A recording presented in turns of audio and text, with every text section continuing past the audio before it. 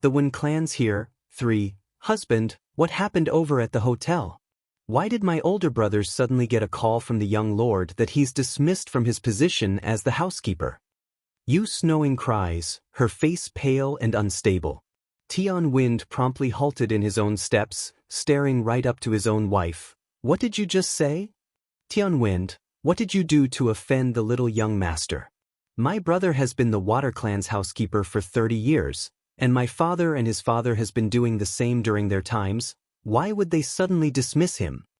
Yu Snowing's older brother didn't earn the position inside the Water Clan, rather that he inherited from his old man like a family legacy passing on the baton.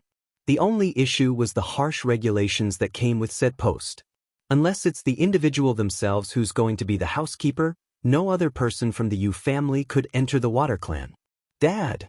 Tian Furen cries out as well as she fell into a panic. He really did it. They really dismissed Uncle just because of one phone call from that brat. How could this have happened so quickly? Uncle worked for the Water Clan for 30 years. This is unreasonable. Tian Wind didn't want to quibble with her daughter regarding why. He's only growing more solemn in the face due to the indications of what this meant for his plans regarding betrothing Furen to Deetsong. It won't be easy and he knows it. Husband.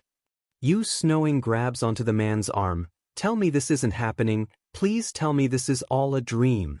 Didn't my brother tell you to take good care of the little young master? What did you do to offend him? Tell me. At the end of the day, the lady of the house has lost all composure, grew mad crazy in those eyes. This outburst would be a first for Yu Snowing. Ever since she married into the Tian clan, this lady had never gone overboard into an argument. She's well educated and well disciplined, and that's all because of her older brother's status. But that's all come to an end, all because of her husband's folly and ignorance. Mom, it's not Dad's fault. Tian Furen saw her parents fighting and wanted to stop it. All of this is because the brat didn't like me. He says I'm too beautiful and thinks I'm trying to steal his father away from his mother. Humph, nothing but a gold-digging slut that goes after riches. Otherwise, why else would that woman sleep with a medicine pot? With her fists clenched, the lass could barely keep that breathing in check. Such evil people are bound to fail. Dad, I've made up my mind. I'm willing to marry into the Water Clan. The lass's plan was simple. She must get revenge for today's humiliation by driving the brat out using his own father's hand. Afterwards, she would then ditch the medicine pot using some excuse of some kind. After all, getting revenge was one thing, wasting her life on a limp dog was another. Yu Snowing's eyes only got more anxious after hearing her daughter's outburst. Fern, what are you saying? That Water Clan is so dangerous. How can you even think about marrying into that family? You can't go. The Wen clan's here. 4. If at first Yu Snowing still had the same idea as her husband in pushing Furen into an arranged marriage, then now she's totally of the opposite opinion. This mother only wants her daughter to stay far, far away from those people who would drive her older brother out after 30 years of service. Mom, I was ignorant before, that's why I wasn't willing. I know better now. I'm a daughter of this Tian clan. I won't let anyone harm us or push us around. Tian Furen appears firm and calm despite the plea from her own mother. Sure enough, Yu Snowing couldn't say more as she stammered for a proper reply. You're too emotional. There is nothing wrong with what our daughter said. If she becomes the young lord's woman, then it will only bring our family endless benefit. What do you know as a simple woman? Tian Wind harshly lectures his own wife, not holding anything back in his tone. Before, this man would always keep himself from being too harsh towards his wife due to that brother-in-law, but he's no longer the Water Clan's housekeeper, meaning he had no reason to be merciful and could do as he please. Come, Furen, go inside and get a good rest. I'll think of other ways to get you into the Water Clan. Giving his wife one final warning glare, the man leads his daughter inside by directing the girl along. Naturally, the cold reception didn't escape the lady's eye, which in part left Yu Snowing cold to the core as she watched the two closest kin she had slowly disappear from view. She wants to change things. Sadly, the woman also knows that without her older brother's support, her status within the Tian clan has diminished greatly. Compared with the chaos of the Tian clan, the Wen clan was also going through a turbulent time. When Fei Fei had just returned from the hotel after suffering the humiliation when the door to her room got pushed open. Startled at first, she quickly regains her head and called out to the entering individual, "Pa, bang." When Shan didn't greet her daughter like usual though, instead he slams the cell phone in his hand against the ground. He's livid and green all over in the face. When Fei Fei, do you think this city is your back garden or something? Take a good look at the stuff you pulled at the hotel, it's all over social media already. Frame a child and then threaten the crowd? Get posted across the internet and become a meme? When Fei Fei's first instinct was to freeze along the sofa and not make any movements. She knows it's too late to hide the matter and decides to keep that mouth shut lest she causes more trouble. Husband. Chai Moon had heard the loud commotion between her husband and daughter by now and decides to intervene. However, instead of defending her child like most mothers would in these cases, the woman actually ran over and slapped the lass across the face. Fei Fei, what did I teach you over the years? I told you not to seek trouble or cause it, why won't you listen? Look how mad your pa is now. Staring up with tears streaking down those cheeks, when Fei Fei quietly sobs as she replied, "Ma, I didn't mean to, but when I went to ask Bai Yi to help me get the antidote, that girl humiliated me and then kicked me out. I didn't dare to fight back, so I got angry and lost control when I yelled at that boy. Oh Fei Fei, my poor child." Weeping in the face, Chai Moon moves closer and brings her daughter into a hug to showcase how pitiful they were in front of the man. Whether Bai Yi is good or bad, she's still Bai Yu's apprentice. No matter what you do, you shouldn't have gone to bother her. You are better than that, I know you are. Don't worry my Fei Fei, your ma and pa here won't leave you like this and let you suffer in pain. Ma, based on what can that Bai Yi do that to me? If not for our family picking her off the streets and raising her, she would be dead long ago from starvation. Just because Bai Yen returned, she's got a backbone now? I can't accept this. I can't accept such a bad person stepping all over me when I did nothing wrong. The Wen clans here, 5. Truth was when Fei Fei lied.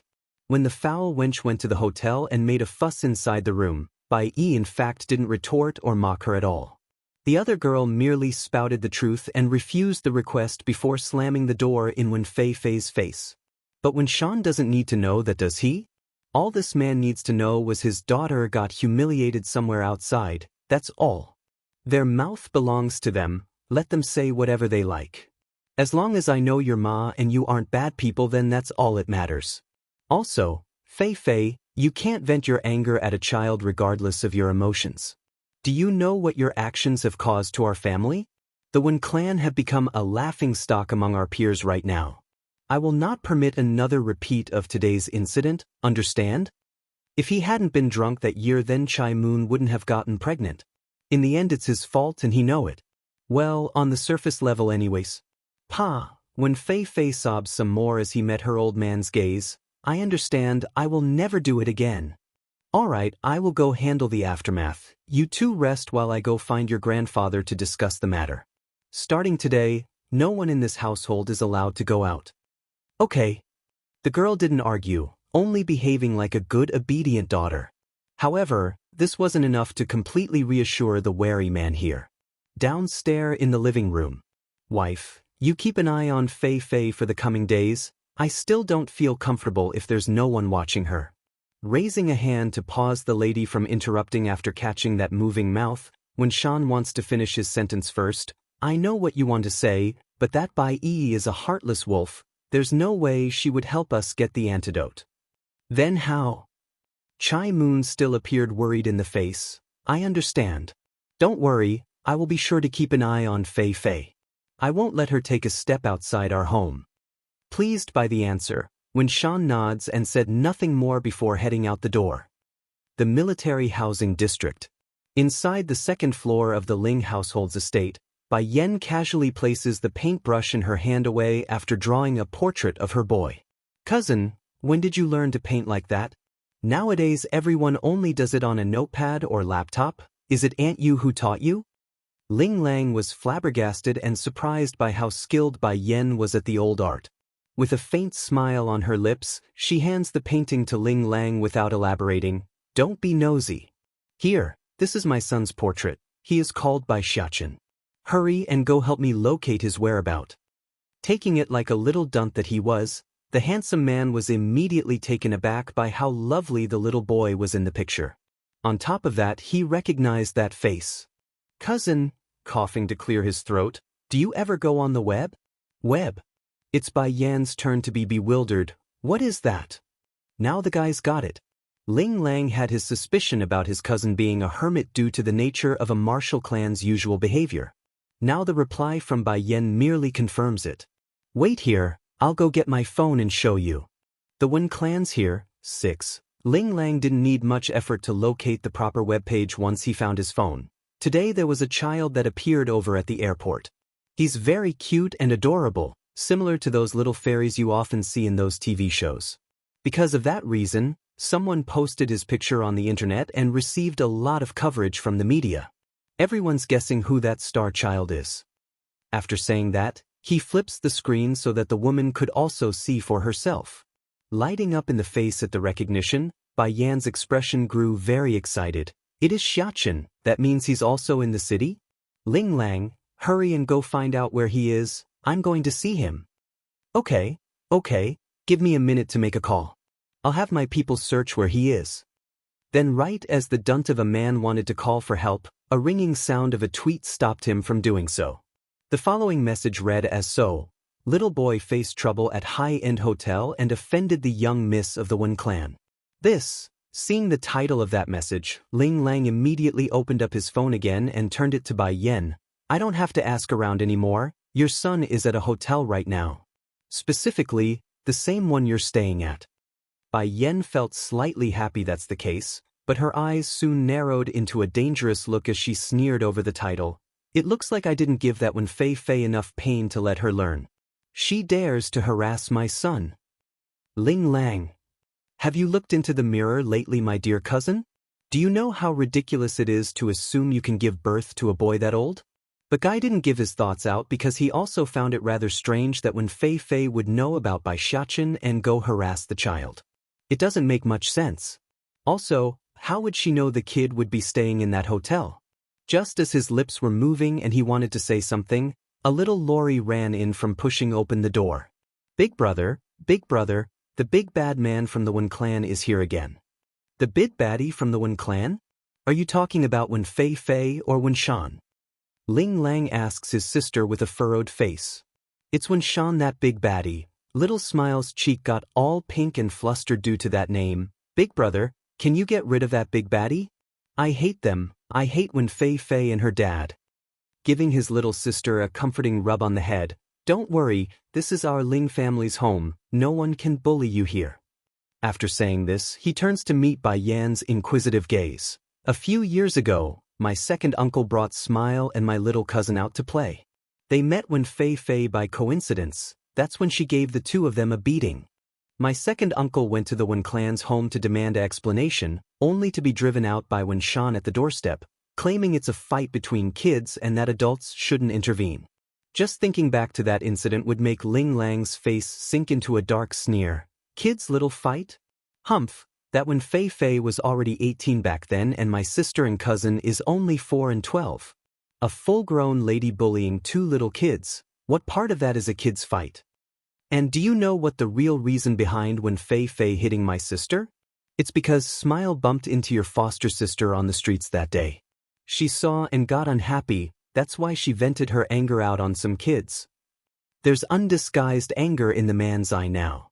He wanted to get payback for his little sister and cousin, but back then he was studying abroad and couldn't do anything. Now that he's back and all grown up, there's no way Ling Lang would let things go. Big brother, little Smile tugs at her older brother's sleeve. Can you get rid of them, okay? I don't want that bad man in our home. Be good, Smile, leaning down to speak softly so she wouldn't cry. Big brother will go now and get rid of those bad people. No one can bully our family's good Smile. Wen Shan gets clobbered. 1. Living room of the Ling household. Bai Rant's expression was awkward and uncomfortable as she sat across from the man whom she once called family.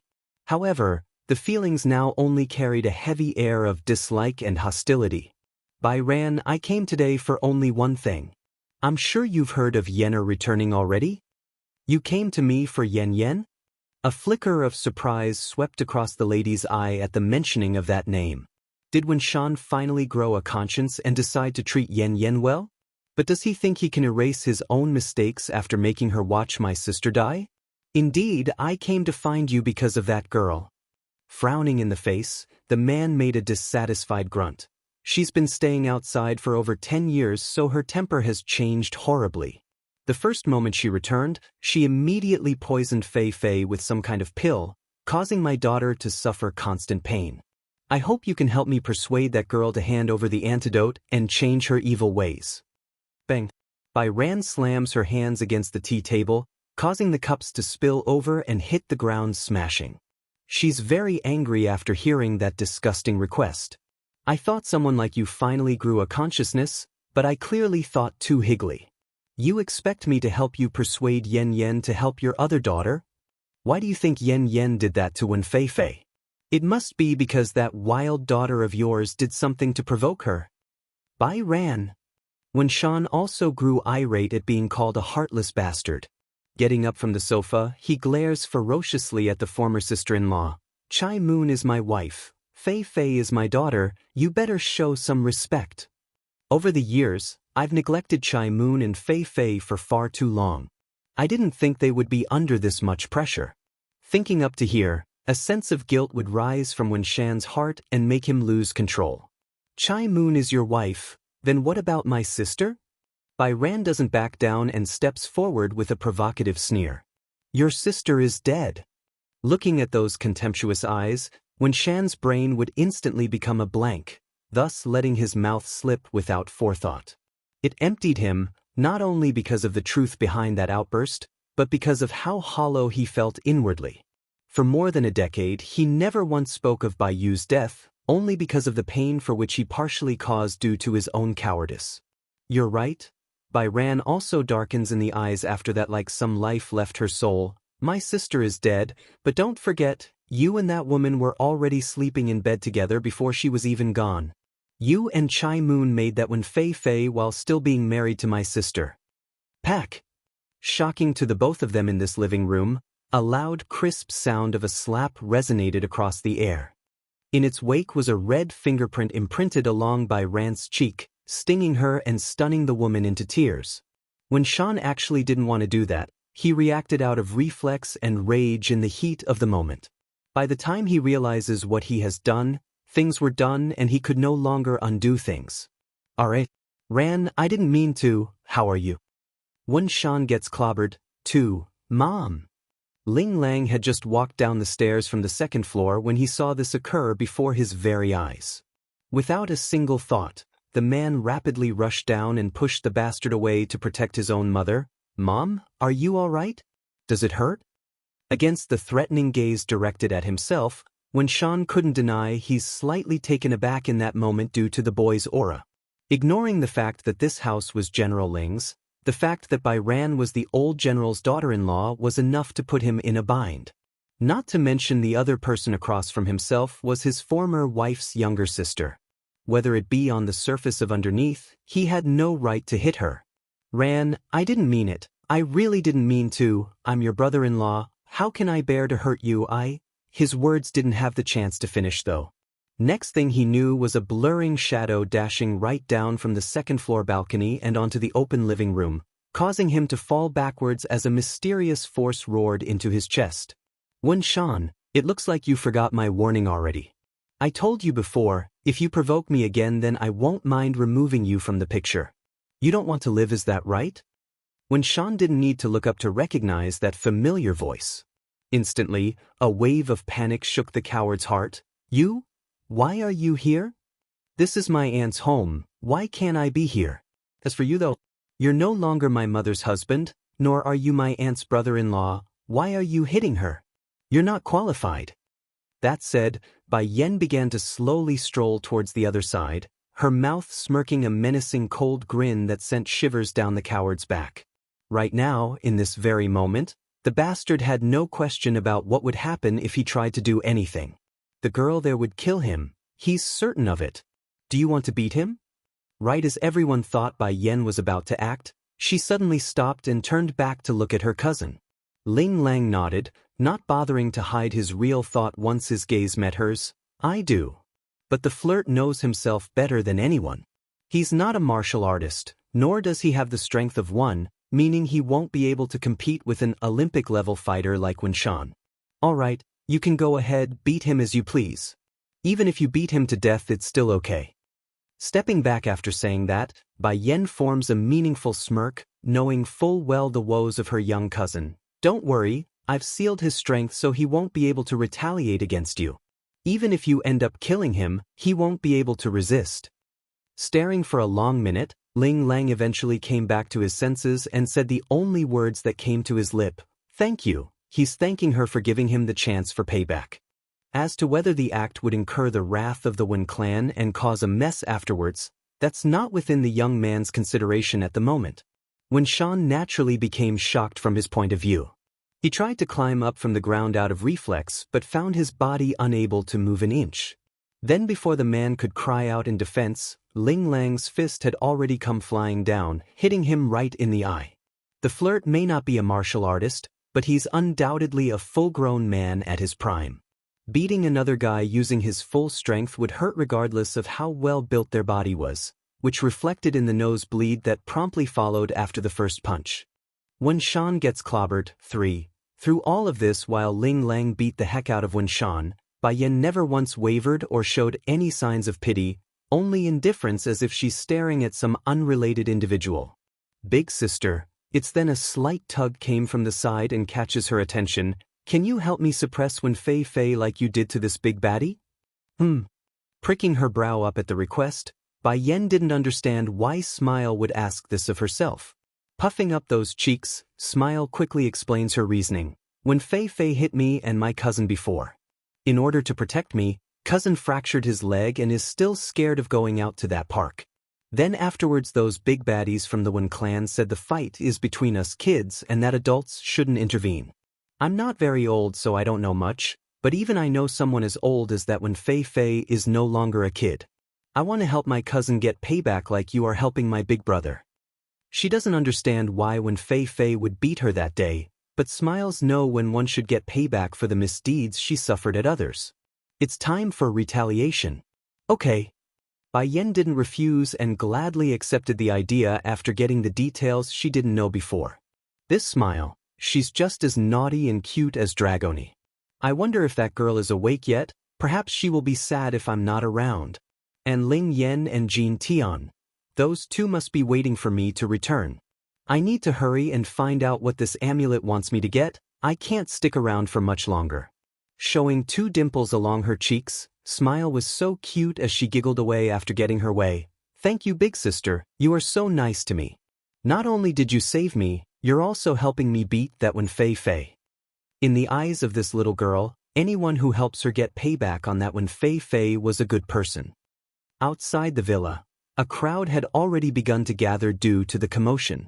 Ling Lang naturally wouldn't really murder Winshan before the crowd, however, venting his anger was a must, which showed in the level of blood staining his fist after clobbering the guy. Winshan sprawled onto the floor with all his teeth knocked out right now. That's how badly he's been beaten. Cousin, Bai Yan saw how more and more people were gathering and decides to make her move by winking at the heated guy. Ling Lang couldn't read the lady's mind, but he's smart enough to know the lady must be planning something, so he immediately stepped to one side. Coming forward to stare down at her one-time father, Bai Yan's gaze was dark and full of disgust. When my mother was pregnant, you still had your lover give birth to a child. Then after my mother died, you had the nerve to bring that woman into her home. If at first the onlookers didn't know what's going, then that statement gave them more than enough hint to catch a whiff of the whole story. Unlike the other world where men would often take in multiple wives into their home, Earth was very different in its custom where having a secret lover would be a huge taboo. Even if the fault lies in the main wife's side, people would still point fingers at the third party. That's how it goes in this world. So, what qualification do you have to come make trouble for my aunt in her home?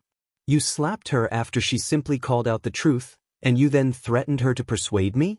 My aunt did no wrong. And you think my cousin is only beating you because of your slap against my aunt? You're wrong, very wrong.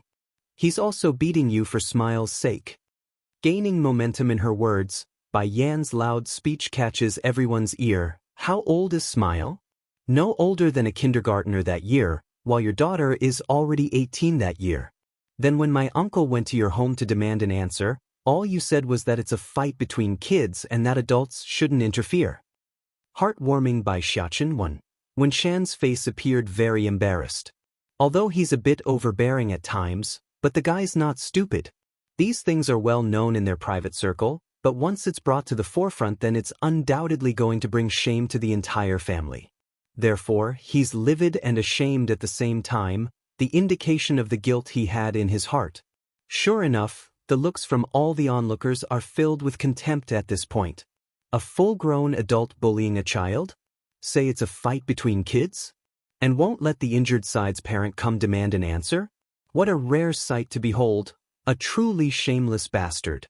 Ling Lang now fully understands why his cousin would tell him to back down. It's to clear his own name so others wouldn't point fingers after this beating. For that, his gaze couldn't be any more grateful. After all, the Ling household was one of the founding members of this country. Whether it be internal discipline of their members or the reputation given to the public, the Ling family was known for being right and just. For him to openly beat another man in the streets, well, imagine the fallout for his grandfather who's a high-ranking general. Those political oppositions would have a field day making trouble for their family. Cousin, Bai Yen coldly gave Wen Shan a glare before turning back to Ling Lang. You vented your anger, so let's go first. As for him, have some of the security guards come around and toss him out. From now on don't let any of the people from the Wen clan hear anymore. Ling Lang dumbly nodded at that order. He's overwhelmed by how quickly things were moving. Then thinking back to how he fell heads over heels for this woman at their first meeting, the guy just couldn't help but sigh in regret. In order to stay at such a high-end establishment, those that come are usually very wealthy or influential, therefore, their confidentiality measures are top-notch and thus making it difficult for one to figure out an individual's room number. Thankfully Ling Lang had his connections. The son of the hotel's owner was the flirt's drinking buddy. That fact alone was enough to get the receptionist to make a phone call right away. Unbeknownst to his mother's arrival, Bai Xiaochen had been curiously fiddling with all of the high-end products in his room. If only little sister Andragoni is here too. Despite how much fun he's having, just thinking back to those two girls in his family was enough to make the boy droop that face. He couldn't share his joy and that depressed him. Little master, it's then Big Bear, the bodyguard assigned to the steam bun, spoke up. I just got a call from the reception desk that a woman wants to see you. Woman? Bai Xiaochen didn't know who, so the identity of said woman befuddled him. Is it someone from the Wen clan? No, she said she is your mother. The steam bun had just gotten to playing with the TV's remote controller when he heard this, thus it didn't come as a surprise that he would drop the item without realizing he did so. The boy flew to the door in the next, rushing to the elevator so he could get downstairs as soon as possible. Big Bear didn't expect such a strong reaction there. After his initial stupor, the big fella promptly gave chase out of fear for the boy getting hurt. He's all too aware of how clueless the young kid was towards the things in the city. Big Bear, do you think that receptionist at the front desk would lie to me? How did mother know where I'm staying? Doesn't she need time to find me? Bai Xiaochen didn't know how to work the elevator buttons, so he was standing around anxiously in wait.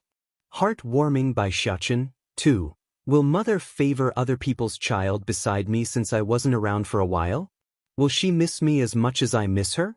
No, I'm sure I will miss mother more than she misses me. Mother has too many people to care for, and a lot of babies to worry about, meanwhile I only have mother. Swinging his head around to look up to the big bodyguard. By the way, Big Bear, do you think I should change out of my clothes first? Mother likes clean children. I'm not sure if I'm clean enough in this. Big Bear. This would be the first time the big fella discovered his young charge had such a big blabbing mouth. Unlike right now, the steam bun would hardly speak to his old man during his stay at the Water Clan, and when they did speak, it would always cause the young lord to throw a fit. While the two here each had their own individual thoughts, the elevator in question had already reached the first floor of the main lobby after making a ding. And with the door slowly swinging open, a beautiful lady donning a gorgeous red of modern design came into view. Mother! Bai Xiachen was the first to recognize that face, causing his smile to grow exponentially wider to the point where he threw himself at her waist. Oh, how great, being next to mother is the best. It's so comfortable and warm. Bai Yan was just as happy as her boy. Reaching down to embrace the clingy child, her face radiated a heartwarming shine that could never be found elsewhere. Against this picture, Ling Lang, who was behind the lady, found it surprising and hurting. It goes to show how little importance he was to this newfound cousin of his. Mother, you are the warmest light in my heart. Without you, my heart will always be dark and without clarity. So, mother mustn't go looking for other babies to care for, okay? You must only like me. Ling Lang was still lamenting at his own menial existence when compared to Bai Xiachen's grand entrance when he overheard that poetic phrase. Immediately, the flirt started to twitch in the eye and mouth because he felt ashamed at his own supposed skills to woo the opposite sex. Truly, if a boy that young could spout so much lovely-dovey words, then what would he do when he grows older? Ling Lang couldn't even imagine the sort of storm this nephew of his would rouse once the time comes. Xiachen is so good, giving her son a peck on the cheek. Bai Yan couldn't hide her inner happiness in the way she's smiling. Of course I won't go look for other babies to care for, you will always be the shining sun in mother's heart. Without you, the world will be dark for me too. These days, Bai Yan could never get a decent rest due to not finding this boy. She's a mother, and as any mother would do, they would worry about their children's welfare, like if he's eating right or sleeping well. Heartwarming Bai Xiachen. 3. It's so nice to have a son around, I can't lose him anymore. Xiachen, I'll introduce you to someone. This is your distant uncle. Bai Yan points to Ling Lang, who's behind themselves. Turning to the indicated young man, Bai Xiachen's eyes were moving like a good fawn before he spoke. Hello, uncle. Instantly, Ling Lang's heart melted away due to how adorably cute the boy was in the way he's addressing himself. Without hesitation, the man pulls out a credit card from his wallet and offers it over. Good, Xiachen. Uncle here didn't bring any gifts, so this credit card will have to act as our meeting present. The password is 6xxxxxx. Go ahead and spend it as you please. The young mustn't refuse a gift from their elders, so thank you, uncle. I don't have anything special prepared either, so please accept this from me. That said, Bai Xiachen promptly pulls out a bottle of Dan pills to offer. These are the snacks mother gave Xiachen, I hope uncle won't mind. Ling Lang's smile literally bloomed with delight then. He didn't think this newfound nephew would be so polite and clever to the point it's making him jealous the boy's not his own son. This child is so sensible, he even knows not to refuse a gift from his seniors and return a gift with his own. Most children nowadays wouldn't know such courtesy. Cousin here taught her son very well. Of course, Ling Lang wouldn't know how valuable the gift he received today was until later on, otherwise he might lose his wits and return it right away. Big Bear the bodyguard, on the other hand, wasn't so clueless. The second the boy brought out that bottle was when the big fella locked onto it like hawk. He could feel the intense spiritual power oozing into the air. Did I hear it wrong? The little young master said those snacks were prepared for him by the young madam? She has Dan pills in her possession?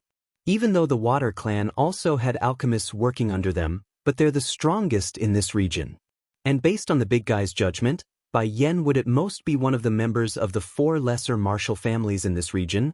That could only mean it's this lady who refined the precious pill. Uncle, you mustn't eat too many of my snacks at once, okay? Only one at a time.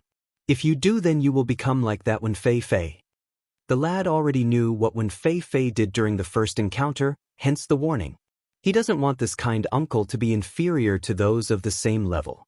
Ling Lang naturally felt puzzled by the warning but dismissed it as nothing more than a child's innocent reminder. Reaching over to rub the kid's head, Good Xiachen, uncle here is very happy and will cherish it greatly and not eat a single one. I will keep it on display. Besides, he's already so old, why would he gorge himself on sweets at his age? Bai Xiachen immediately got all serious after hearing that remark. No, uncle, you must eat this. Eat the green one first, then eat the others. Your physique and mine are different, so you mustn't eat more, otherwise it will be harmful. Ling Lang's mind only got confused after that little outburst. Even so, he remains calm and smiling against that stern-looking child. All right, Uncle here will try your snack as soon as I get back home. As it so happens your little auntie is also quite fond of snacks. Me and her can eat it together. How old is my auntie? Bai Xiachen asks after murmuring to himself about something. Oh, she? She just turned 9 this year. 9 years old? Then she can eat it. Uncle, you must remember to never let anyone under the age of 5 to eat the snacks. Promise me. Heartwarming Bai Xiachen. 4. This time Ling Lang did not think too much about the remark. After all, young children shouldn't gorge themselves on candies or snacks. There's no wrong in Bai Xiachen's request. Bai Yan did not explain in this situation despite knowing what her son was worried about. She's rather happy the boy would go to such lengths for Ling Lang because it shows the boy does care about this distant relative. Big cousin, you should go back home first. I still have something to talk with Xiachen. Against this request, despite only getting to know his nephew, Ling Lang didn't deny it. He understood there must be a lot of things to talk about between the pair who just reunited. Making a cool laugh. Of course, don't worry Bai Yan, your big cousin here knows how to make himself scarce. When you are free, do bring Xiachen to my home. I'm sure my mother will love to meet him. Once he finished saying that, the flirt promptly realized he's been disregarding a certain someone nearby. His eyes slowly turned to Big Bear and got all wary and vigilant. The guy may not be a martial artist, but he's from a military family, hence his ability to discern danger and those who's physically trained their body. This man, he's just like them. He's a real preconditioner of martial art. Uncle, he's my bodyguard from my father. The steam bun picked up on that gaze and casually explains. When Bai Yan heard her boy said father, the lady's heart literally skipped a beat. Hurrying to grab the steam bun soldier so she could get a proper answer. Xiachen, are you saying your father's here? In this place? Dizong's here? On Earth? There's an indescribable feeling circulating within the demon queen's heart. Excitement? Not quite. Worry? A little bit? But more than both of those feelings, it's a sense of deep guilt. In this life all she's done was to make that man follow her wherever she goes. Whether it be through danger or peril, it's always like that. Meanwhile, she on the other hand couldn't do a thing aside from being a burden. Mother, let's go inside before we talk. Bai Xiachen takes a look at the people that's staring over and decides to go elsewhere. He's not comfortable being stared at like some item. Okay, let's go back to your room. Taking hold of her son's hand, Bai Yan led the way into the elevator. Big Bear didn't follow suit though, he instead went to the parking lot with Ling Lang since he knows it's not his place to eavesdrop on the pair while they talk. Instead, he wanted to give his own advice to the flirt who's clearly clueless to the value of his newfound gift. The thing you got from the little young master, it's some really good stuff. Don't waste it. This time around Ling Lang simply became bewildered. He knows his nephew wasn't exactly your average kid based on the fact that he could use true martial artists as a bodyguard, but what's so special about the gift? Inside the hotel room. As soon as Bai Xiachen went inside and saw no one was looking, he promptly threw himself into Bai Yan's arms like a little kitten wanting to snuggle. If it was in the past, then this act would surely make the woman reprimand her boy that he's no longer a little baby. However, she also knows it's been hard on her little precious boy since they came to Earth. Xiachen, where is your father now? Where is he? Bai Yan asks after giving her boy a soothing rub on the head. Mother, father will come soon, you can ask him in person then. Also, Mother, did you know State Teach sent father back here 8 years earlier? Heartwarming Bai Xiachen. 5. 8 years ago? Why is that? Bai Yan pricks her brow in confusion. Batty father told me that if he wanted to come to Earth, he would need to find a body that's closely matching his own. However, State Teacher could only locate a body through his prophetic ability that should have died 8 years ago to use. That's why Batty father transferred over earlier than us. In other words, Di Tsung arrived on Earth 8 years ago while she and her son only arrived recently?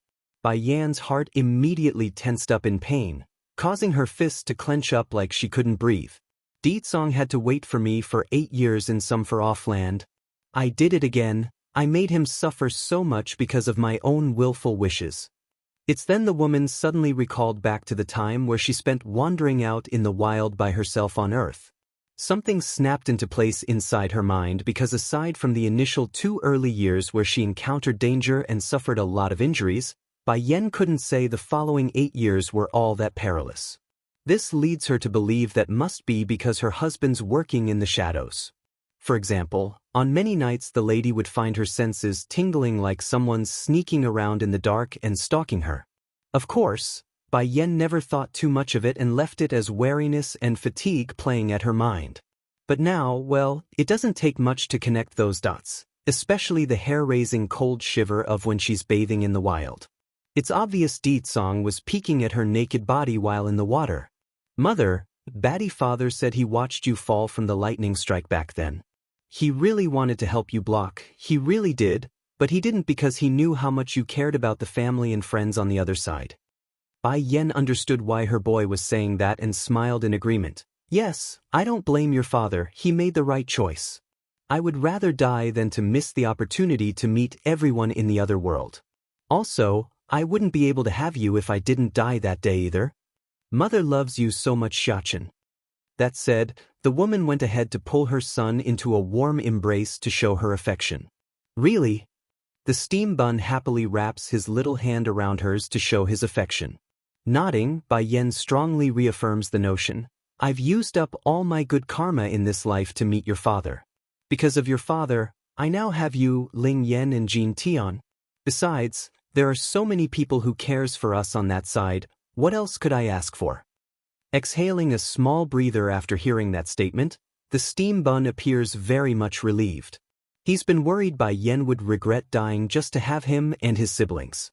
If that's the case, what would he do then? Mother, I will be very good and obedient. Those people who brought you harm will pay for what they did, I promise you. Xianxia here will always be your most intimate and kind baby. Those people who hurt mother will know what sort of a mistake they made. No one can hurt my mother, no one. Heartwarming by Xianxia 6. Bai Yen did not make any friends in the previous life on Earth, nor did she bring Bai Yi along with her. The reason for that secluded nature wasn't only to enhance her own strength by diving into alchemy and such, it's mostly because the lady had no will to continue living after revenge. She intended to off herself after the fact. However, in the other world, that idea had long left her due to all the warmth she experienced from the friends and family she made along the way. Di Tsong knew this of course, hence the reason the Demon King didn't save his wife from that thunderbolt. Otherwise, the outcome would be that Bai Yen remains the same old her, the same woman who's only out for revenge and without a will to live. If that's the case, what then? It's not like the Demon King could just rewrite history and then still get the same outcome. That doesn't work. Mother, Bai Xianxia looks up with his small little head. I miss Grandchiefess and them. I also miss Sister E and Auntie. Once we go back to the other world, can we go see them in the human realm? Of course, there's no objection on her part. After all, Bai Yen received a lot of help from those friends and family, especially those who were there at the very beginning where she was at her weakest. On this new lease on life, it's unforgettable. But then just as the mood was going well, the steam bun decides to throw a bomb down that destroyed it completely. Let's go without Batty father, just us. Batty father is too intimidating, and Sistery have a small heart so she will be scared. Immediately, Bai Yan's mouth twitched over that comment. I'll have your father control himself. Getting all pitiful and teary, Bai Xianxia knew he's not going to get his way this time around. He wanted to hog Bai Yen to himself on the trip, that's why he suggested to leave Di Tsong behind. Also, don't say bad things about your father. Bai Yen pinches her boy on the nose as a tease, knowing full well how naughty the rascal could be when it came to her own husband. Making a wronged face after hearing that remark, then can mother still snuggle with me if father is around? Can you still give me a kiss on the cheek too? He purses his lip like some pitiful pet waiting for its owner to consent. Why not? You're my son. Yeah.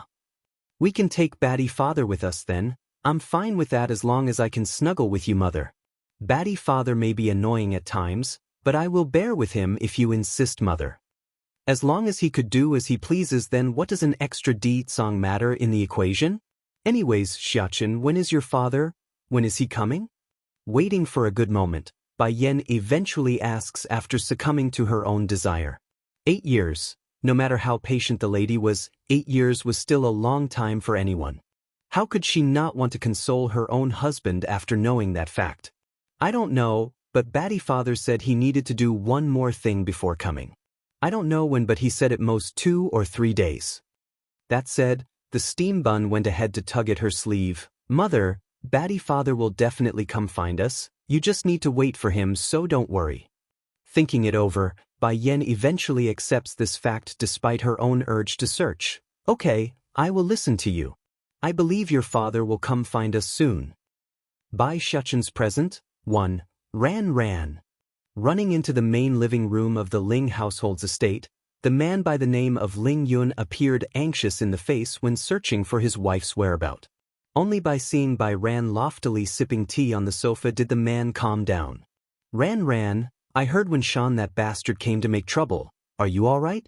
Are you hurt anywhere? Before he came home, Ling Yun had been busy dealing with some business at work when one of his subordinates reported the news of Wen Shan making a scene in his home.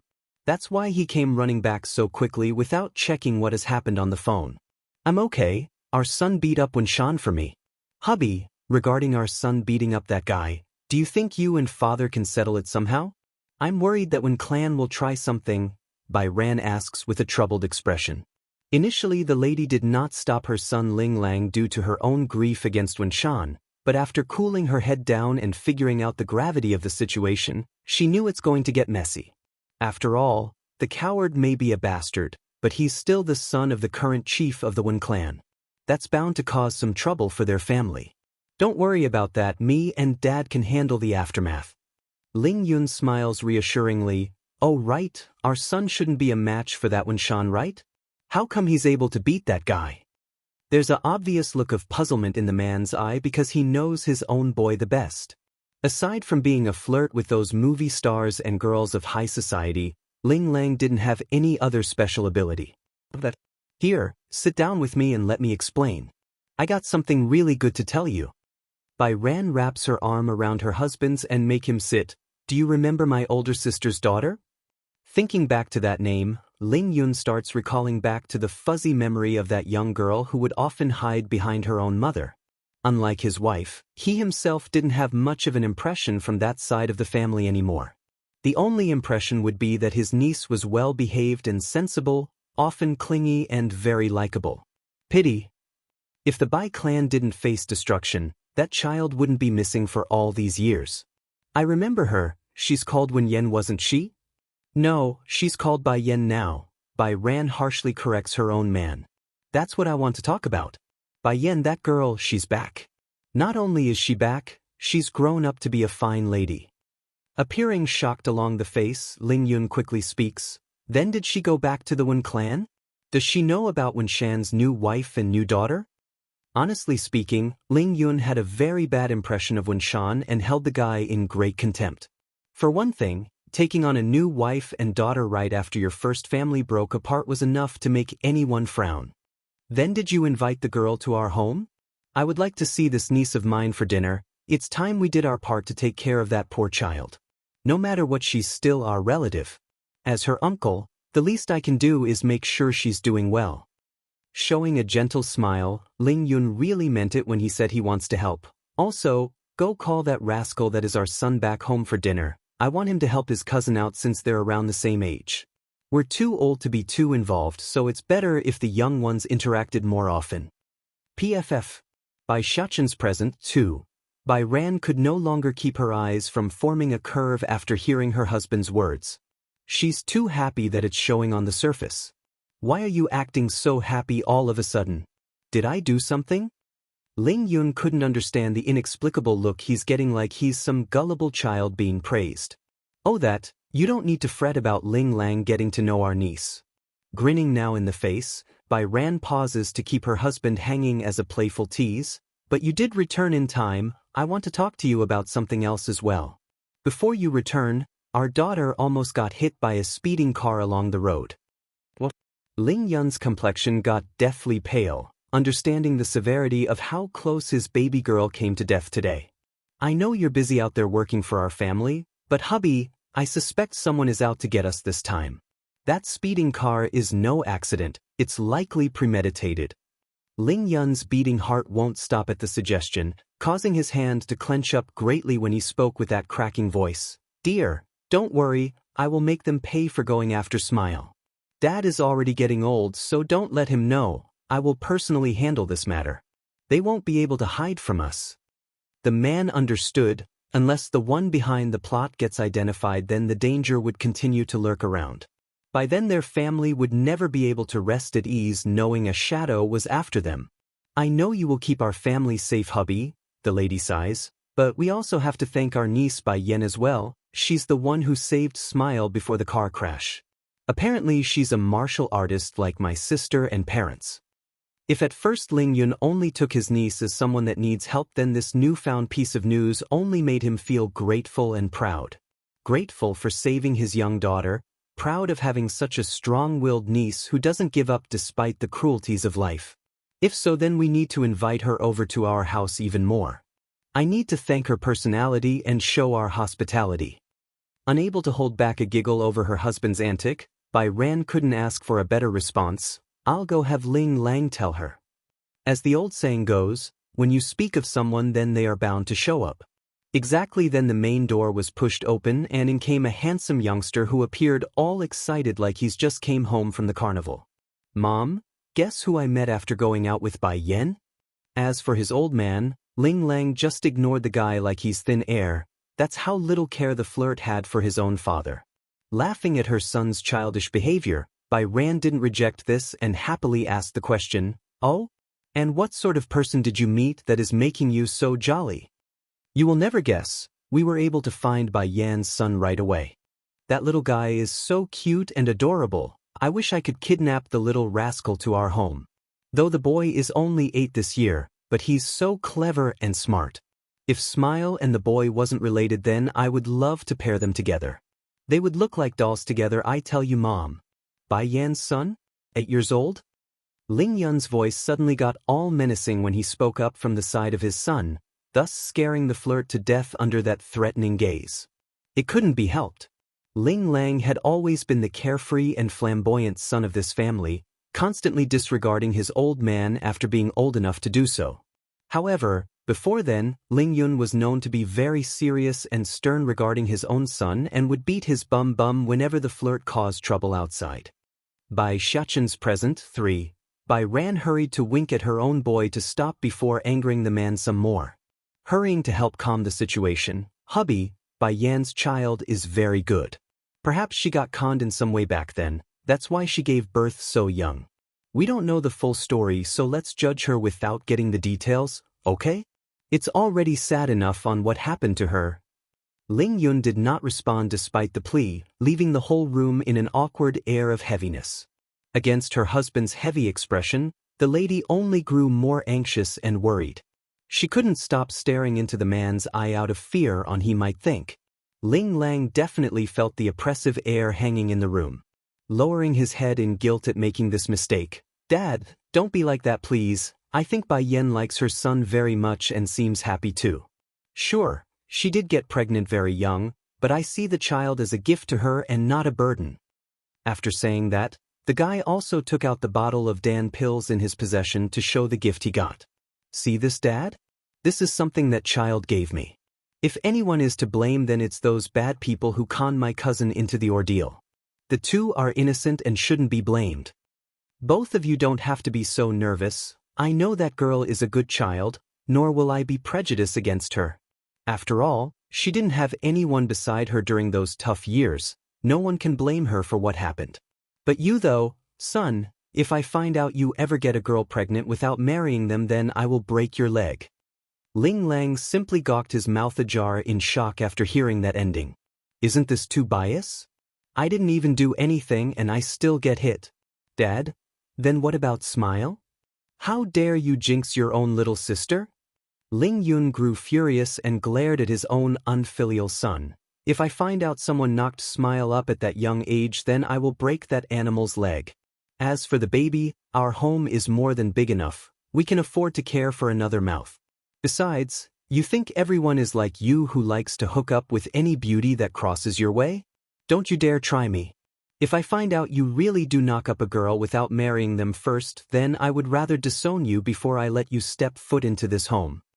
Ling Lang literally squealed, his hair raising into a sweaty mess at that warning. Dad would never dare. It's true this flirt likes to hang around those beautiful flowers, but when have he ever played around like everyone think? He's not the type to mess around, okay? At most a little kiss or a little touch here and there, but even when he does sleep with them it's only with a condom, never raw. Of course, the woes of this playboy would never reach the ears of those closest to him. The behavior portrayed to the public was simply too strong to the point where Ling Lang would never be able to shirk it off even after marriage. At that point the man would constantly be dictated around by his wife due to his philandering playfulness. Don't dare. Ling Yun sneered at his own son's promise. I will believe it when I see it. If you ever become someone like that heartless Wen Shan, then I would send you back to the maker than to keep you in my sight. A shudder gripped the flirt's back. For once in his lifetime, he got this sensation that he better keep his manhood in check lest he loses it. He knows his old man wouldn't really murder him, but making his manhood go limp wasn't something out of the equation. There are plenty of medicine and drugs to do just that.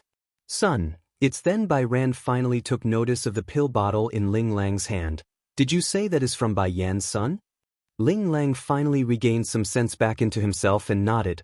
This is the snack Xianxia gave me. He says it's our meeting gift.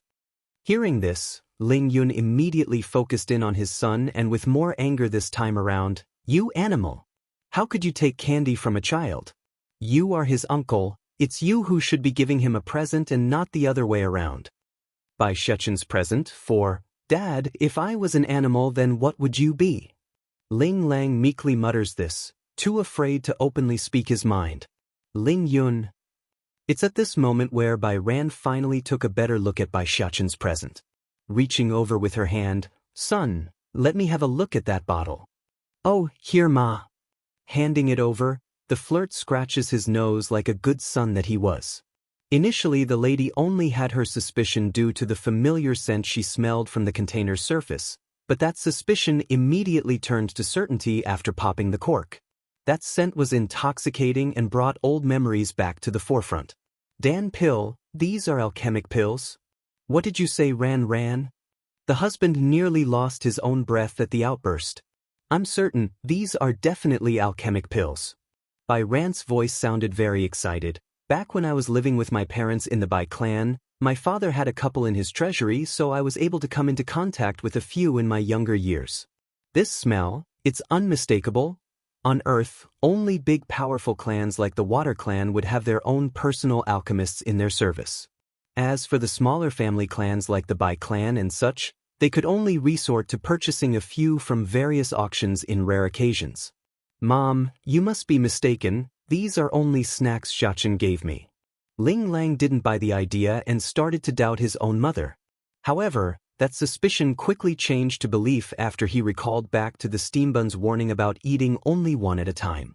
There's also the comment from that big bodyguard about the bottle being something really good. It can't be. Are these seriously alchemic pills?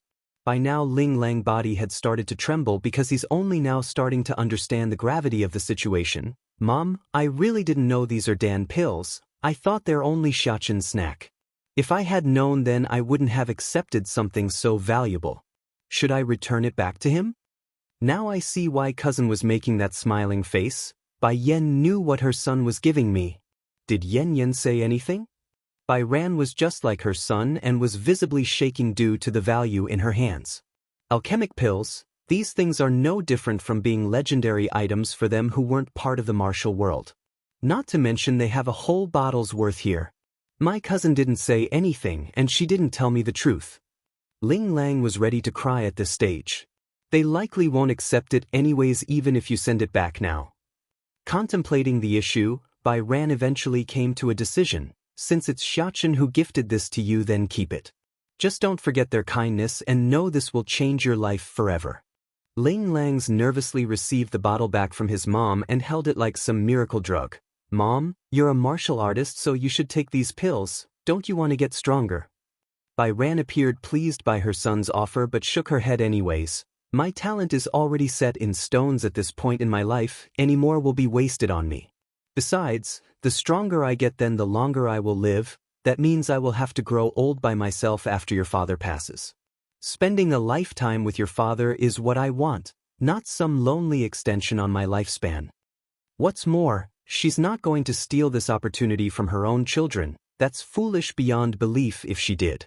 The younger they are, the more benefits these pills would have on them. I remember little Xianxia said to take the green one first. Mom, should I try it now then? It's not like the flirt doesn't want to be a martial artist like his own mom during his childhood, just that Ling Lang knew his own talent and there's limited resources at their family's disposal. However, the opportunity has now been laid before him, so how could he refuse? It's also a mean for him to get the power for revenge on those who wish his little sister harm. The guy didn't forget that traumatizing moment where Smile almost got ran over by that sports car. By Xiaoqian's present, 5. Mom, I understand, I will not let my cousin and nephew down. Ling Lang appears determined along the eyes as he stared down at the container. He remembers Xiaoqian asking him to take the green pill, so he did.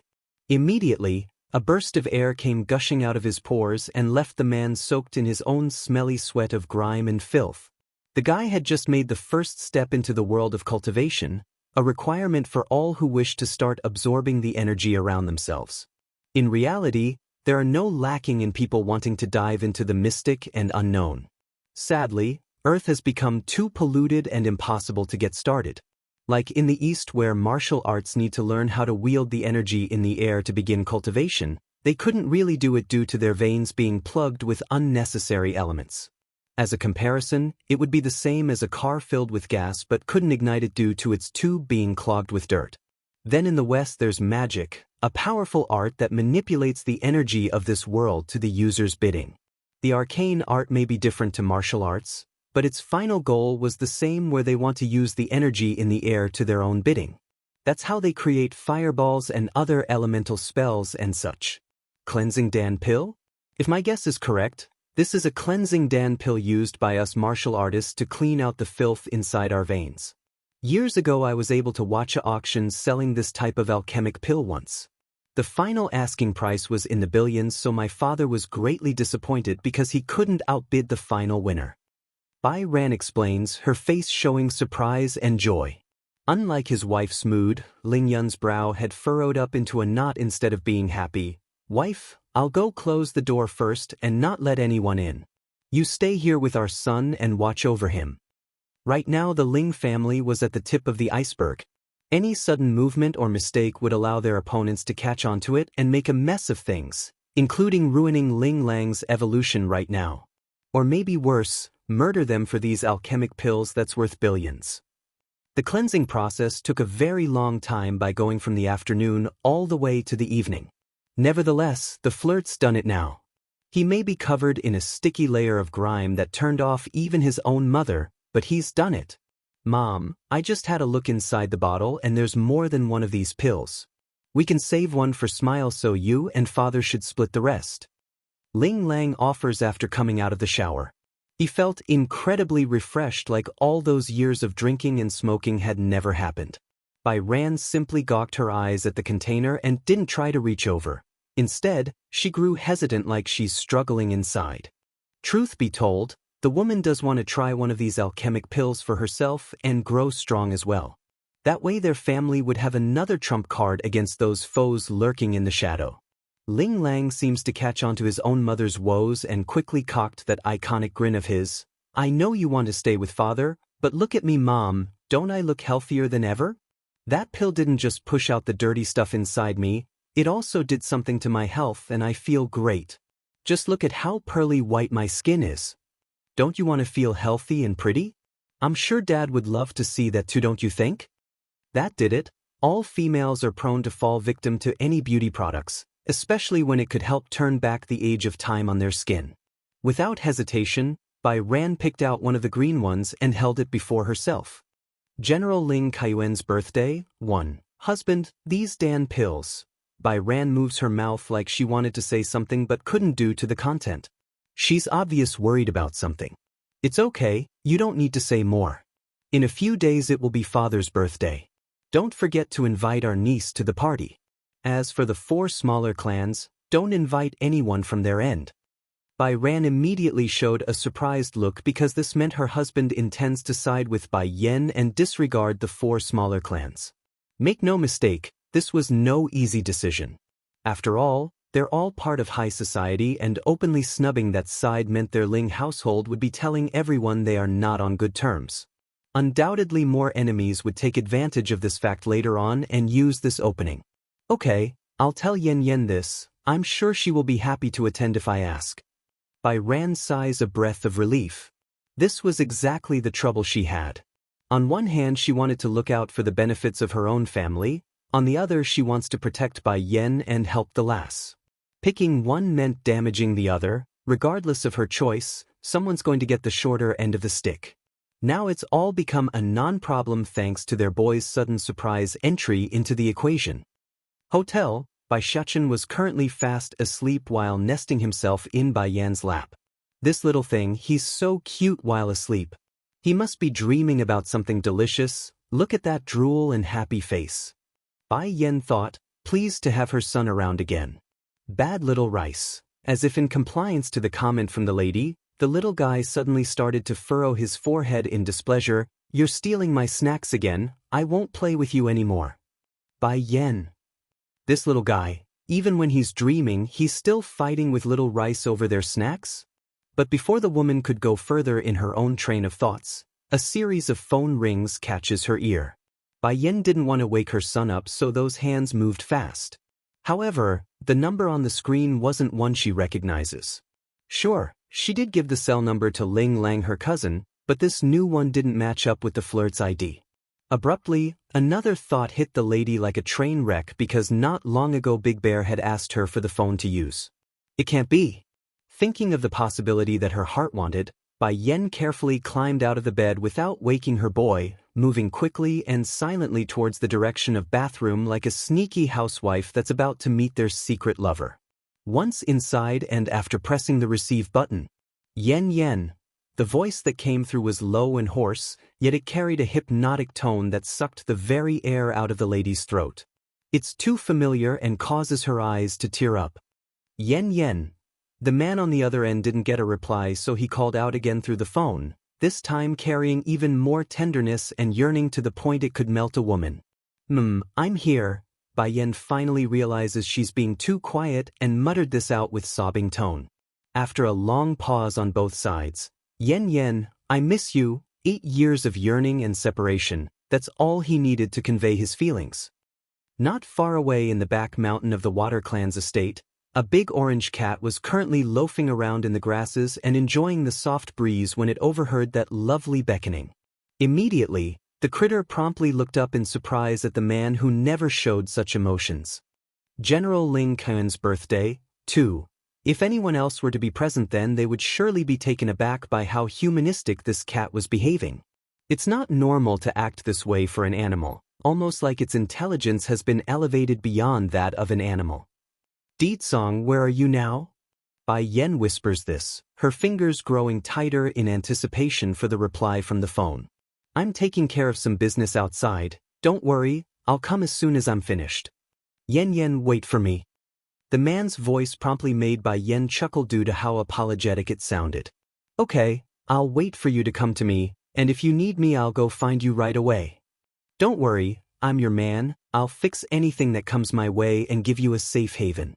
That's the initial promise he made to her, so he's going to see that through. Whether it be on Earth or the other world, it's all the same. The corner of Bai Yan's mouth curved upwards, her smile warm and glowing after that lovely cooing. I estimate Xiachen already told you the full story.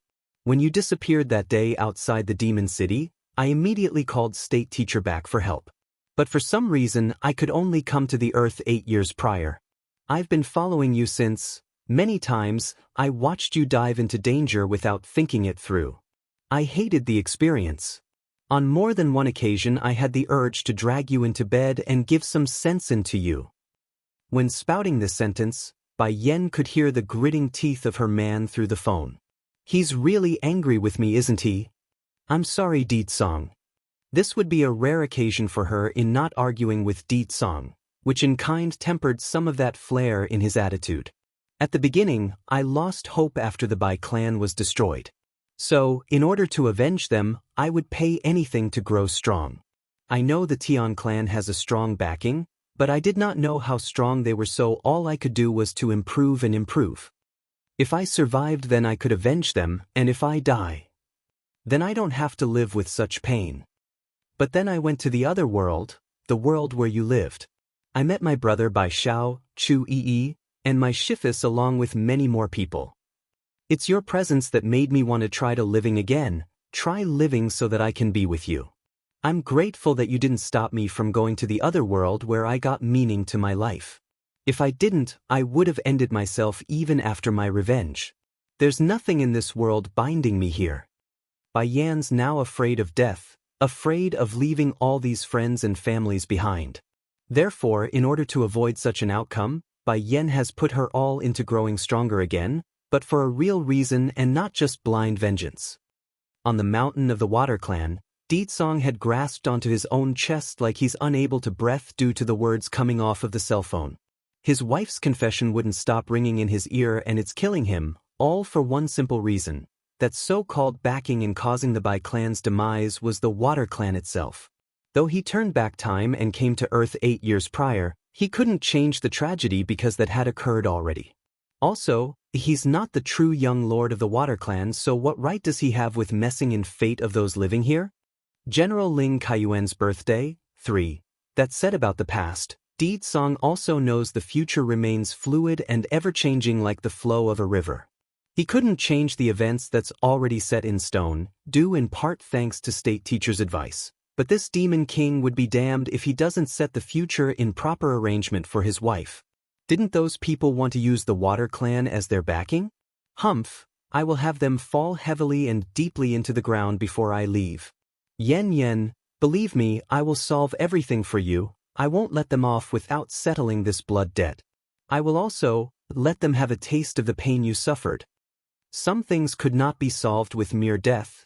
Only by making them suffer immeasurably while being alive would it be enough to quell that hatred. I'll wait for you to come, Bai Yan says, her voice growing ever so more yearning like her own husband's. But yearning was yearning, it won't help even if they kept talking through a phone. Therefore, the conversation quickly ended after that when they hung up. If Yen calls again, remember to hand me the phone. Di Tsong tosses the device over to the big orange cat after hanging up. Meow. The cat complies by calling out, his paws resting on the phone screen and poking at it like a human child playing with a toy. Di Tsong didn't mind the fact that his pet was playing with the device. As long as he knows someone he trusts was on watch for Bai Yan's call, then that was enough. Cocking a devious smirk, Tian clan, Fu clan, and the Wen clan? I will definitely make all 3 of your clans suffer for making my wife endure those grievances. General Ling Kaiyuan's position within this nation was very high. Even though they rarely meddled in the political affairs of each day-to-day business, it still doesn't mean their household had fallen from grace. In fact, it's the opposite, they've never been higher. This time around for the old general's birthday, the family has arranged for a huge banquet to invite those of high assignments. Take for example the leading figure of this nation. Though the #1 official couldn't come attend in person, they still sent a representative to congratulate the old general, thus giving the Ling household immeasurable glory in the public's eye. Despite the desire to flatter such an influential family and its members, those attending wouldn't dare to bring gifts tonight. They've been told specifically not to today, plus they all know the sort of position the old general was in. If they did bring gifts, then it would only give the political opponents opportunity to prod at the old general, claiming he's dirty and easy to bribe. Virum. It's then the guests that were still heading inside were stopped in their tracks because a luxurious-looking SUV had pulled into the driveway. Normally expensive cars were commonplace for these wealthy and influential guests, but the car plate was something special in of itself. Who would carry the word rich in its plate numbering? No one, that's why. For one thing, it would be ridiculously hard to get such a combination. Secondly, such a taunting plate name would rouse jealousy from anyone who had an ounce of influence. Yet this guy did, and he's openly flaunting it before high society. But their curiosity was soon quelled once the driver stepped out of the car. Wearing a casual set of brand names clothes, the guy was definitely handsome, no one could deny that. However, what's important was the fact that they all recognized who this one was, the younger son of General Ling Kaiyuan. Of the Ling household, there are two sons currently holding the helms. The eldest would of course be Ling Yun, the flirt's father who majored in politics. Meanwhile, the younger one would be the business tycoon who currently dominates the businesses under their name. To be clear, this sort of arrangement wasn't out of thin air. Each son took after their parents well. Ling Yun had his father's talent in politics, meanwhile the younger one had the mother's talent in business. The old madam of the Ling household wasn't just some flower vase put up for looks, she's actually a famed business tycoon in of herself who carved a business empire before marrying the old general. General Ling Kaiyuan's birthday? 4. But who would really care for a middle-aged man anyways? The ladies here are more captivated by the next man to come off of that SUV. Specifically, Ling Lang, who's the only adult male in the Ling household who hasn't married yet. They're showing love star eyes at the handsome flirt who immediately captivated the female guest's eye. Unfortunately for them though, their hopes aren't going to come to fruition tonight. Instead of greeting all those fancying females, the guy remains preoccupied with opening the passenger seat door for his important guest. For a moment, all the men attending the birthday banquet was gobsmacked by how beautiful and stunning this new lady was. To be fair, there are no shortages of beautiful women on Earth due to cosmetic surgery, but this sort of beauty didn't fall into that sort of a bracket. It's too natural, too pristine and unique. Who is this woman? Why is she with Ling Lang? I bet she's Ling Lang's new girlfriend. He changes it so often, I bet this is another one. Trust me, this woman won't last more than a few days. The Ling household is so prestigious, only a proper lady would be able to step through its door. There are only so many females of high society in this capital city of the country. The very fact that they don't recognize Bai Yan leads them to believe she's not part of their circle. And what happens to those who don't mingle well in their circle? Obviously, they would be shoved away and frowned upon, especially in this case by the females attending the banquet. You could literally see the jealous flames burning in their eyes. Bai Yan naturally overheard their gossiping discussions due to her sharp ears. Even so, she could care less and instead turned around to help a certain little steam bun off the vehicle. Mother, Bai Xiaoqian's been trying hard to push his side of the door open when he got dragged out from his mother's side. The boy actually almost fell over due to this. It couldn't be helped that the rascal would appear so pitiful and teary. This would be the first time he rode on a car and it nearly scared him to death. Then the tin can wouldn't open its door, which only made him more frantic because he didn't like the fact that he's trapped somehow. Sir Ling Lang is playing with some woman that has a child this time around? In that case, I bet she won't even last a day if she's that old. The old general would be furious if he finds out. Che, and what's up with the way he calls his own mom? Who calls mother nowadays? Does that kid think he's in some kind of old martial arts drama or something? The voices of these people were very sour to the ear regardless of their gender, apparently upset by the fact that Bai Yan and her son got to ride with the flirt. Then again, this outcome was to be expected. Whether it be men or female here tonight, they had one or more reason to get close to Ling Lang, like setting up a marriage arrangement or trying to form a business relationship. There's just so many benefits to getting close to the Ling household. You've been looking like you're in a daze for a while already. Can you come back to your senses now? Bai Yan asks her foster sister, who stood there in a blank state. Bai didn't really come back to reality though. Stiffly turning her head like a robot, the young lass still showed the same disbelieving dull look in those eyes. Sister Bai Yan, I still need a minute to digest this. Bai Yan dragged her out tonight and took her to see Bai Xiaoqian. Originally, the poor girl thought the nephew would only be a little baby, yet it turns out he's already so old, so how could she not be surprised beyond compare? General Ling Kaiyuan's birthday? 5. If you don't come along, then I'll leave you in this place. Bai Yan knew she had to tease this foster sister of hers, otherwise they would be standing here till the next morning. Bai Yi immediately sped forward like a good Girl Scout.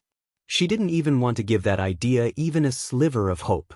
Bai Yi, Ling Lang also saw the dazed face of the lass and decides to join in on the fun. However, his voice suddenly stopped and got uncertain after noticing something. Are you able to practice again? Ling Lang could not feel these before, but ever since he consumed the green pill from Bai Xiachen, then he's been able to discern certain aspects of everyone around himself. For example, his own mother Bai Ran was a martial artist, and the way she moved was certainly different from all the rest. It's very precise, like it's always ready to move for combat. Huh. Startled in her initial response, Bai Yi quickly realizes what he's asking and got all flushed in the face. Ling Lang silently felt relieved at the good news. That's wonderful to hear. You are my aunt's apprentice, so it's good to know you have recovered. When my mother offered to help you and you refused, we've always been worried. That comment only made the lass hang her head even lower. It's true she refused the aid of the Ling household, mainly because she didn't want others to gossip around, saying she's only out to steal other people's wealth.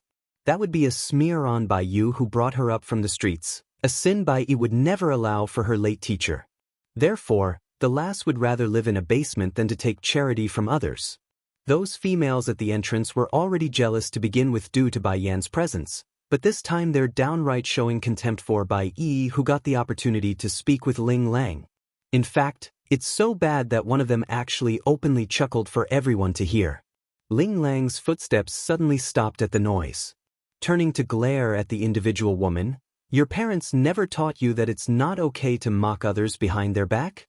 Just listening to you all talk about others is hurting my ear and making you all look very ugly. Sure enough, the smile in those ladies' faces disappeared.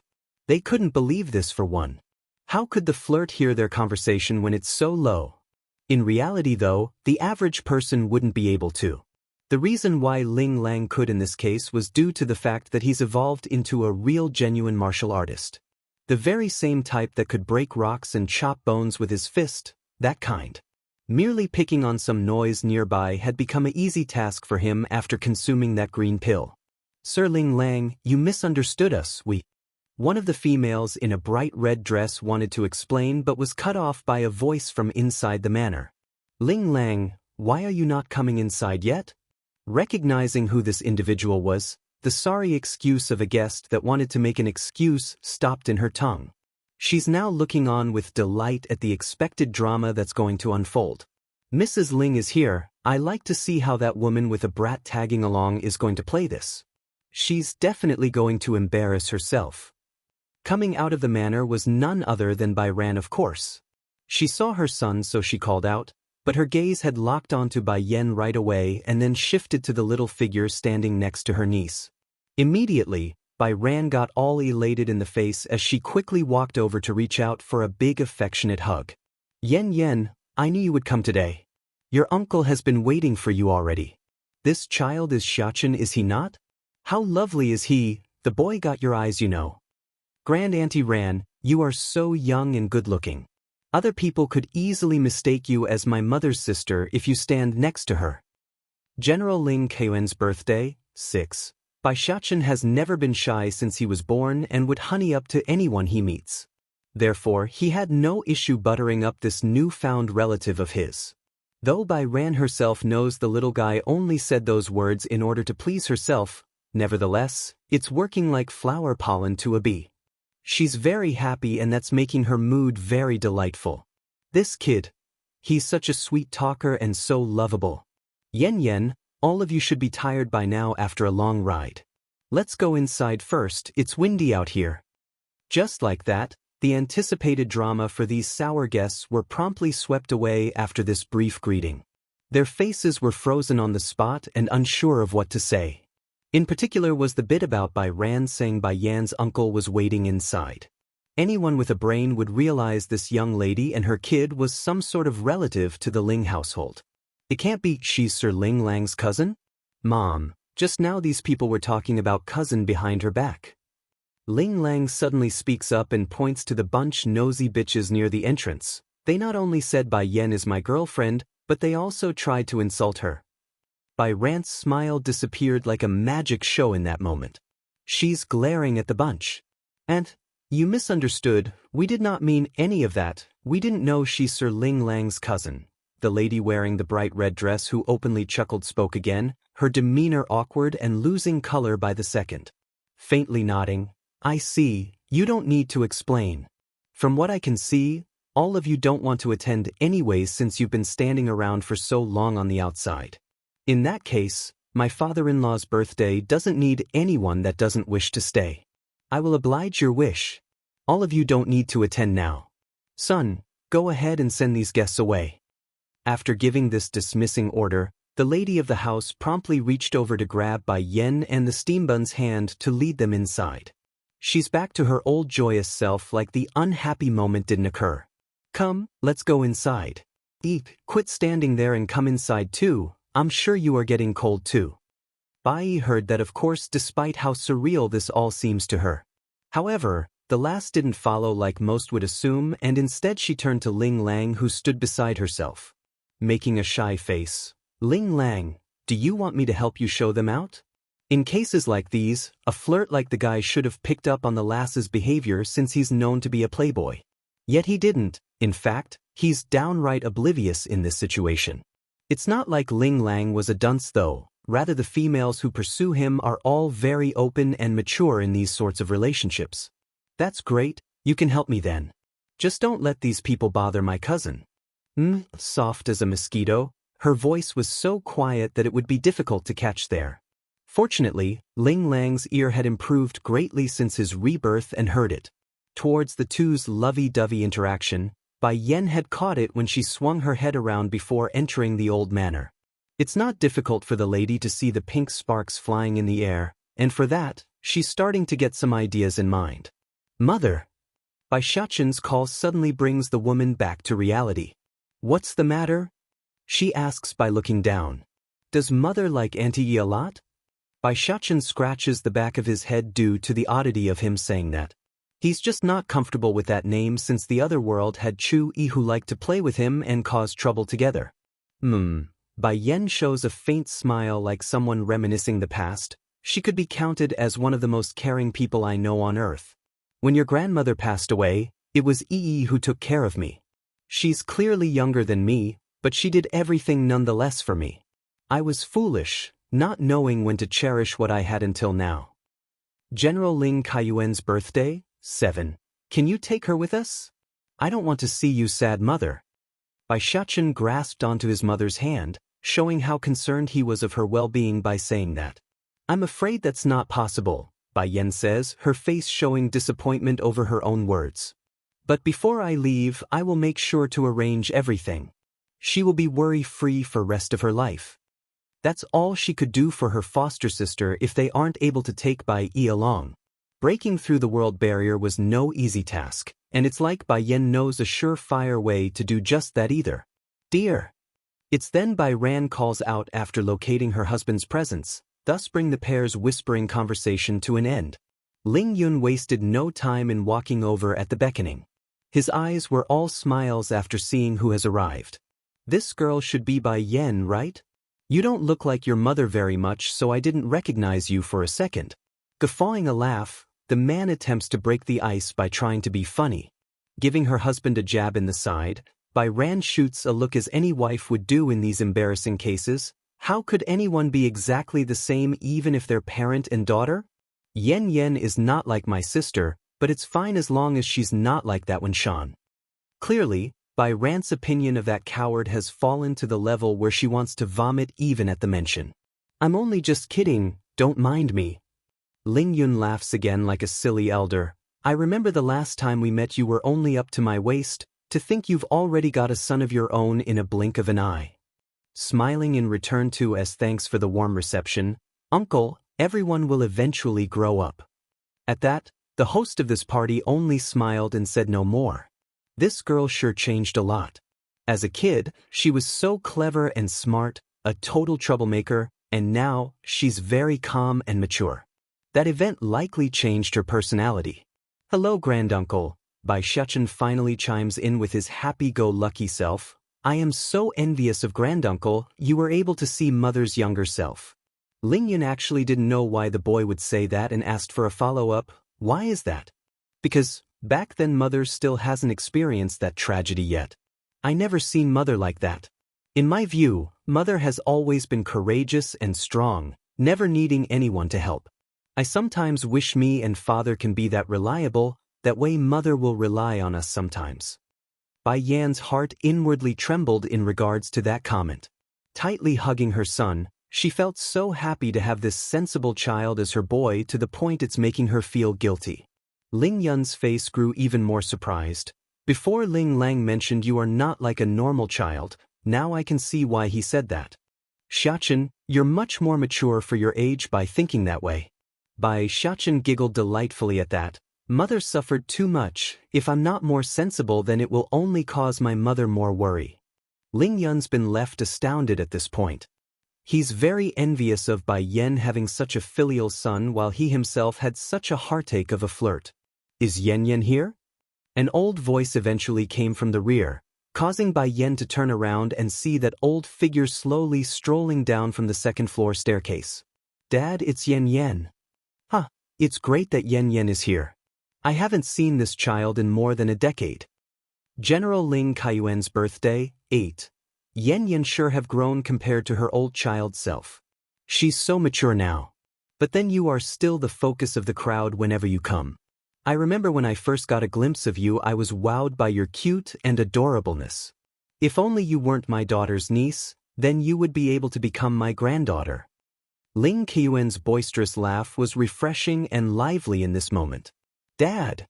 Ling Yun got all sweaty in the face like an embarrassed son. He doesn't want his old man's words to scare away the lady who only just arrived. Am I wrong? Back then this lass was a real eye-catcher. When little Ling Lang saw her, the first thing he did was cry to everyone saying he will marry her and make Yan Yan his wife.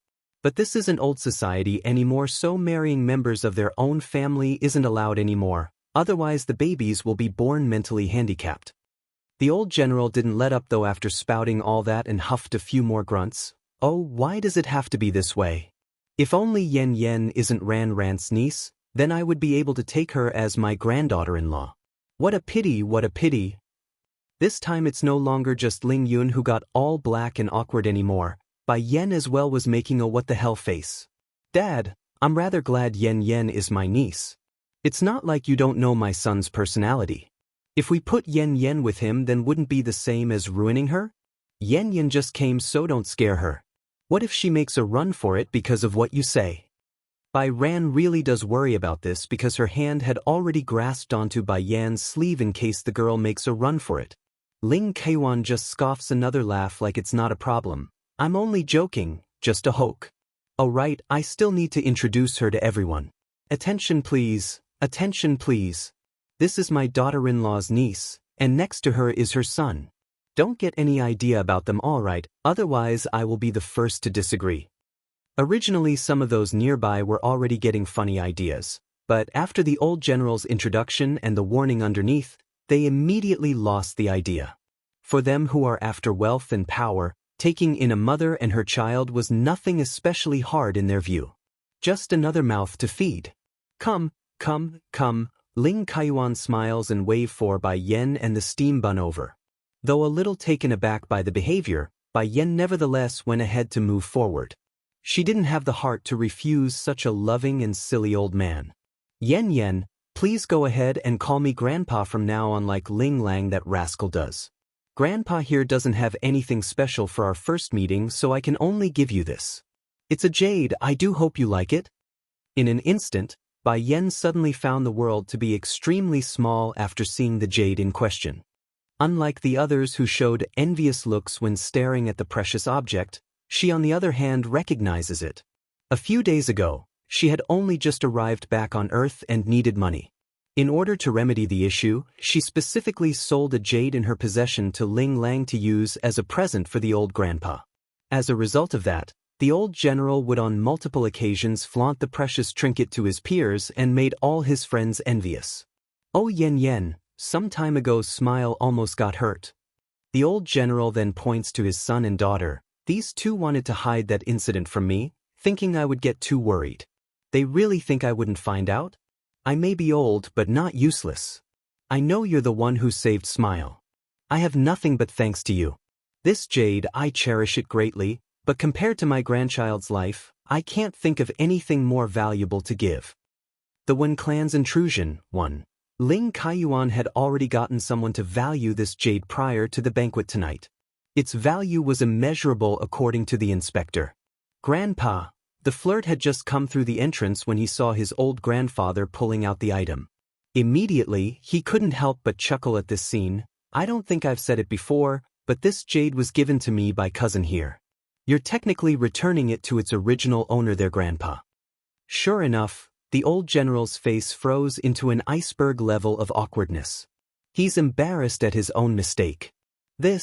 Retracting that old hand, I'm sorry Yen Yen, I didn't know it was from you originally. I'll look for something else. There's no need, Bai Yen shakes her head. It's good enough that I know you have the heart, Grandpa Kaiyuan. I'm not short on anything. Ling Lang was the first to complain about that comment. Well, that's obvious. Cousin, you have so much stuff that it's making me feel poor, you know? The fact that you can give Xiaoqindan pills as snack is enough to make many go crazy. But if you do want to give me something then... Bai Yen pauses to organize her own words. When I eventually leave this place, do look after Yi for me. I hope Ling Lang cousin here could do that. This way my sister won't feel so lonely without me by her side. Bai Yi had also come in at this point when this conversation started. Immediately, the lass's eyes got all teary red because she knew what it meant. Truly, the poor girl didn't want to think about the future and has been avoiding subject. After all, he only had Bai Yen left as a family, she has no one else. Don't worry Bai Yen, as your cousin, I naturally have the duty to look after your foster sister. I will take good care of her. Ling Lang pats his own chest to convey confidence. Bai Yen didn't respond right away. Instead she gets all meaningful in her smile while facing the flirt. Then how come she still suffered those grievances while I was away during this period? Ling Lang's voice stalled over that remark, his handsome face showing embarrassment and shame. Over the past 10 years, their Ling household had on several occasions offered to help Bai Yi. However, the lass would always reject the kind offer. One for being not wanting to drag the Ling family down with herself for fear of those enemies returning. Secondly, she also wanted to keep her self-esteem and be able to stand on equal footing with Ling Lang. Anyone with a sharp eye could tell Bai Yi had the hots for the flirt. Sister Bai Yen, you've misunderstood them. Hurrying over with a panic face, Bai Yi quickly steps in to defend her crush. They've helped me already. I didn't want to accept it, but I know for a fact that they've secretly did a lot for me in the background. That's all Bai Yen needed to hear. She couldn't stay on Earth, but she does want someone to help support her foster sister from a mental and spiritual level. After all, one's mental health was just as important as their physical one. The former she herself couldn't give, so it could only be relied on someone else. In this case, it would be Bai Yan's cousin. While this family was having their own little fun conversation in the banquet hall, the rest of the attendees weren't acting so calm anymore. The gaze coming off of these guests were burning with desire and were locked onto Bai Yen like hawks meeting a treasure box. Miss Bai Yen, do you have more jade of such excellent quality? I'm willing to pay your asking price if you do. The Wen clan's intrusion, too. Bai Yen contemplated the idea before nodding slightly to the one who asked, I do. In a few days come see Ling Lang, I will have him hold on to what I have for sale. She didn't want to openly sell her jades on Ling Kaiyuan's birthday. That would be rude and unfit for tonight's celebration. Of course, my jade won't be cheap either. They're no ordinary gemstone like you find elsewhere. They're known as spirit jades. Spirit jade? Isn't the one here an imperial jade? Imperial jade, a highly coveted type of jade that's able to fetch astronomical prices due to its rarity in modern-day times. It's also one of the reasons why Ling Kaiyuan would flaunt his newfound treasure to his friends. Such gemstones aren't something money could easily buy. There's a limited number of supplies on the market, and even then, the price would be beyond belief. Grandpa Ling, you can tell by now, can't you? Bai Yen didn't answer the person's question and instead turned to the old general for an explanation. Slowly nodding his old head, it's as she says, the jade is not some imperial jade. As you all know, my body's been feeling unwell in recent days. That's why I didn't want to meet anyone and was about to cancel this banquet tonight. But do I look sick to any of you now? It's because of this jade in my hand. I'm feeling refreshed and rejuvenated after getting my hands on it. When one grows old, they are bound to be stricken with aches and pains. Often this would be untreatable, that's just how the human body works. But this spirit jade from Bai Yen could rectify that flaw by moistening his cells with spiritual particles. Everything in this world has a soul, the same is true for this jade. Materially it's no different from an imperial jade like this guest says, but it's also a jade that's able to bring in the spiritual energy around us. For that reason, Grandpa Ling is able to benefit by indirectly absorbing the spiritual energy as well, thus helping him feel rejuvenated. So, what's everyone's take on its value now? Naturally, the claim seemed outlandish in the eyes of these people, but the proof was there with the old general standing before them. The word of the powerful and influential beats any scientific reasoning. That's how the world works and will always work. Ling Lang, I'll get a few more of these jades ready, you can sell it to them as you please. Afterwards give them money to eat.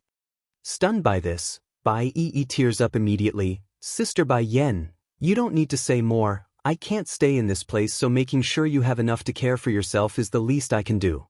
It's not like I can use the money anyways. But you still have Xianxia, you can give it to him. Xianxia will be leaving with me too. The place we're heading to can't use such money. Are you expecting me to hand the money over to the Wen clan instead? Bai Yen smirks sarcastically at the mention of that family. I would rather burn it than to give them a penny. That only made Bai Yi sound more pitiful as she started to sob. Sister Bai Yen, where are you going? Can't you take me with you? Following that plead, Bai Ran and the rest also started to focus in on Bai Yen because they're getting curious. Nowadays taking a plane abroad was a simple gesture of pressing a button through the computer. Why would anyone claim they wouldn't be able to use money? I can't tell you the details for the time being. If fate lets us, then we will meet again in the future. Bai Yen consciously glanced over to Ling Lang. I hope you will eventually be able to get others to care for you instead of only you caring for others. Don't worry about me, I will live very well. The Wen clan's intrusion 3. Gripping the bottom of her skirt, Bai Yi felt tied inside her heart over this reality. She's unable to let go. It wasn't easy for the poor lass to reunite with her older sister again, yet she's leaving again so soon? How could she give that up with a snap? Sir. It's then a servant came up to Ling Yun's side and whispered a few words into the host's ear. Immediately, the middle-aged man got all gloomy in the face. What's the matter? Did something happen? The old general saw the change in expression and quickly asked his son with a deep frown. First turning to look at Bai Yen, then back to his old man who's still looking at himself, Ling Yun started to explain with a troubled face. The Wen clan, Tian clan and Fu clan. They're all here. Dad, do you want me to drive them away? No, Bai Xianxia suddenly cuts in using his childish voice. Don't drive them away, let them inside. I want to see how these shameless people would try to hurt my mother.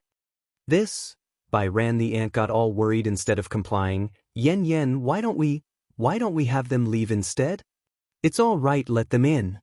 Cocking a brow, Bai Yen looks down at her boy with a sly face since she could already imagine the outcome. The three families coming together could only mean one thing. They're here to make trouble. Why should they hide from it if that's the case? It would just be a matter of time before they butt heads anyways. In no time at all, the group of ill-minded people have walked into everyone's view.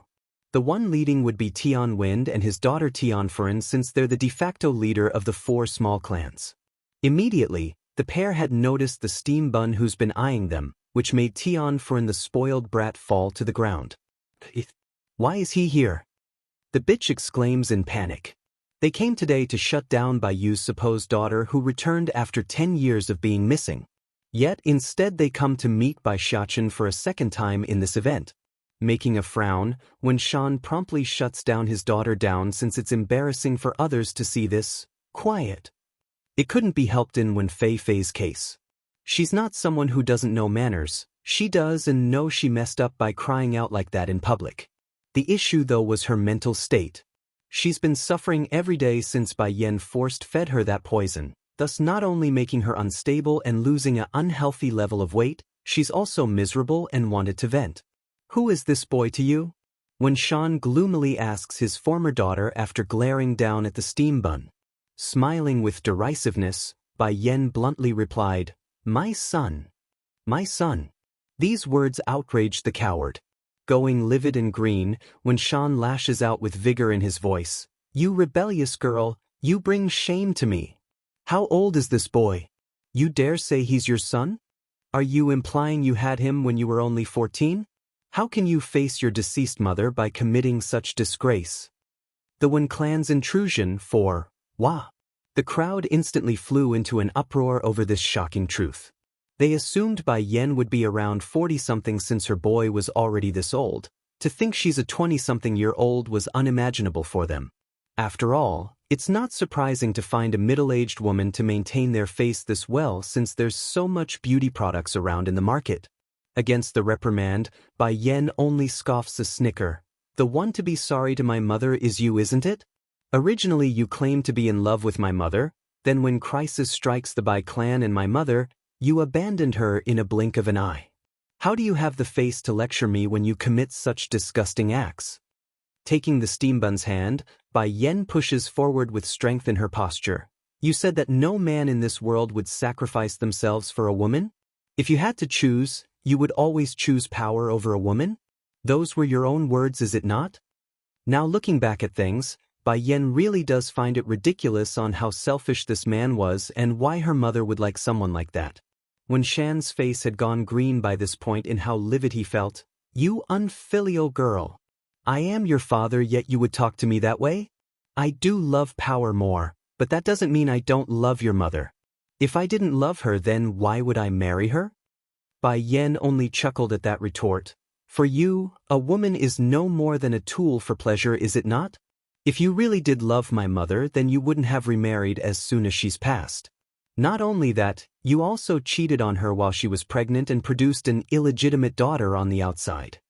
After the Wen clan moved to this capital city, only Wen Fei and her mother Chai Moon had followed along.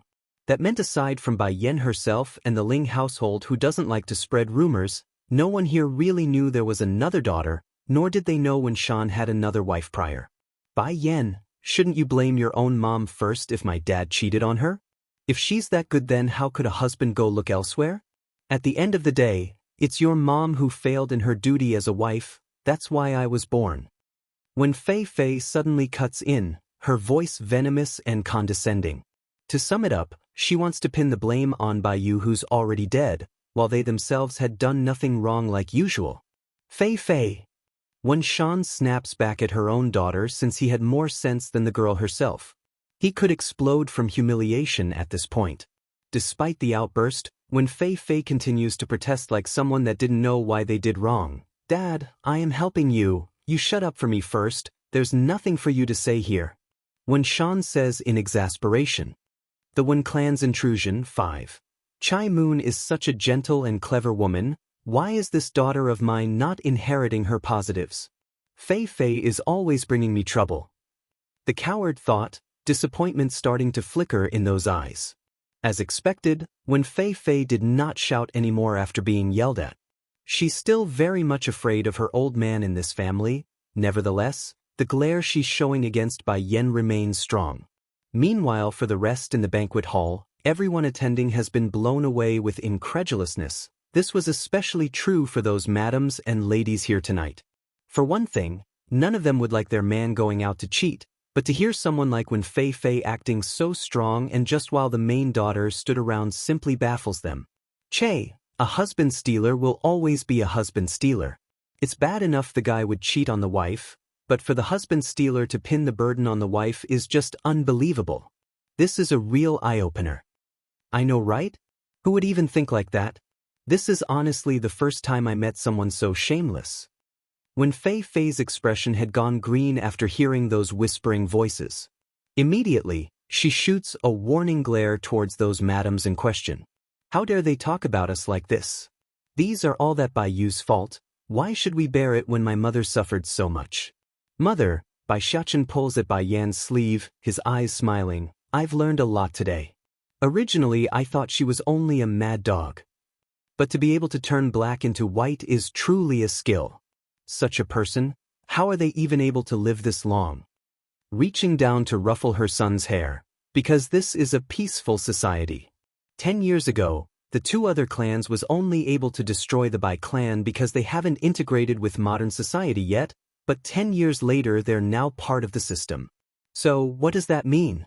It means they could no longer openly fight within the boundaries of the city, otherwise it would bring in the unwanted attention of the authorities. Nevertheless, it doesn't mean they couldn't resort to assassination. Anything goes as long as it's not on the surface and in the shadows. One Shan, Tian Wind, who also came tonight, smirks as he speaks. You don't have to be this angry. I believe your daughter isn't the type to pull an underage birth. You don't know it yet, but this child is a member of the Water Clan. That brought the coward into a standstill. He of course knows the great name of the Water Clan, but for this kid to be a member of that great family, how was he supposed to take this news? Furthermore, when Fei Fei just defended the boy. No matter what happens, it won't be good. The Water Clan? Water Clan?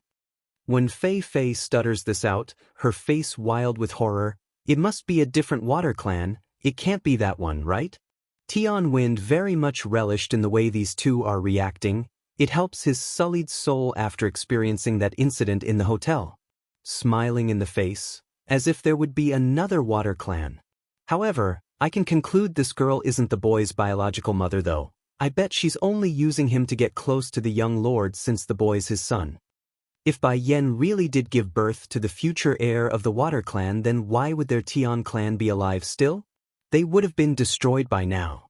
From that fact alone, Tian Wind could conclude the relationship between the pair must be non-biological, perhaps even a lie. This boy, he's not only a member of the Water Clan, but the child of the current young lord? When Shan and when Fei Fei both appeared frozen like a rock, their faces going white and green at the same time. Ridiculous thought, one, Dad. When Fei Fei finally flew into a panic. Reaching to catch her father's sleeve, her eyes showed horror like never before. As the daughter of the Wen clan, how could this bitch not know the importance of the Water Clan? In this country, almost every martial family or power must submit to the Water Clan lest they be crushed by their fellow peers. If I knew he was the little young lord of the Water Clan, then I would never have said those things. Why did I do that? Will he order his people to kill me? What will happen? No. Thinking up to here, when Fei Fei's expression was bordering on the line of tears.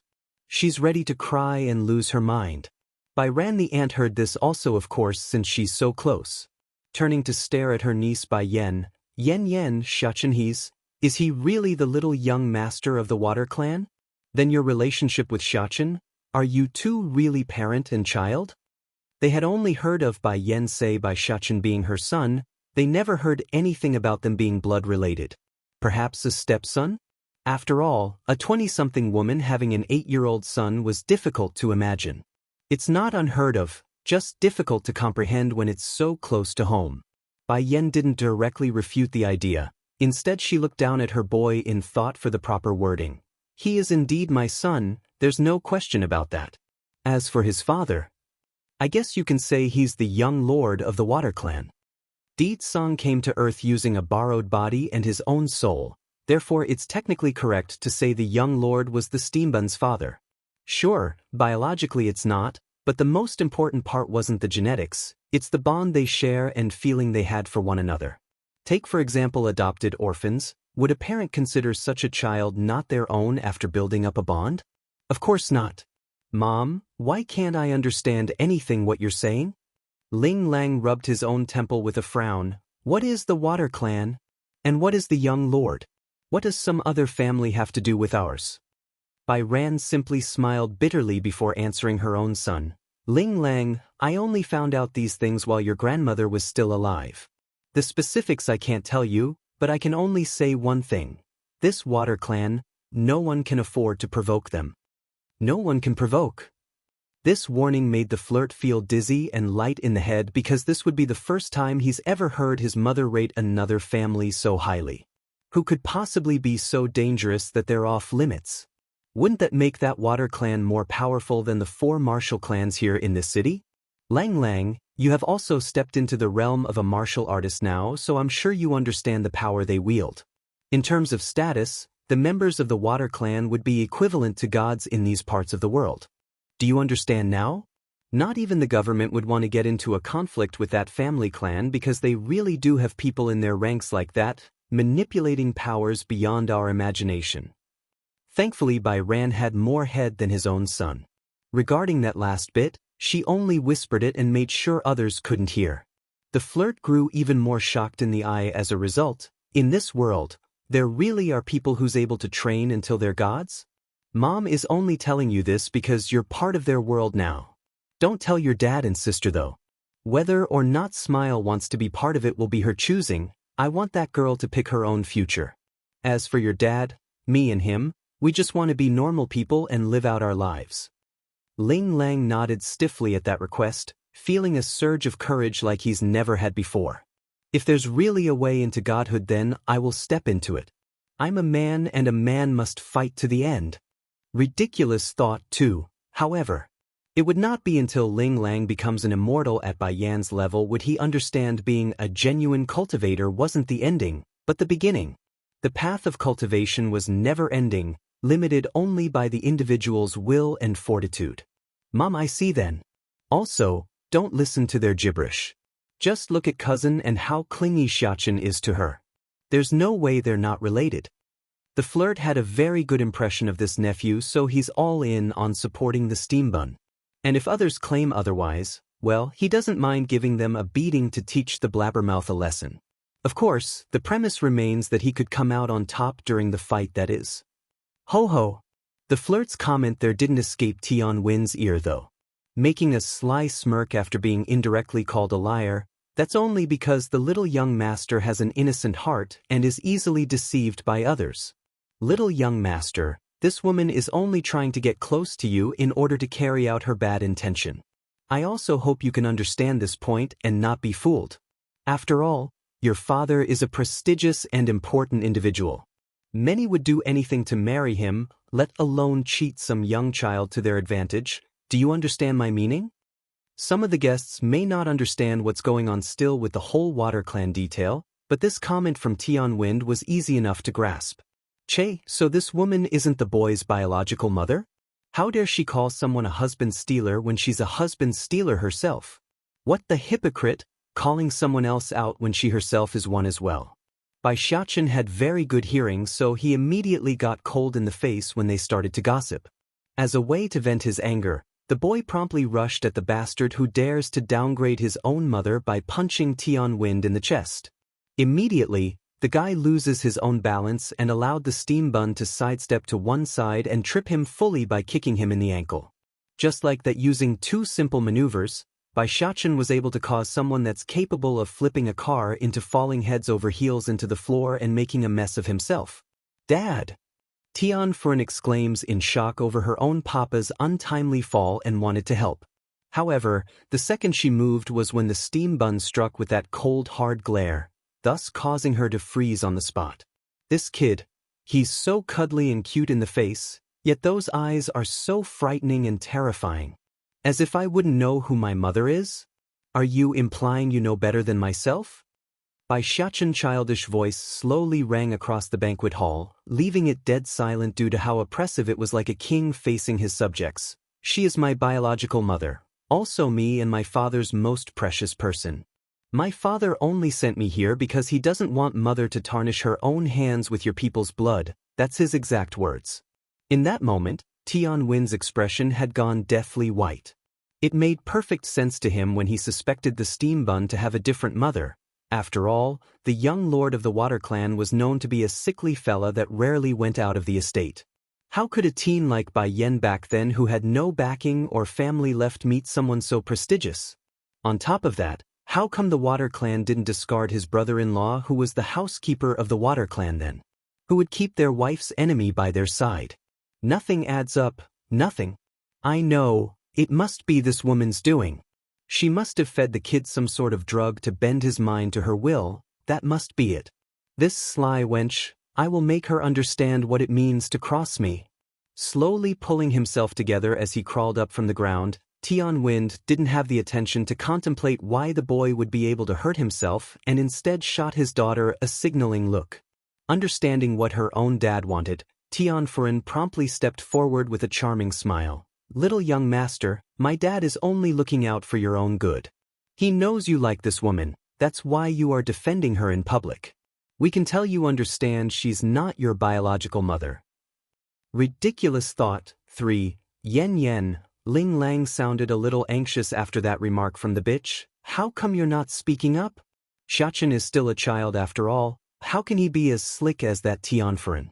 But when he saw how relaxed and calm Bai Yen was by taking up a chair to sit for the show, Ling Lang didn't know what else to do. Come on and sit, what are you all standing around for? Bai Yen chuckles as she met the strange gazes coming her way. We can relax and watch them play this out. Ling Lang was absolutely speechless. You're that confident Xianxia will be able to handle this evil girl? Why wouldn't I be confident? My son and husband said I can rely on them. Why shouldn't I in that case? The flirt didn't miss the pride in his cousin's voice and got a bit sour inside because he also got this strange feeling of wanting a son as well. Getting their own children to stand up for themselves was something any parent would like. Oh, what to do? I also want to get married and have some kids all of a sudden. Didn't you get divorced before? Ling Lang suddenly thought of something and blurted this out. He's puzzled on why Bai Yen would have him look for Xianxia when she had a husband to help. Cocking her head to one side like she's watching a dunce. And why would you think that? Well, one wouldn't usually ask others to help look for their own child when their partner's already with their kid, wouldn't you agree? I thought you and your husband were divorced, that's why you needed my help. Besides, you never mentioned anything about finding your husband either. That's only because I didn't know my husband was coming. However, even if I did ask you to look for Daoist, you likely won't be able to find him anyways. Upon being reminded of that seductive and handsome face, Bai Yan's lips would inexplicably curl into a warm smile. She's just that happy whenever things revolved around her own husband. Bai Xianxia didn't miss this change in his own mother's face, of course. He may be busy dealing with these shameless bastards, but he would never neglect Bai Yan's existence. Immediately, the boy's face got all sad and aggrieved at being neglected himself. Mother must be thinking of baddie father again. In contrast, Bai Xianxia only found Tianfuren's supposed charming smile to be disgusting and ugly once he turned around. I remember you, Bai Xianxia cocks his little head to one side. You're the evil woman who came with your father before. Didn't you learn not to appear before me, or are you so brave that you're now trying to displace my bond with my real mother?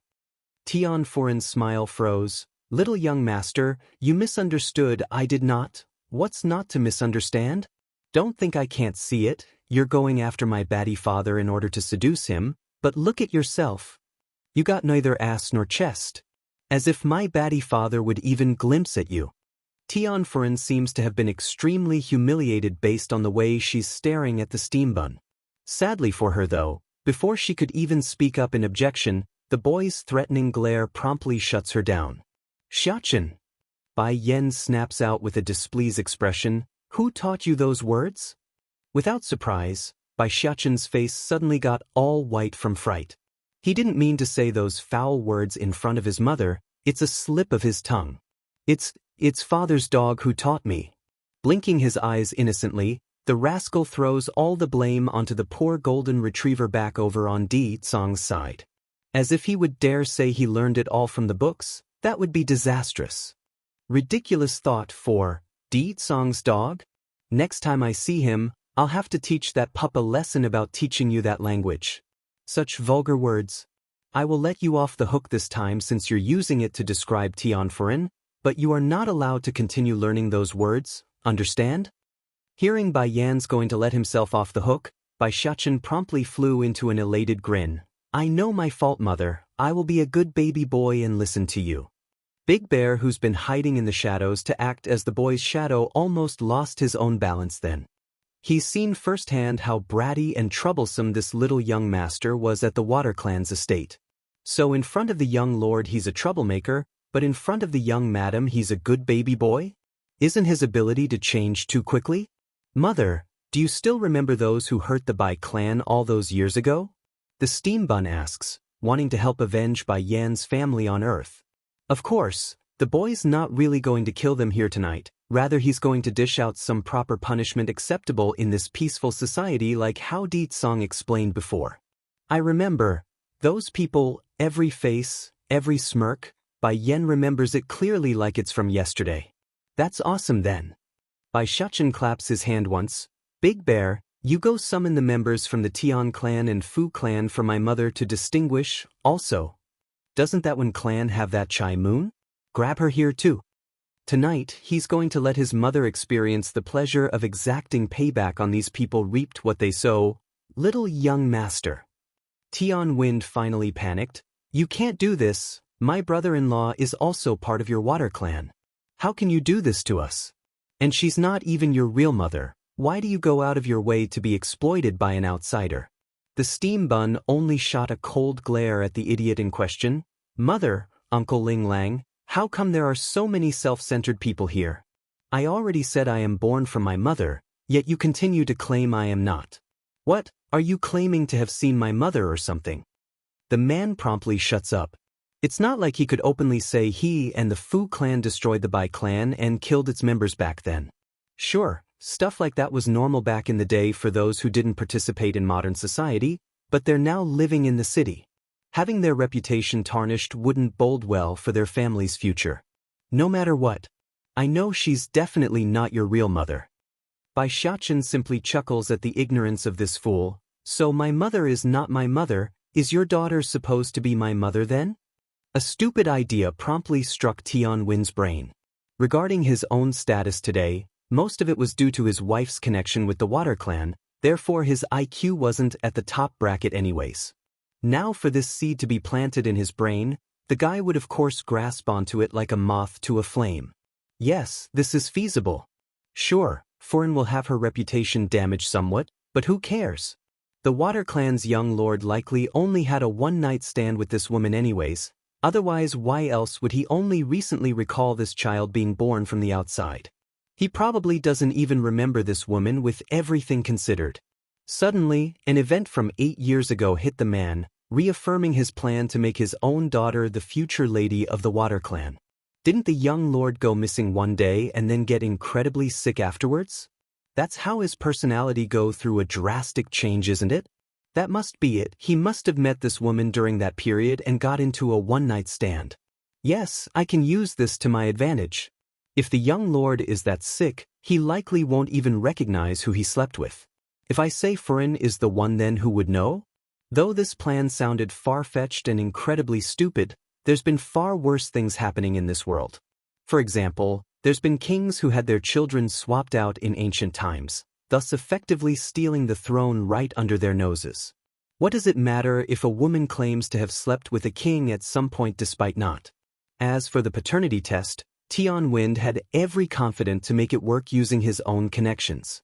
A small sum payment would be more than effective in changing the DNA report. Breathtaking Ditong 1, little young master. Tian Wind appears tied in his expression but eventually grew firm in his next words. Since you found out, then I won't keep the secret from you. 8 years ago, it was indeed my daughter Furin who had a one-night stand with your father. She gave birth to a son, and that son is you. PFFF. This time not even Bai Yen could hold back herself and spurted out the tea she was sipping. Taking the offered napkin from the flirt to wipe the stain, the lady immediately showed a sarcastic smirk after regaining her composure. She couldn't wait to see how these people are going to swing the story because it's truly enlightening. Bai Shachen on the other hand wasn't so amused, rather he's stunned beyond belief. Truly, he never thought a person could be this shameless. How can he even say that? Does he take me for a fool? You claim that the mother whom I've been with since I was born is a fake, while your daughter who I don't even know is my real mother? The steam bun found it hilarious just saying that, let alone believe the humor in that claim. For one thing, he was born in the other world, not here on Earth, so the idea held zero ground to stand on. Yes, after giving birth to you, Furin became too afraid and abandoned you. She did not expect you to be picked up by this woman over there, therefore she's only your adoptive mother and not your real one. Anyway, we've already offended this kid, what does it matter if we go all the way? At least we will have a sliver of hope if things work out. Dad. Tian Furin popped her eyes in shock, not able to hold back the trembling in her body due to the anger flaring out. Her willingness to accept the sick medicine pot from the Water Clan was already a great concession on her part. Now her own dad was going to ruin her reputation? What would the others in the capital think? How was she supposed to continue living here in this city? All of these claims are nothing small, they're all very heavy-handed claims. First it getting pregnant before marriage, then discarding a baby? Little young master, Tian Wind ignores the way his own daughter was looking at himself and continued with the farce. From the first time we saw you, Furan already knew you were her child. The only reason she didn't come out and tell you was because she didn't want to scare you. However, I could no longer stand idly by knowing someone wants to use you to their advantage in order to get close to your father. If you don't believe me, then we can do a DNA test for clarification. The hospital will have the proof you need. As long as Bai Xiachen was willing to go to the hospital with him, then everything's set in stone. Making a false report would be a piece of cake. By then their Tian clan would stand at the top again with his daughter leading the helm of the Water Clan. Against that suggestion, members of the Ling family here were all beginning to go crazy. This was especially true for the old General Ling Kaiyuan, who started to frown deeply in the face. But then just as the old grandpa wanted to lash out at the shamelessness of these uninvited bastards, a light chuckle cuts in and stops him. The laughter was taunting and full of contempt, thus resonating loudly in this quiet banquet hall, who are now entirely drawn to the source of this voice, a Bai Yan who was sitting there holding the stomach in a laughing fit. Breathtaking Di Conggu. Originally the stares coming Bai Yan's way before were that of captivation and astonishment over her stunning beauty, but now after that oral exchange, the guests are staring at her with near contempt for the lies. After all, in comparison to an unknown lady who came out of nowhere, these individuals from high society would much rather believe Tian Wind, since the guy held a decent reputation in public. Xiachen, come here. Bai Yan beckons her son over with a wave. Initially the steam bun was ready to explode like an angry lion, but after hearing his mother's words, that irate feeling promptly subsided and was replaced with a docile mood of a kitten. He toddled over so smoothly that it's difficult to imagine the lad getting angry at all. Tian Wind didn't miss this at all. Immediately, a surge of anger sprouted within the bastard's heart at the sight. What sort drug did this fox demoness feed the little young master? How can he be so obedient to her? The guy only intended to say that inwardly to himself only, but due to his own carelessness, Tian Wind accidentally blurted this comment aloud for all to hear. Fortunately, that way of addressing someone didn't sound derogatory for the likes of the steam bun. He only found it strange, which made him furrow that little brow in confusion. Mother, why would he say you're a fox? Bai Xiachen asks his mother. Batty father and me is clearly the fox, not you, mother. Why are they calling mother a demon? It doesn't make sense. It's okay, Xiachen, don't dwell on their wording. The word fox has several layers of meaning on Earth, so I'll explain it to you later. Also, this isn't our home, so... Killing in public was too bloody for these people, especially on Grandpa Kaiyuan's birthday night, which needed calm and peace instead of panic and fear. Therefore, Bai Yan didn't want to see death tonight, otherwise it would affect the Ling family negatively for years to come. Of course, there's no way the Demon Queen would let these people off the hook. They are going to pay, fully in fact, just that she intends to make them pay the interest only for now and leave the main dish for another suitable day. The female head, Fu Qing Ran, of the Fu clan who also came tonight wasn't as brainless as Tian Wen though. She's always been the careful one among the 4 martial clans in this city and did everything by proxy, therefore instincts told her it's better to slip away while it's still possible. Hold it! Bai Xiachen calls out after seeing the maneuvering escapee in the back. If you dare leave, then I will break your leg. Fu Qing Ran instantly stopped in her feet. Under the pressure of the steam bun, she felt an uneasy chill running through her spines and knew she's done for this time. 10 years ago I shouldn't have gone with the Tian clan to destroy the Bai clan. I didn't even get any benefits from that event, and now I'm going to throw my life away for someone else's business. I've said it, I'm here to exact revenge on behalf of my mother. Don't think for a second any of you are going to get off scot-free, especially the 2 of you who are so shameless. Bai Xiachen coldly says, his eyes directing to the 2 from the Tian clan. Just because you are stupid doesn't mean others are. I'm not blind, nor is my father. Breathtaking Deed Song 3. By Xianxia may have come only few a day ago, but even he knows the importance of public opinion in this peaceful society. They aren't going to stick around forever. Even if they don't care about their own reputation, they must still look out for Ling Lang and his family. That's what relatives and friends do, look out for one another. Didn't you all want to know how my parents met? 8 years ago, my mother fell into someone's scheme and was drugged. In order to cure herself, she picked up my father who was also injured at the time and used him as an antidote. Tian Wind falters into a tremble after that bombshell of a news. That? Maybe she made that up too. Bai Xiachen didn't care about the bastard's objection because it's not even worth acknowledging. It wasn't until 5 years later by the time my mother and I encountered my father again. My mother knew who my father was, that's why she hid me from him. Unfortunately, I was eventually discovered by my father's subordinate and taken away. Father wanted to use me as a bargaining chip in order to make mother leave with him, but I was clearly the extra one in their relationship. My father would blackmail me on multiple occasions in order to help win mother over so she would go home with him. Bai Yan didn't know for certain, but she somehow got this feeling that her son had a very high level of grievance when going over the story from the past. Yen, so you? Bai Ran wipes some of the tears from the corner of the eye before reaching over to hold on to Bai Yan's hand. She's aching inside for not being there by her niece's side when something so tragic occurred without her knowledge. Bai Xiachen didn't stop though after laying all those details on everyone. Instead, he shifted his gaze towards Wen Shan, who was clearly showing a disgusted look. Some people though aren't so kind. In order to obtain power, they would sacrifice even their most intimate person. But my father is different. For my mother, he would abandon the world. Those last words only made Wen Shan snicker a sneer. As if this coward would believe in a child's claim over his own belief? If he did, then wouldn't that make him a bastard worthy of being thrown into the chopping block?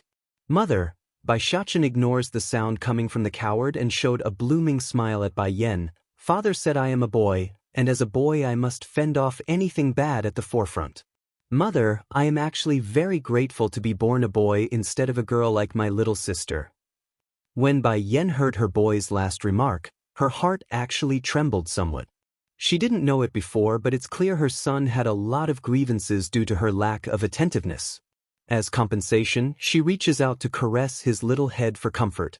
Still smiling in the face, the steam bun continues while being patted, because only as a boy will father be as strict with me. He can be so tolerant with my little sister.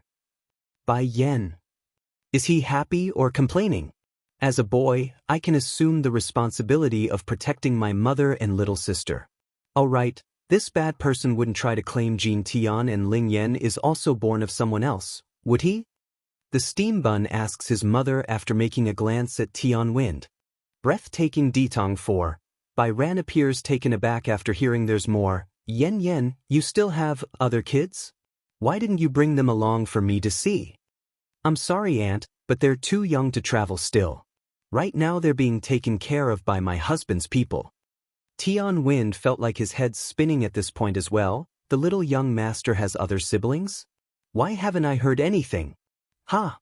But unlike the surprise felt by others, when Fei Fei the stepsister decides to cut in with her snarling laugh.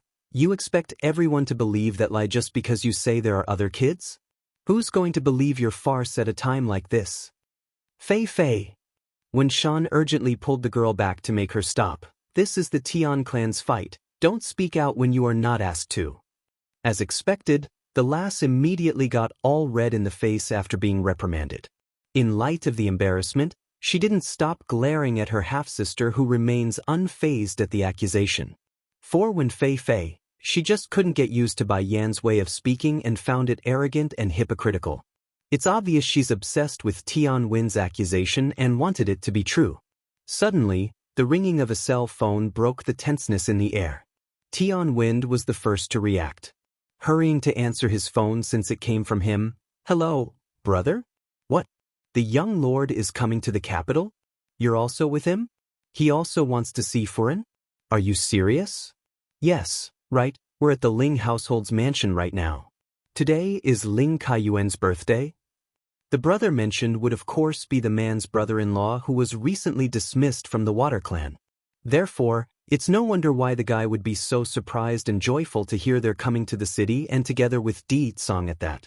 Furin, the Water Clan's young master, is coming. Hi, he also wants to meet you. From what your uncle said, he's likely here to marry you.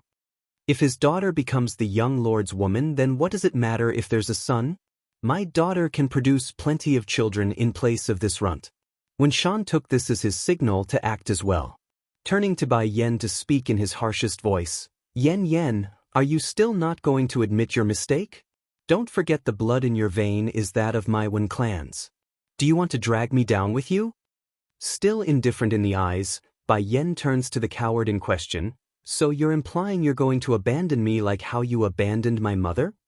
Wen Shan's face promptly changed for the worst, his fist clenching into a ball. Truthfully speaking, even if Bai Yen did repeatedly went against his will, the coward would still give her a chance since she's his own daughter. But that's no longer possible in his opinion. After all, the ones getting involved has upgraded to the Water Clan. Yen, as long as you admit your mistake and personally explain to this child about his biological mother being foreign, then, only then will I forgive you. Mother, is this man stupid? Bai Shachen asks as he moved closer back to his mother's side. He's behaving like Wen Shan's stupidity would be contagious. Do you want me to teach him a good lesson? Breathtaking Song 5. Wen Shan's instantly flew into a raging shout, I am your grandfather. Grandpa. Bai Shachen rolls his little eye. My grandfather is Yun Feng. Don't go making connections on your own. I'm not as stupid as you. It's only the Tian clan who's spouting all these stuffs, as if he would believe his baddie father would like that Tian foreign. He must be brain dead to be that gullible. In response, Wen Shan only showed a confused face. Yun Feng? Who is that? How come I never heard of such a person? All right, fine. Since you won't listen to my advice, then I won't recognize you as my daughter anymore. From this point forward, I am disowning you as my daughter. I gave her a chance and she did not cherish it. In that case, no one can ever blame me for giving up on her. Yen. Bai Ran suddenly intervenes and reached out to hold onto his niece's hand. Turning around to face the old general, she appears exhausted as she kneeled to make a kowtow. Dad, this will have to be my last time calling you Dad. In the future you need to take care of your own body. That said, the lady bursts into tears like something bad was about to occur. Ran, what are you doing? Ling Kaiyuan became shocked by the suddenness of this behavior and shot his own son a look to move it. What are you standing around for? Hurry and go help your wife up. Ling Yun was just as shocked there, so it took a moment for the husband to respond. However, he didn't hold back once he did in helping his wife up. Ling Yun, divorce, we're divorcing. Trembling all over, Bai Ran forces this sentence out with those pale white lips. Losing all the color from his face as well, Ling Yun stammers his reply. What did you say? You're going to divorce me? Mom. The flirt exclaims, also shocked by what he's hearing from out of the blue. Of the Ling family, the daughter's smile was among the smallest, so she didn't hold back and openly cried, Don't divorce, I don't want you two to divorce. Dad, Ling Yun, Ling Lang, smile. 10 years ago when my parents and sister died, I couldn't accompany them or even offer my prayers during their funeral. It wasn't until my body recovered when I finally got to go back. By then Yen had already gone missing. I don't know how much suffering she endured during her time away, but I can no longer turn my back on her and look the other way. Growing stern in her eyes, Bai Ran found incredible strength in what she's going to do. Now's my chance to make up for my own inability. I don't want to drag the Ling household down with me, so I ask for a divorce. Bai Ran. Ling Yun grew angry. I don't object to your wish of protecting Yen, but I am not like Wen Shan, who is a coward. What's more, my position is already that of a general. Even that Water Clan must watch themselves lest they want to declare war on the entire country. No, it's not the same. The Water Clan is too scary, you don't get it, they're really that terrifying. Bai Ran didn't have the same opinion and shot her husband's idea down. If there was any other way I wouldn't. So you're determined to protect Yen. Ling Yun looks down at his crying wife and asks again using that deep strong voice while holding the woman's shoulder. nodding with pursed lips. I wronged my parents, I wronged my sister, and I wronged the entire Bai clan for not being there during that crisis.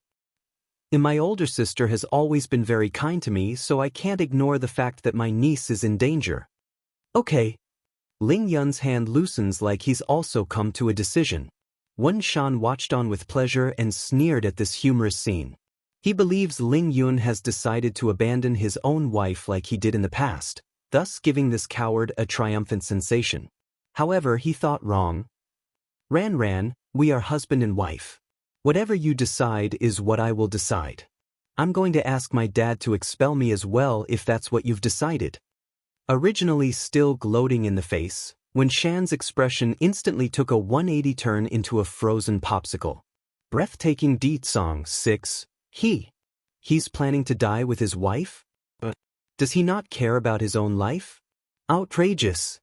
Ling Kaiyuan's angry old face had turned green now as he slammed the table. One of you is demanding a divorce, and the other is saying he's going to leave? Do you two still have me in your eyes? Neither of you are allowed to go. Yan too, you're staying as well. If Bai Yan says she's not shocked by the strong aura coming off of the old grandpa, then she's lying. As a child, Wen Shan did not like it when they visited the secular world, therefore she rarely got to meet her relatives in this city. For that fact, Bai Yan didn't have much of an impression regarding this aunt and her family. However, Bai Rant's decision to stand with her to the bitter end has moved the Demon Queen. Truly, it did, they all did. Sister Bai Yan, Bai Yi also pulls on Bai Yan's sleeve. I don't want to go either, I want to be with you, I am not afraid of anything. As long as you are there, then I have no fear. Grandpa Ling Yun, why are you like this, Wen Shan too? Bai Xiachen's childish voice breaks the heavy mood. Why are you all believing what he says? My father will only love my mother in this life. If you don't believe it, then you can ask my father yourself. It's exactly then, a powerful aura swept over from the pitch-black darkness of the night, catching everyone's attention despite not being able to verify who has arrived. Bai Yan was the first to locate its source. In that moment, a beautiful and handsome face reflected into her eyes. Though the man's appearance has changed, but the Demon Queen would never mistake her husband's iconic air. Deet Song's very existence exuded the dominance of a king, an arrogant king, but also powerful to the point it's suffocating. It's he who has arrived at the banquet hall's entrance, and it's he who drew the focus of all. Tian Foran was no different, of course, in this regard. Like all the females in this hall, she's currently eyeing the man with love-shot eyes. So this is the Water Clan's young lord? He looks so handsome. He's nothing like the medicine pot portrayed by those rumors. Involuntarily walking forward a few steps, the ignorant lass nervously places her hands on the chest like a maiden who just experienced the first spring. Deet Song didn't care about the unimportant like he always does in this case. He only wants to get to his wife who was clearly nearby. However, what the Demon King didn't realize was that his dismissal of others had directly brought himself before Tian Foran, who stepped in front of him. To make matters even weirder, Deet Song didn't come alone. He also brought the Water Clan's former housekeeper Yu Ran along. Without saying anything, the Demon King pushes his peasant of a servant forward and steps on his ankle, thus causing the poor guy to kneel before everyone. Tian Foran didn't get this, of course, on why there's third person between herself and the man of her dream. But the lass didn't have time to think, though, for that charming smile was all that she cared for. How can anyone be this handsome? I'm going to die. I'm going to die. My heart. My heart. He's smiling at me. Oh, Lord, Tian Foran finally pulls her fanciful heart together. My uncle already told me why you are here. I'm willing to marry you. I don't mind your health being poor. Bang. Unfortunately for the love-struck girl, her words never got to finish in that moment. Because the man in front suddenly kicked her across the chest and sent the girl flying into the dining table where all the food was placed. Naturally, the utensils and dishes came crashing down, but the hardest hit would be the pride of the one called Tian Foran. What just happened? Why did he kick me? You're blocking my way, eyesore. Deet Song's anger, one. The man's wording was cold, ruthless, and bone-chilling like the devil itself. As a result of this, The temperature in the room promptly fell a few notches down and causes everyone to shiver out of instinct. This would be especially true for Tianfuren, who had curled into a ball after being knocked away, her eyes staring nervously at her own uncle. Unfortunately for the last though, Yuran, the former housekeeper, could hardly worry about his own niece right now. He just suffered a stomp on his ankle and wanted to howl in pain. However, he would never dare lose himself before Ditsong. That would be suicidal. Ditsong ignored the deafening silence which he caused, only quickly coming before the seated woman that was his wife, who made him dream of this moment for years. Yen Yen, his voice low and hoarse, full of magnetic attraction. I miss you so much. That's all Bai Yen needed to hear in order to make her body melt into a soft mellowing mush of softness. Without thought, the lady gradually places her hand and leans in on that chest. He misses me, but does he think I don't miss him? Fortunately, he came to see me. Batty father, you're finally here. Bai Xiachen smiles brightly as he tugged at Di Tsong's sleeve. Only noticing there's another small steam bun around, the man says the most damning thing. Oh, you're also here? Bai Xiachen. Does Batty father only realize I'm here now? How insignificant am I? Am I your own child? Or did you pick me up from the streets? The boy protests with incomparable grievance in his voice.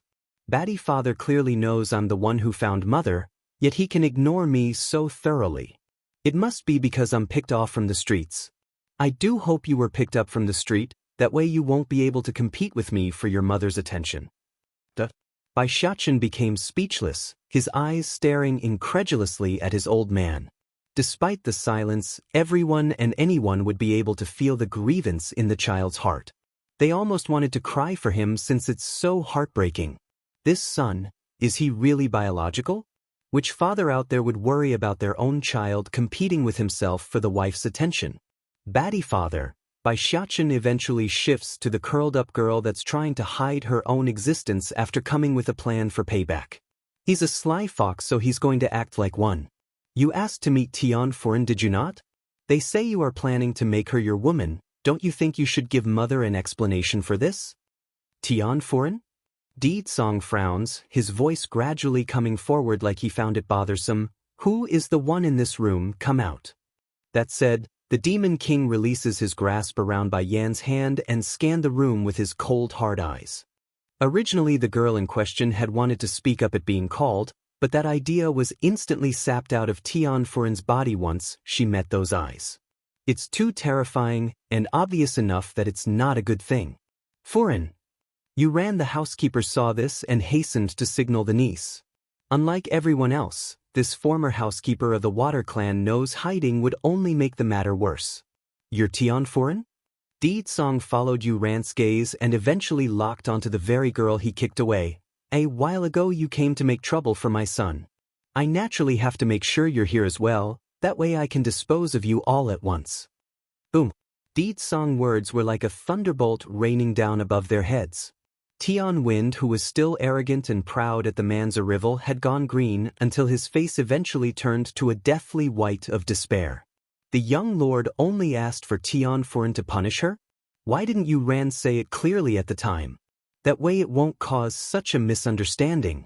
Compared with the despair of the fool who wanted to betroth his own daughter to the Demon King, when Shan only had a deep gash of regret cutting through his stomach. He's trembling with guilt when facing Bai Yan, who's indifferent to his stare. Ditsong's anger, too.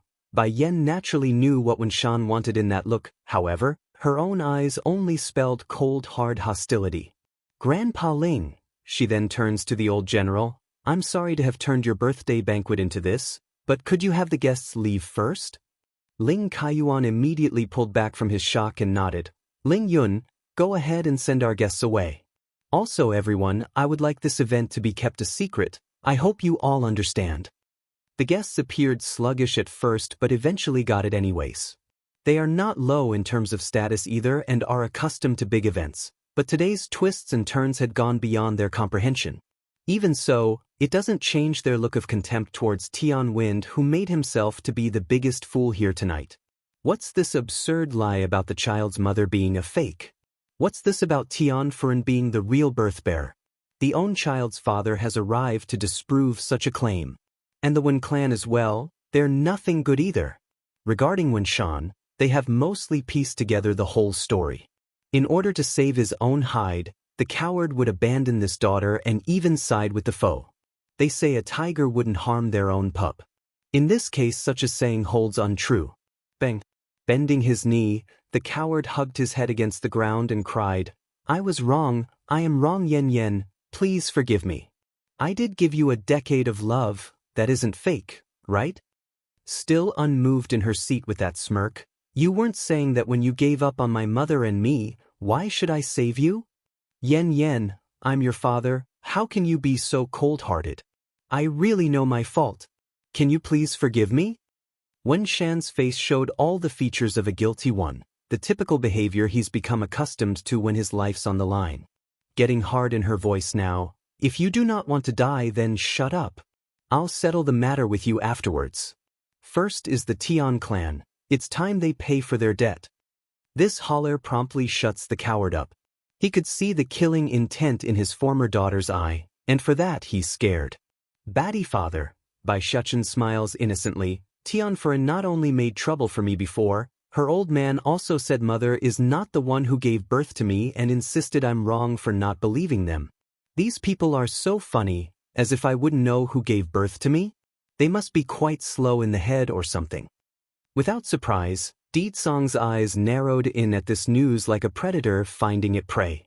He's not concerned about them bullying his child, rather he's mad that they would insult his wife. "I didn't make trouble for the little young master. I only went to seek an audience that day." Tian Furen crawls backward in a panic after blurting this out. "Because the last time you grossed me out, that's how you made trouble for me." The steam bun shrugs, not caring in the least about the excuse. "Did you really not connect the dots when my father removed your uncle from his post right after the event that day? And now you still have the nerve to come make trouble for my mother?" Deedsong's anger. 3. That matter can be kept to another time. Deedsong slowly comes before Tian Wind, who was now cowering in fear. "First, I want to know, when did my wife become an imposter for my own child? How come I didn't know this?" "Oh, you lost your memory 8 years ago, that's why," the bastard gulped, his throat itching from a dryness he couldn't describe. "Maybe this is my last hope. If I can swing this detail to my own advantage, then I can still push Foreign to this man's side." Unfortunately for this bastard though, Tian Wind never got to finish his next words when an amused laugh cuts him off. "Apparently my coming has been late, that's why you're so daring. Yen Yen is my heart, the lifeblood of my existence. How dare you have others impersonate her?" Swoosh. The mighty aura unique to the demon body promptly explodes out of the man's body, causing those in the banquet hall to shiver in appalling fear. For Tian Wind, who's the main recipient of this force, he's suffering the most of course. It's like a mountain was pressing down against his body, causing the guy to collapse onto the ground and curl up into a fetal position, his face distorting from pain. "Years ago, you used the name of the Water Clan to move against the Bai clan and killed my mother-in-law. For the pain you've caused to my wife, I today will let you experience a pain worse than death." "Ah!" Tian Wind continued to cry out in agony, oblivious to the judgment given to his own head. It's just too painful. Not only does the bastard feel like he's being stabbed by multiple swords at once, the guy also felt the strength gradually leaving his body through the dantian. The pain subsided in that instant where his internal core shattered, but the price was his strength leaving him for good. Tian Wind understood, he's no different from a cripple without his internal core as a martial artist, but that's not a problem. In this modern age of Earth, a commoner could still live a prosperous life, and for that, he's thankful and felt lucky in this. Unfortunately for this bastard though, Deedsong clearly had other plans in mind, because the Demon King suddenly stomped down at his chest and made him spew even more blood from the mouth. "This man, he doesn't intend to let me go just because I've lost my strength. Dad!" Tian Furen cries out in a panic, rushing over to help her father up with tears flowing out. "Dad, are you all right?" "I'm." But before the guy could answer, Deedsong's next maneuver completely cuts him out. This time the attack wasn't a simple stomp anymore. Rather, it's a direct palm strike from the Demon King at Tian Win's chest. For that hit, A visible dent could be seen across the guy's chest like it just collapsed. It's clear as day to everyone that he's going to suffer miserably even if he survives. The lass fell into a shell-shocked state at her father's horrific condition.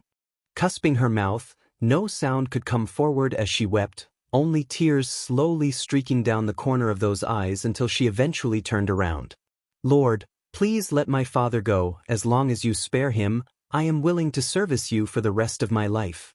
Please. In light of this heartfelt plea, Di-tsang didn't care. Raising his hand again, Tianfuren's whole figure promptly flew up into the air before crashing down like a rock.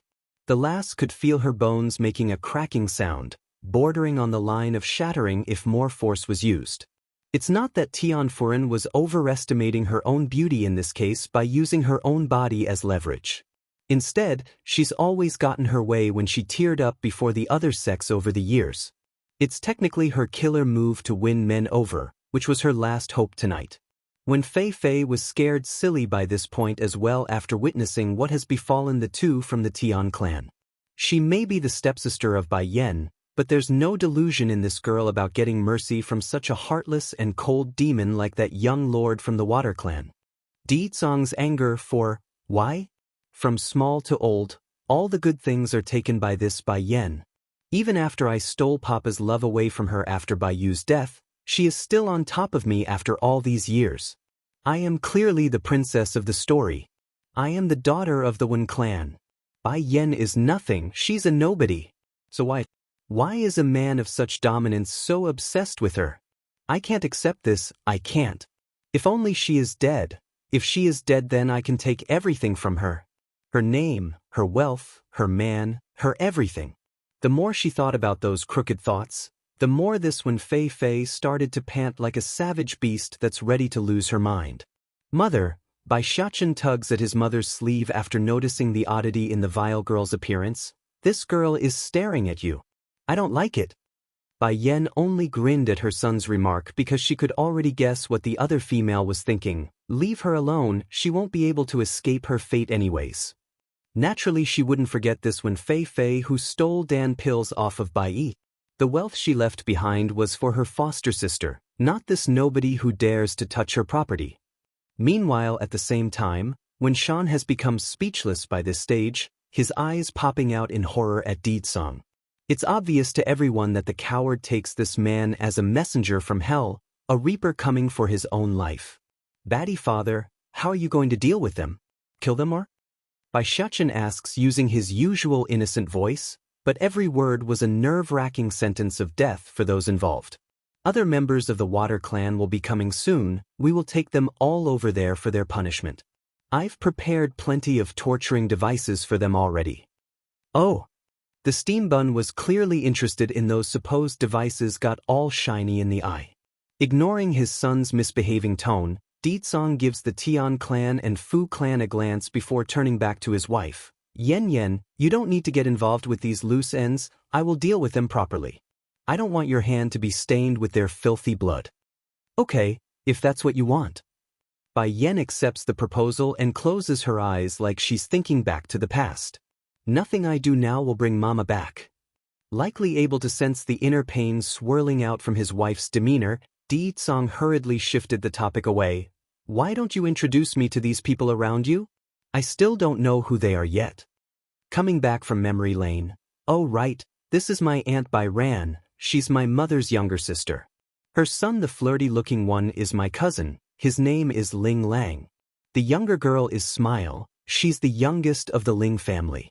My uncle Ling Yun over his dad Ling Kaiyuan and a general of this country. Sister Bai Yen.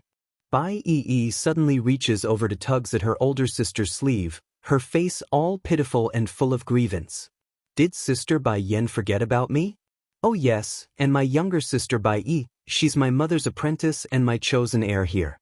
I intend to pass everything to her. The Ling family doesn't intend to get involved with the martial world, so it's pointless to consider Bai Ran.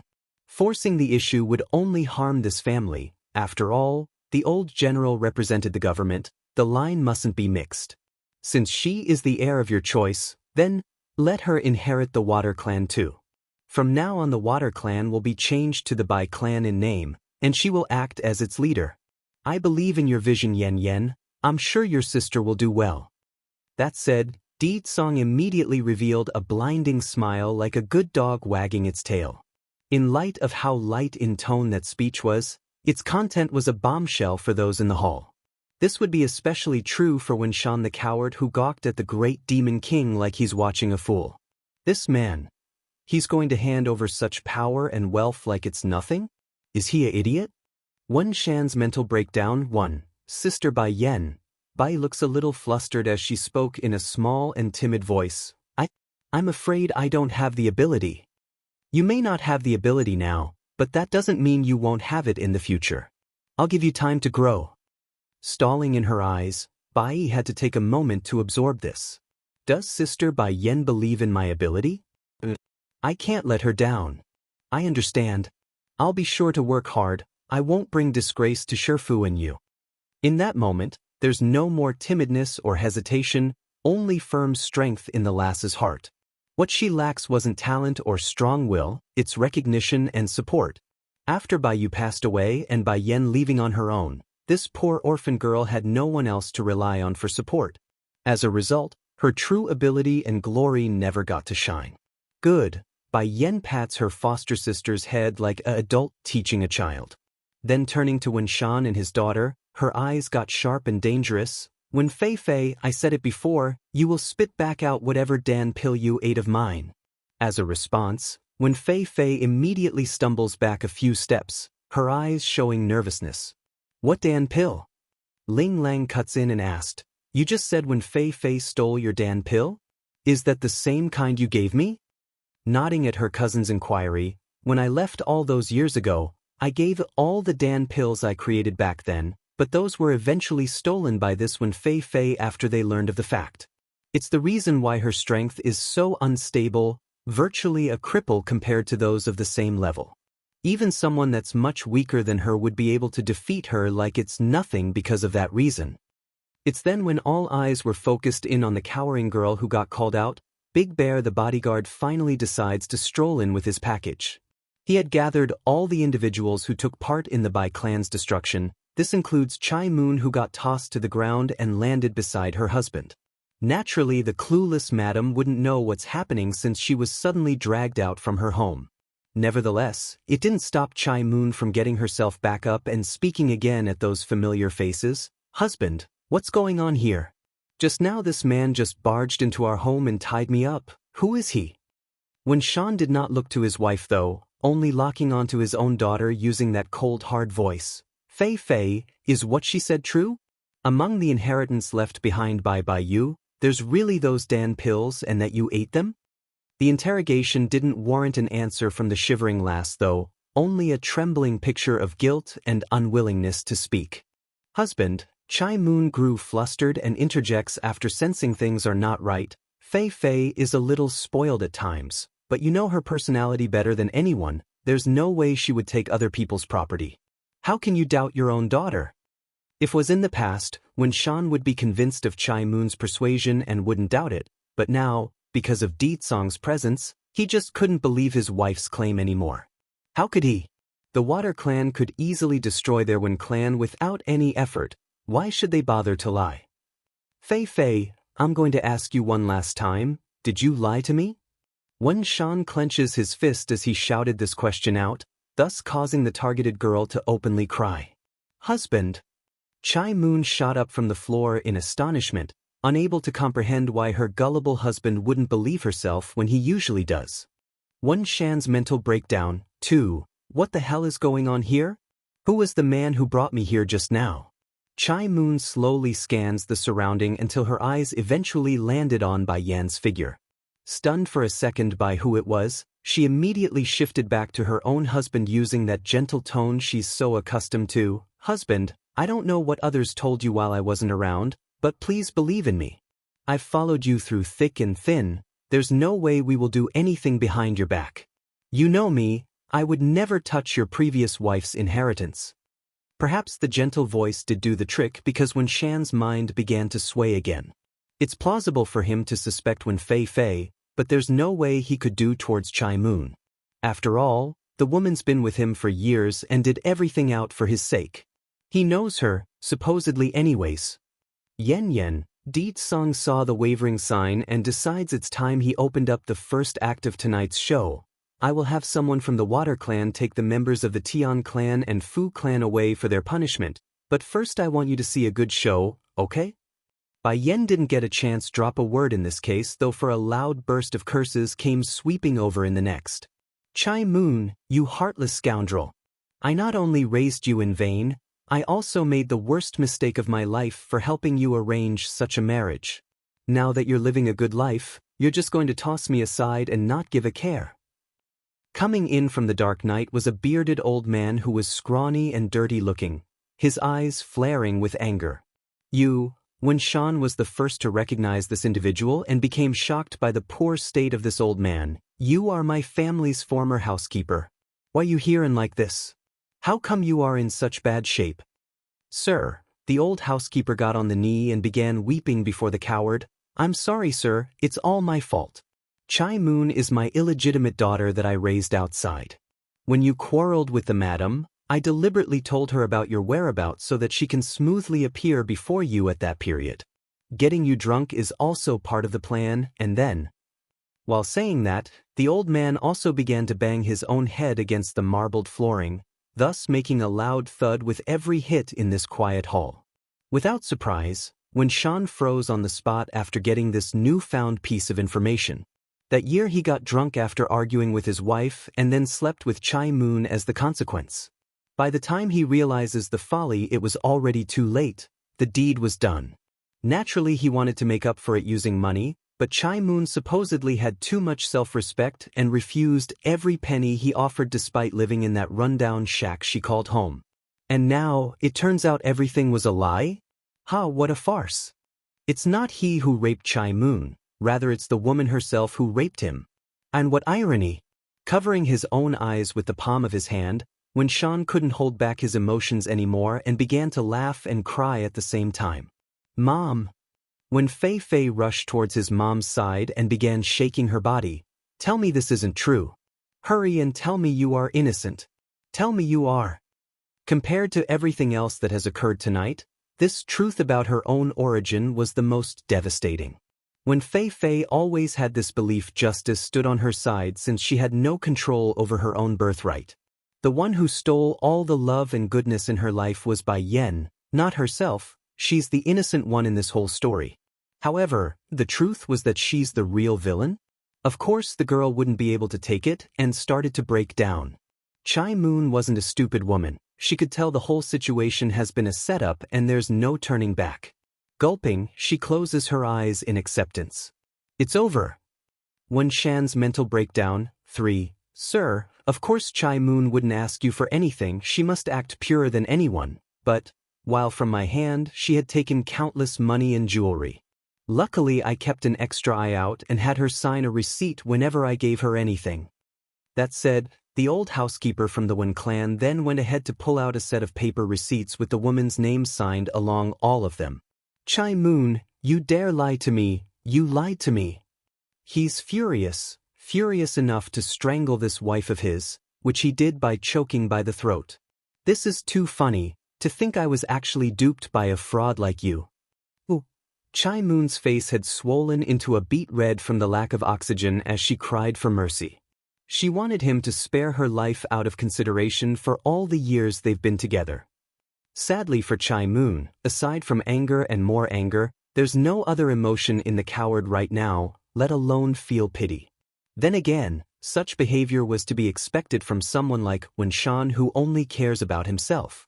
Years ago the main reason he took this second wife in was because he felt guilty for not doing anything after sleeping with her, yet all of that guilt was no more than a sham to deceive him? Of course he wouldn't give mercy, he pretty much never loved Chai Moon to begin with. When Fei Fei saw what's happening with her parents there, how could she not? But instead of running over to stop this fight, the wench only got scared and became a panicking mess like the coward that she was. The girl only wanted to flee right now and get the heck out of this place where it's dangerous. Not once did she ever thought about running over to save her own mother. At least for Tian Foreign, who was placed in the same situation earlier, She pounced in without hesitation to protect her own father as the first reaction. From that aspect alone, the daughter of the Tian clan was far better in terms of character than this Wen Fei. Bang. When Shan finally lets go of his choking hold after releasing some of his anger, but not before slamming his wife to the ground. And as if that wasn't enough, he followed it up with a cruel stomp at the stomach area where the ribs are and made an audible cracking sound. Something definitely broke in there. Because of you, Yen and I now have this deep misunderstanding between us. If it wasn't for you, our bond would never have come to this point today. This is all you're doing. The way this coward said it, it's as if the relationship between he and Bai Yen wouldn't have changed and remained harmonious. Sadly for him though, that idea couldn't be further from the truth. On that day where he abandoned his daughter's mother, his own wife, this coward would never be able to bend that bond. In fact, he's not even worthy of being a parent based upon his actions thus far. Yen, Deed Song figured it's about time after getting this far into the show. How did I do? Do you like the show I prepared? If you do, then I would like to get some sort of reward tonight when we get home. How about it? Bai Yen promptly shot a look at her playful husband to behave. So you brought them all here? Of course, it would be far too easy to let them die just like that without any interest. They made you suffer for all those years. The grievance you endured cannot be settled by merely taking their life. I will make them fall to the lowest depths before ending their lives. You are my wife, no one is entitled to make you suffer. Bai Yen simply smiled without objection. Indeed, these people must pay for what they've done and suffer for it. Even without Ditsong exposing Chai Moon tonight, she herself would have done so in another way. Though the plan was a bit long-winded and indirect, it did hit the right chords with the right people. Aside from Bai Yen, there's still her aunt Bai Ran who held a deep grudge towards those involved tonight. For this younger sister of Bai Yu who died back then, Bai Ran couldn't help but feel a burst of joy at seeing Wen Shan crying out his heart in tears. Sis, do you see this? The one who turned his back on you is now paying the price, and those who destroyed the Bai clan is also going to die. You can rest in peace now. Perverted dog, 1. Chai Moon's despair had made her give up on trying to struggle by this point, only collapsing there on the floor to allow Wen Shan's kicking and punching to come down in full force. She's both crying and laughing, crying for her own folly in marrying this man, the laughing for losing to a dead person who's no longer of this world. Haha, I actually lost to someone who's already dead. I actually lost to a dead woman. Haha. Fei, I want to hear the truth. Did you take the Dan pills from the stuff taken from Bai Yi? The coward asks again, his fist making a crunching sound due to the anger swelling up from within. Towards the question, when Fei didn't utter a single word, only crawling backwards against a wall like she's afraid of him. Pa! For that answer, Wen Shan didn't hold back and slapped down hard with his hand. Because of the force used in that hit, blood and teeth came flying out of the girl's mouth. That's how hard he hit her. Then suddenly, right as the clock struck 12 to signal the time of midnight, when Fei's shivering body felt a jolt of pain coursing through those veins, turning her into a shaking mess. In no time at all, that entire back had become drenched in sweat. It hurts. Save me, Dad, save me. Out of instinct, when Fei cried out for the coward to help her despite being just hit in the face from that very same man, but as if there would be any help tonight? She might as well pray to the gods than to ask for her old man to help. I said it before, if you want to remove this pain that will only get worse and more frequent with time is to abolish your own power. If you don't, it will only continue forever. Bai Yen coldly comes before her so-called stepsister and states this, feeling so emotion about Wen Fei's condition. Against this comment, the wench's heart only got more desperate. There's no way she could endure losing all that she's built up. There's just no way she could accept that fact. No, I don't want to be a cripple, I don't want to. Looking up with madness-filled eyes, when Fei glares at Bai Yen like a crazed beast. Bai Yen, I hate you, I hate everything about you. I am clearly Wen Shan's daughter too, yet why do you get everything in life while I can only watch on from the shadows? Now I finally got to enter the Wen clan, to get Papa's attention, yet why do you have to reappear again? You want to turn me into a cripple? I refuse, I won't let you get your wish. Despite all that pain, when Fei Fei nevertheless manages to yell this out through clenched teeth. This only made her appear more ferocious, demonic, even like a devil from hell. Chai Moon saw this in her daughter and never thought this was the sort of cure for that poison. Slowly climbing up from the ground, this woman who did so many wrong in life sloppily came before Wen Fei Fei's shaking figure and painfully closed those eyes. Perverted dog, too. Bai Yan just said? Fei Fei can only be saved by abolishing her strength? Fei Fei, Chai Moon takes in a deep breath before opening her eyes again like she's finally come to a hard decision. Stumbling closer and closer to the wench who's still suffering. Why didn't you tell me this? Biting her lip, the girl finally came clean. I don't want to be a cripple. It's not easy for me to reach this stage in life. Why should I become a useless normal? I don't want that. If I become a useless normal, then not only will the Wen clan not want me, I won't even be able to survive in this city anymore. She's already thought things through. Bai Yan may not like herself much, but she won't kill her either. As long as she endures, then status and power would be within her grasp still. Chai Moon's figure visibly trembled at the stubborn and vicious nature of her own daughter. She never thought this would be the daughter she herself raised despite all the bad qualities. Reaching out with her hand to caress that sweating forehead, Fei Fei, don't blame mother here, I'm only doing this for your sake. You are my daughter. I can't afford to lose you.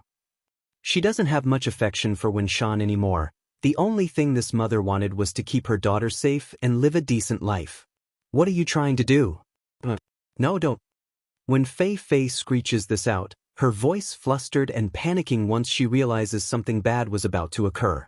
You are not allowed to do anything to my Dandan, do you hear? Don't you do anything. I will hate you for the rest of my life if you do. I really will kill you if you do. Chai Moon's hand trembled yet again at that threat, but she knew it must be done. Fei Fei, if you go on like this, then you're going to die. I rather you hate me than see you die. At this moment no one bothered to stop the woman, only silently watching the two from the sidelines. This includes Wen Shan, who's still extremely mad at being played. Swoosh. Flowing in like a line, Chai Moon's energy enters into her daughter's body and causes a look of horror in Wen Fei Fei's eye. Her iris had dilated inward like someone seeing a monster. I've been deposed? And the one who did it is my own mother? But why did she cut off my way of life? No! Clenching her head in agony following the disappearance of the bodily pain, Wen Fei Fei howls out her frustration without a care for those staring her way. She couldn't stop, she just couldn't. Chai Moon also seems to have exhausted all of her energy after the deed. She's not as strong as her own daughter, so the very fact that she managed to pull off this feat was a difficult task in of itself. Nevertheless, despite the exhaustion, the mother still wanted to reach out to soothe the weeping wench. Wen Fei Fei didn't take the kindness too well though. Smacking the hand away with her own, she flew into a mad rage and jumped at Chai Moon like a hungry wolf, ferocious and crazy. I am your own daughter, yet you crippled me. It's no wonder my papa doesn't want you. You're such a vicious woman, no one will ever want you. Chai Moon originally thought she knew what bitterness felt like after Wen Shan expressed his view, but when Fei Fei's sick jab finally thrust the woman into an ice cellar, cold and dark without any light. Perverted dog, 3. Chai Moon knew her daughter would hold a grudge for her judgment, but not to hate her to this extreme. Fei Fei, I'm only doing this for your sake. I just don't want to see you suffer like this, it's not worth it. You evil woman, do you know what strength means to me? You ruined me, ruined my life, ha! Still gripping down at her own mother's throat with those hands, when Fei Fei bordered on the line of losing her own sanity. None of you who have hurt me will have a good end. Her eyes slowly skimmed over the crowd until it landed onto Bai Yan's figure. You think just because you've hooked up with the Water Clan's young lord that you can be safe for a lifetime? Don't make me laugh. Once the man learns of your vile nature, he will surely toss you away. By then everyone that you've crossed will come at you like hounds. Not minding in the least over that threat, Bai Yan chuckles and slowly walked over to her so-called stepsister spot. Oh, that's not a problem then, I've always been vicious, that's a well-known fact. Smiling in the mouth, Bai Yan steps down onto the wench's chest after saying that, When Fei Fei, I'll give you a piece of good advice. Don't ever cross me again in the next life. Even if you die, I can still make you suffer even in soul only. Only a mad light came of that warning despite feeling the pressure against her own chest. You said you will kill your own father, did you not? Does the Water Clan's young lord know? You think he'll still want someone willing to do such heinous acts?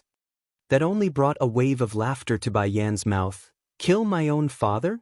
I've already done that once already. Regarding Bai Xiang, they are technically related by blood, so what she said there holds true. However, the bond they shared could hardly be called parent and child, more like a bothersome enemy that must be eliminated.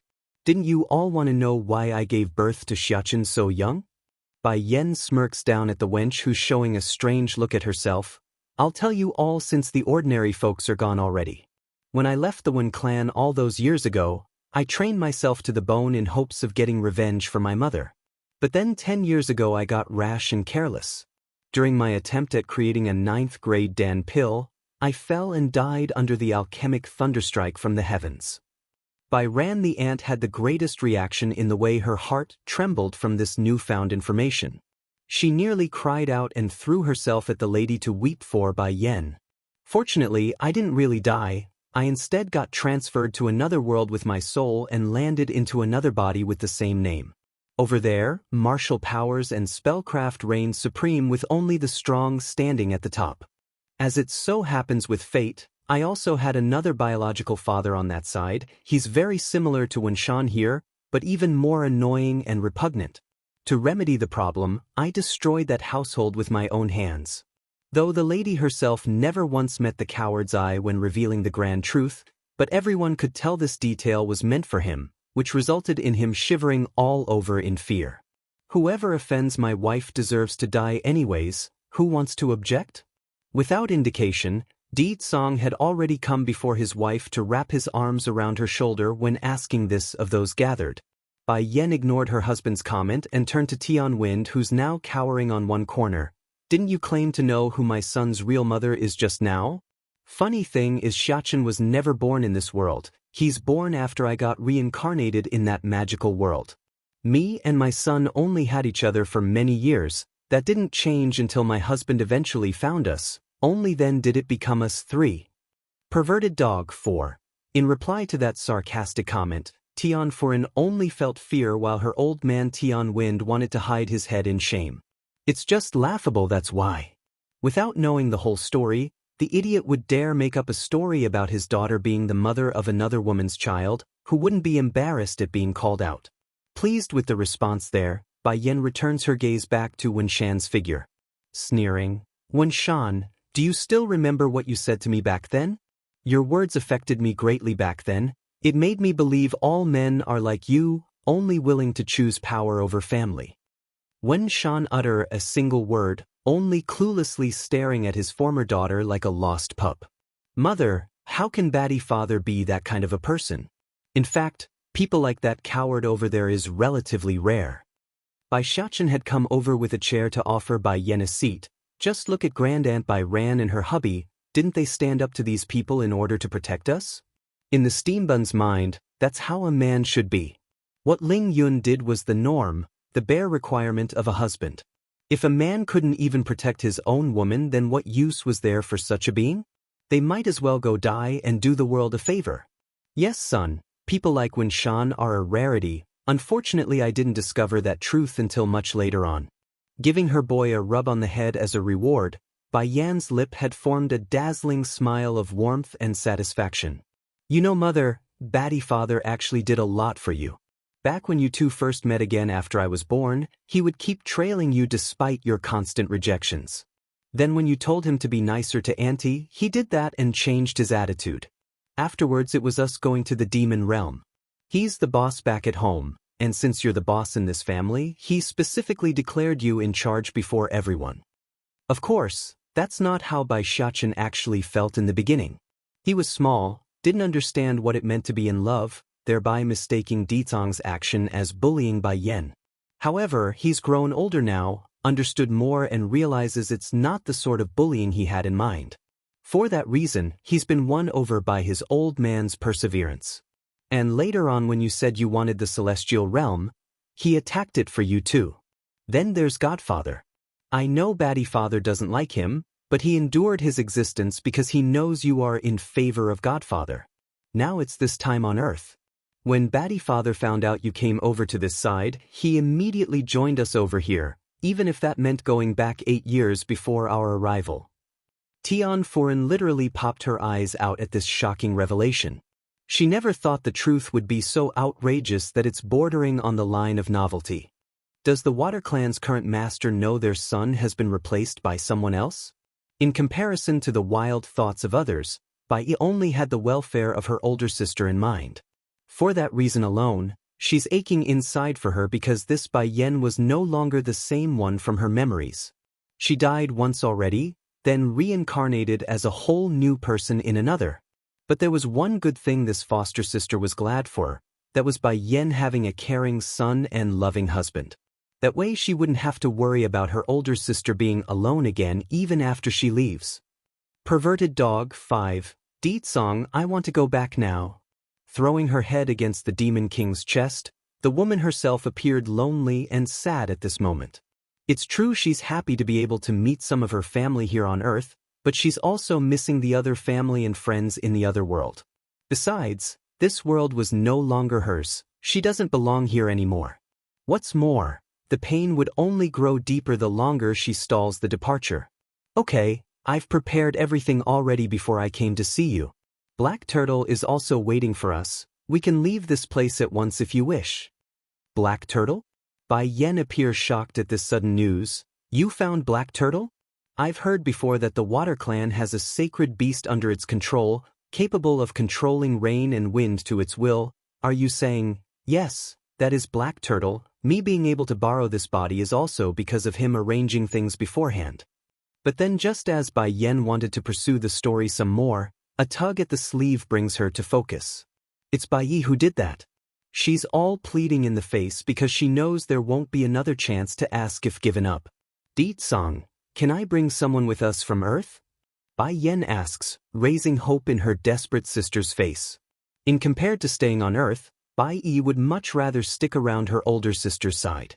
No, the Demon King shakes his head, knowing full well what his wife wanted by asking such a question. Your younger sister doesn't belong in that world, therefore it's difficult or impossible to bring her along. The light in Bai Yi's eye visibly dimmed due to the hope being squashed, revealing a yearnful and sorrowful smile. It's okay, Sister Bai Yen, I'm happy that you thought of me. Maybe in the future we can still meet again if fate permits us. She's been trying to hide from the suppressed emotions underneath, but against her foster sister's sorrowful face, Bai Yen just couldn't hold it in anymore and clenched up inside. Then turning to skim the rest of her relatives who are all making similar sad faces, she knew this would be it, the final farewell. Yen Yen, you now have a husband and child. I can finally feel at ease knowing you are not alone anymore. My big sis will surely be happy knowing someone is loving you as much as she did. Bai Rant's tone carried nothing but happiness for her niece. If chance permits, do come see us again. If not, it's fine too, just live your life well on the other side. Aunt, uncle, Grandpa Ling and everyone, I likely won't be able to return again, so you all must take care of yourselves. Bai Yan's solemn and heavy attitude told them all they need to hear, thus bringing the atmosphere into a heavy silence that none wanted to break. Cousin, do you think there is a god in this world? Ling Lang the flirt was the most impatient and eventually spoke up after a long pause. He couldn't bear to not see this newfound relative again. After all, he did fall in love at first sight without realizing they're related there. Bai Yen nodded. Yes, there is. Then what if we manage to reach that godhood? Would we be able to meet again then? Bai Yan's first reaction was a startled face at the level of ambition this cousin of hers had. She knows that even if the flirt did reach that kind of power, it wouldn't necessarily mean he would be able to come to the same celestial realm as she was in. They're different worlds. That means there must be a different celestial realm as well for immortals here on Earth. However, against the hopeful eye coming her way, the Demon Queen just couldn't bring herself to say no. Maybe, she says, making sure to be unspecific. Then I will work hard, cousin. Don't worry, I won't be lazy and make great use of the Dan pills you gave me. When I get strong enough, I will go to that whatever celestial realm to find you. Ling Lang proudly pats his own chest to portray confidence. Giving each and every one of her family and friends one last glance to signal it's time, Bai Yen returns her attention back to the husband. Ditsong, we can set out now. After we finish arranging Yi's takeover of the Water Clan, we will immediately leave this world. Perverted Dog 6. As for these remaining people, Bai Yen lightly smiled at those who wish her harm. Let Big Bear take them back to the Water Clan for disposal. Having the world know we openly killed them here at the Ling household won't be good. I don't want to cause a panic. Causing a panic would be too troublesome here on Earth. What if the government officials got involved? What's more, this was their relative's home. Ditsong doesn't want to make trouble for the Ling household knowing how much his wife cares for this aunt. Yen. When Shan's about to lose his mind from fear, hurrying to scramble over, the coward wanted to plead for mercy. The woman's eyes remain very cold though, akin to looking at a stranger. From this point forward there will no longer any martial clan in this country, nor does this country need one. One command and the fate of these martial clans are sealed. When Shan continued to watch on from the back as that family slowly left for the outside. Only now does he understand how much he's given up, how wrong his philosophy has been, and for that folly he's going to regret it for the rest of his life. After stepping out of Ling family's estate where Bai Yen could finally get a whisk of fresh air, she slowly turns around to say the rest to her foster sister. I will let you decide on how you dispose of the Wen clan after we finish your takeover of the Water Clan. I won't get involved anymore. Any grievance you endured because of them can be repaid in full if it pleases you. Bai simply blinked in confusion and weakly replied, Do you really intend to give me control of the Water Clan? Turning to her own husband with that loving smile, Your brother-in-law never goes back on her words, am I right, Ditsong? Wrapping that arm around his wife's shoulder to match her words, Of course, dear, anything you say is right. Sooner or later we're going to leave this place, rather than to let the Water Clan go to waste, it's better to let you have it. I believe in my wife's view. Lowering her eyes, Bai sounded very weak in her following reply. Sister Bai Yen, I will also try to go to the celestial realm. Pricking her brow, she returns her attention to Bai. If you can't come back then I want to go find you instead, the lass says, her eyes coming back to attention with twinkling light in those irises. Okay, I'll wait for you. Together, both sisters began to laugh, dazzling and bright like the shining stars in the starry night. They are both strong-willed individuals. That's why they are so confident when wanting to reach a certain goal. Mother, I still have something to give you I forgot until now. Bai Shuchen steps in and rummages through his pocket, offering up a black box after doing so. He's treating it like some kind of treasure in the way he's holding it. This is what I squeezed out of that Tian wind. I believe this is the reason why they attacked the Bai clan, it's to get this treasure. If the steam bun had reverted to his fox form then he would surely be wagging right now. That's how pleased he felt for himself at this moment, had believed he somehow won up his old man. Zzz. The crescent moon amulet around Bai Yan's neck started to hum, telling the woman that whatever was inside this black box, it's important. Xiaochen is awesome. Bai Yan delightfully squeezed her son's cheek as a tease. Let's go to the Water Clan now. After we finish arranging everything on that side then we can leave. Perverted Dog 7. Really? Bai Xiaochen's face suddenly lit up. That's wonderful then. I miss my little sister. Who knows if others are bullying her while I'm not around. Di Ling Yen was practically the boy's treasure piece. Therefore he's extremely excited knowing he's going to be able to give that cuddly baby girl the hugs and kisses that she so justly deserves from himself. However, right as the kid's about to act out of place and embarrass himself, Ditsong immediately shot him a look to make the boy stop in the nick of time. Imagine an adorable young boy squirming around like a squid. That would be an image-reckoning trauma that no parent or passerby could endure. Water Clan. Knowing that their young lord would soon be returning with the young madam as well, those serving this clan had long been waiting at the estate's entrance for the moment. Fortunately for them, they didn't need to wait too long after getting wind of this news. Coming into sight first would have to be that stunning and mesmerizing woman from the distance. donning a rosy red dress of modern design. Her beauty could not be compared. This would be Bai Yan in all her glory. Now coming in second would be the child holding the lady's hand as they walked. The boy had an adorable face, yet the handsome features of a future stud could not be ignored. Bai Xiachen was really starting to show good genes from both his parents. As for Di Song in this case, he too also carried dominant air that couldn't be denied. However, the man wasn't in his real body, rather he's using the already deceased young lord of the water clans, thereby directly covering up his own greatness. Whether it be from looks or air, Di Song just couldn't redeem his old self's dominance and ability to win over the female class. Of course, there's also Bai Yi who's following along from the rear with these three. Sadly, her existence was simply too minuscule in comparison, thus blanking herself out before the servants. Not to mention her facial features didn't exactly stand out to begin with. Though she's definitely on the good-looking side compared to most females on Earth, but that doesn't change the fact that the last doesn't carry the same level of pull as her older sister Bai Yan. It's no wonder the young lord is so obsessed with that woman. Turns out she's that beautiful, who can replace such a fine beauty?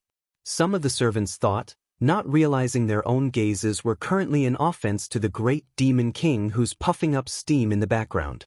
Did everyone gather like I ordered from the phone? Di Song sourly asks after coming before the crowd. Young lord, everyone is here aside from your parents. Good, the demon king faintly smiles at the good news, then I will announce the reason for gathering you all here. This girl behind my wife is her little sister. She will henceforth be the heir of the water clan. Exactly like a grenade, his announcement bombed the minds right out of these unsuspecting poor souls. It's too much for their poor heart to listen to such a poor-tasting joke. Young lord, you're only joking, right? One of the old servants that's been with the clan steps forward and timidly asked with a frown. This young miss is not from the water clan, nor is she from the family. How can she inherit the ruling post of the clan? For the sake of all, I believe this is not the right course to take.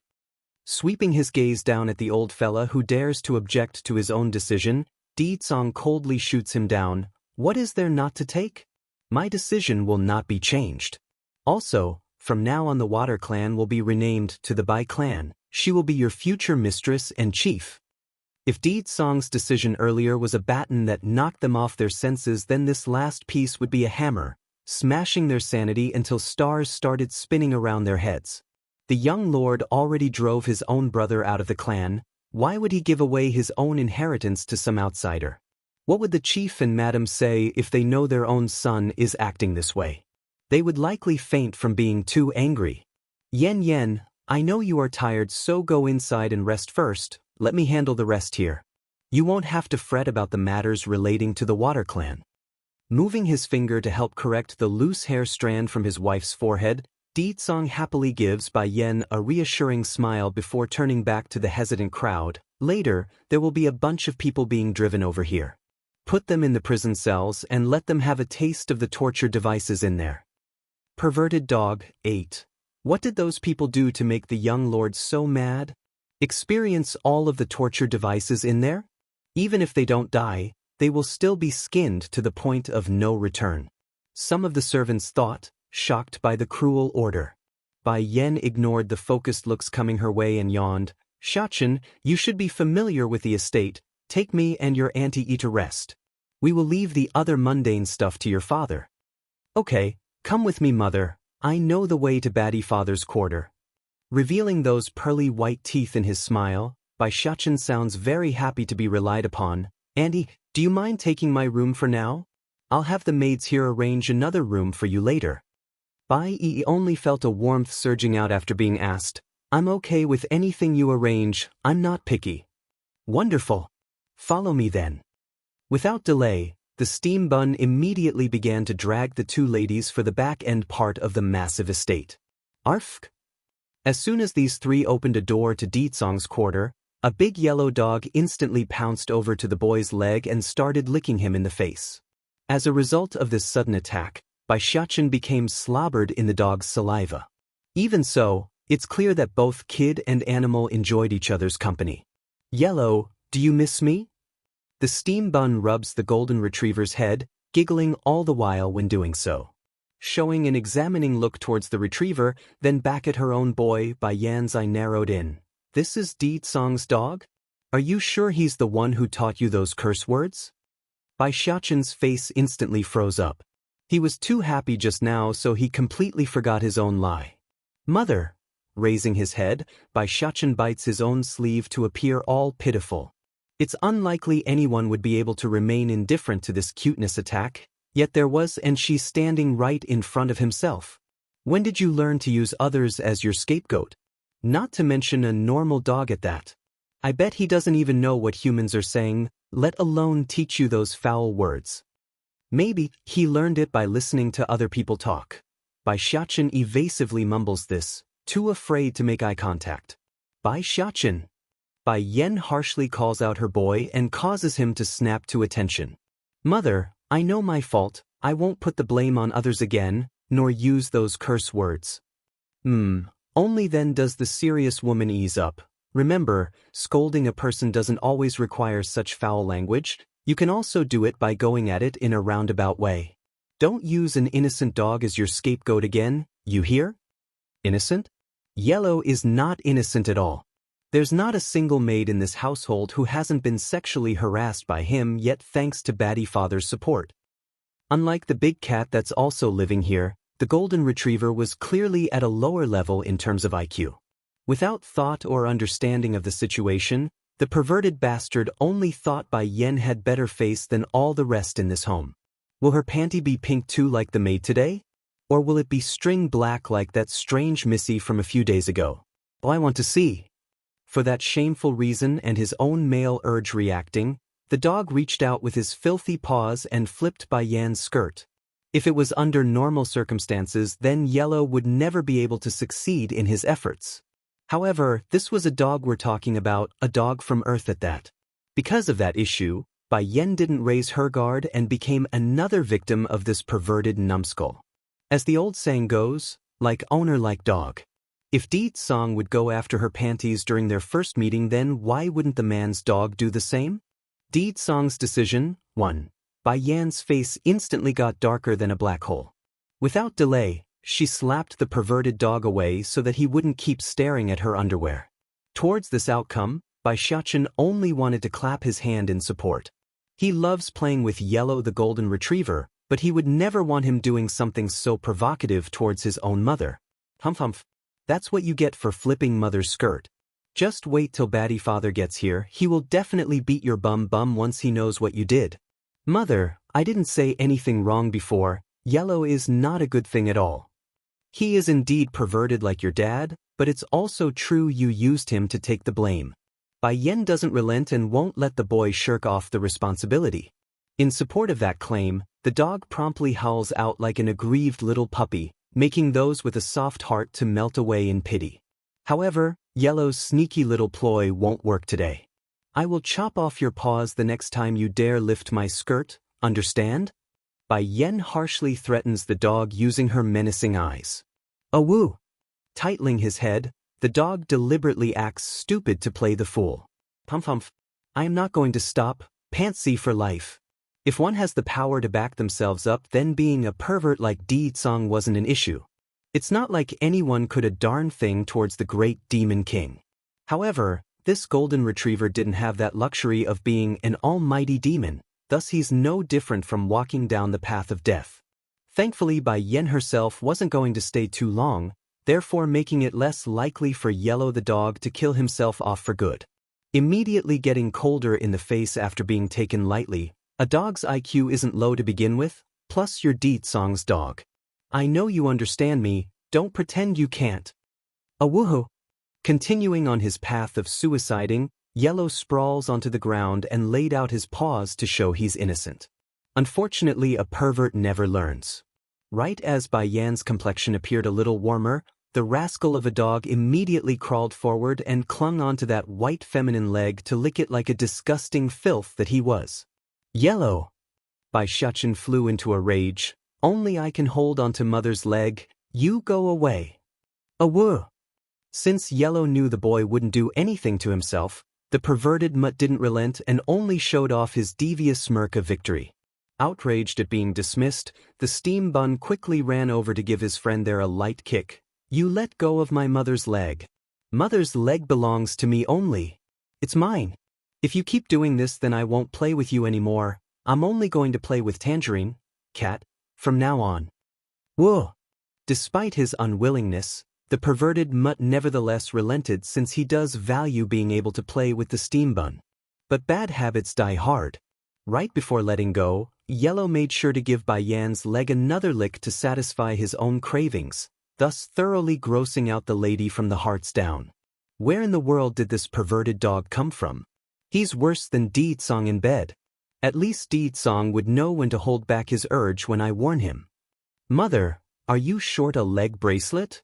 Throwing himself at her leg this time around, Bai Shachen looks up with his bright innocent eyes and asked, if I can be hanged on mother's leg, then we won't ever need to separate.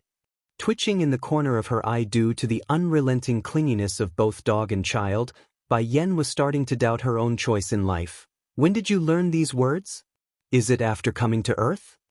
Mother, I am a big learner. That's a confirmation. Pulling her overly clingy son off the leg, Bai Yan gets all serious in the voice. I am not short of a leg bracelet. Deetsong's decision, too. Sister Bai Yan, seeing the boy's aggrieved expression, Bai Yi just couldn't help but step in to help. If not, why don't you do as he wish? I think he's going to cry. I am not some 5-year-old child anymore. I won't cry. Bai Shachen proudly states this after swinging his head around. If he was still 5, then he would use those tears to win the situation to his own favor, but he's 8 this year already. Even if he doesn't care about his own face anymore and reuse that old trick, such a blunder would only bring shame to his own mother.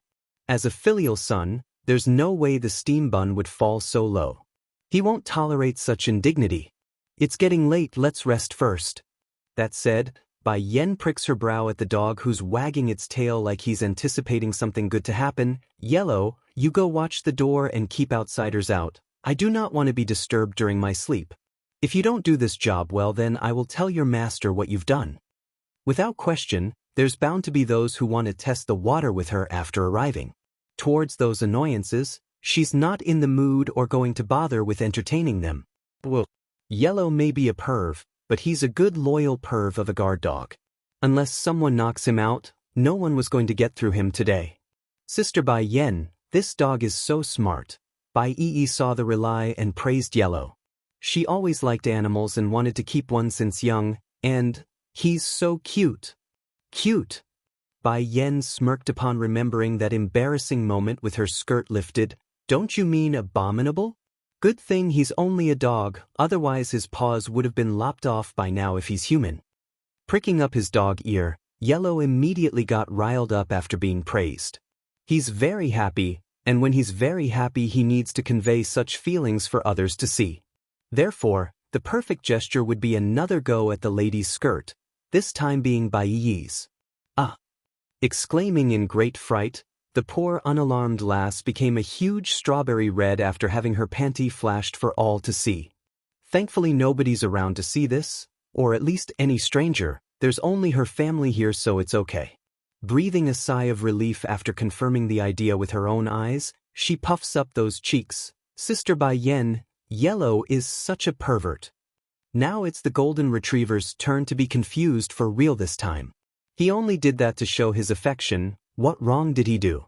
Imagine that, the pervy mutt actually didn't have any ill intent or dirty thoughts. He's only overly affectionate. Without a doubt, that bad habit must have been picked up from Deetsong. There's no way a dog that's neither a demon or a spirit would learn something so ridiculous. So what does that mean? Of course there's only one answer. The one who taught Yellow all this was Deetsong's usual behavior. Annie, you are going to have to look after Yellow once we leave, so you better get used to his way of flipping your skirt. Giggling with delight, Bai Shachen states this as a tease. Without surprise, the already rattled lass fell into a depressed mood at her own future. It's not difficult for Bai Yi to imagine the sort of scene that's going to unfold on a daily basis. As much as she would like to rid herself of such problems, this dog belongs to Deetsong, the one man whom her older sister took as a husband. Regardless of her own woes and opinion, she's going to take good care of these pets till the end, That's the least she could do to repay their kindness. At another part of the estate where the owners of this manor usually welcome their guests. Is the business finished? A middle-aged man says, his posture acting low like a subordinate meeting a superior. However, this man was no servant. He's the current head of the Water Clan and biological father of Deed Song's current host body. He and his wife had been waiting here for a while already ever since they got wind of the Demon King's return. Deed Song's decision, 3. Unlike the others in this clan, only the master and madam of this household knows about Deed Song's secret, his true identity. Therefore, it's not surprising they would act so subservient to this being that took their son's body for use. After all, this clan existed to serve Black Turtle, not the other way around like the public thought. So why would these two parents so readily sacrifice their own child for someone else to use? Wouldn't they be outraged and fight for their son's survival?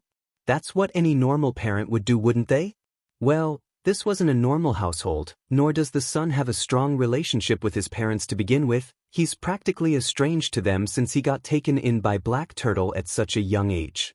Furthermore, the master and madam had plenty of children, including plenty of grandchildren under their watch. What does it matter if one died somehow? They could easily replace him by making more. If not, they've secured plenty of grandchildren by this point. All in all, their bloodline was secured. Yes, it's done. Deed Song didn't give any emotion in his voice, bordering on the line of indifference. We will be leaving this place very soon. Taken aback by this news, the master and madam stared at the Demon King in surprise. Also, we're taking Black Turtle with us too. The guy immediately flew into a panic at this bombshell. What will we do if you take the sacred beast away? The achievements they have today are all thanks to the leadership of Black Turtle. Without that ancient creature to watch over themselves, what would they do? Humph, don't try to play dumb with me. With the strength of your clansmen today, it doesn't matter whether Black Turtle stays or not. Furthermore, my wife has found an heir for you lot. She is my sister-in-law, my wife's younger sister. As long as time's given to her, she will grow to become the strongest here on earth. Deed Song states this like the decisions made, ignoring the hesitant look coming from the two humans. Yen Yen left a lot of her Dan pills for Bai Yi, coupling that with her initial talent, she's bound to become the strongest in this world where it's lacking in spiritual energy. I'm not here to ask for your opinion, I'm just telling you about it, and don't forget that your clan was no more than a weak household that needed protection. Everything you have today is thanks to Black Turtle. The current head of the Water Clan finally came back to his senses at that reminder. He couldn't argue about that point. Most of what they have was thanks to Black Turtle's support. Without that creature, they might have fallen from grace like so many other clans in the past, or be replaced by a different rising power along the way. All right, we will accept your arrangement. A cold flicker flashed in the Demon King's eye at the quick compliance, but from what I've observed of you people, being submissive isn't part of your nature. Black Turtle definitely played a part in helping the Water Clan climb this high, but the insidious and sneaky ploys from you lot also had a huge hand in it, don't you agree? Showing an awkward face, the master of the house decides to be blunt. Then what do you intend to do? I will imprint upon your souls, this seal will last 10 years. Once that time has expired, whether or not you follow my wife's little sister is your choice. However, during that period you must protect her with your all. This is the demand I have of you people. Deed Song's decision, 4. And sure enough, the twitching mouth reaction from the master of the house told everyone what he was thinking inwardly. He indeed wanted to go back on that oath and kick Bai Yi out as soon as these people are gone. Why should they give up their wealth to some unknown insignificant girl anyways? That's ludicrous. 10 years from now, can we really be free? The mortal eyed the Demon King with skeptic light, making sure to keep watch for any signs of untruth about the deal. If we couldn't keep the wealth gathered through generations, then I need to make sure we can at least be free afterwards. With our current ability, gathering more wouldn't be an issue like this man says. Besides, most in the clan is already sick of the reclusive lifestyle of this place. Without the sacred beast watching over our heads, relocating to the big city would be a piece of cake. By then all of us can enjoy a lofty lifestyle in the Big Apple. 10 years is enough. 10 years is enough for Bai Yi to grow. Her future must be forged using her own hands. No one can fight in her stead. If she still can't secure the wealth I handed her, then there's nothing more to be done. A person that doesn't strive to be better doesn't deserve the best. That's how life works. The Demon King doesn't mind giving his sister-in-law a helping hand, but he's not going to protect her forever. That's not within his means nor wish to do so. However, the properties of the Water Clan, whether it be wealth or power, you have no right to take any of it away afterwards. In the future, the Water Clan's name will also be changed to the Bai Clan. Di Tsong shoots the two a glance to see their reaction. From what I've garnered, amassing new wealth in this world wouldn't be hard for people like you, is it not? So, what do you choose? Submit or... Once again, the master of the house was taken aback at being read like an open sheet of paper. He didn't want the Demon King to know his inner thoughts, but if things had come to this, then he might as well come clean. Fine, we choose to submit. Zzz. As soon as they agreed, the master and madam immediately felt a buzzing sound in their heads, causing them to clench up due to the painful ringing from a spiritual level. It's the effect of the seal taking place on their feeble bodies. Do not try to double-cross your oath, otherwise the seal on your soul will let you understand what it means to break it. After dropping the sentence, Di Tsong swings his figure around to head back to his quarter. Bai Yan's suspicion was spot on. Right after she came to this estate, those who are curious or want to flaunt themselves before her came in droves. However, none managed to get in due to that big golden retriever guarding the doorway. The pervy mutt growled at anyone whom he didn't recognize as the ladies inside, hence forcing a standstill with no way in. To be clear, Yellow was in no way a powerful dog or anything. Heck, he's below the norm in terms of fighting strength for his breed.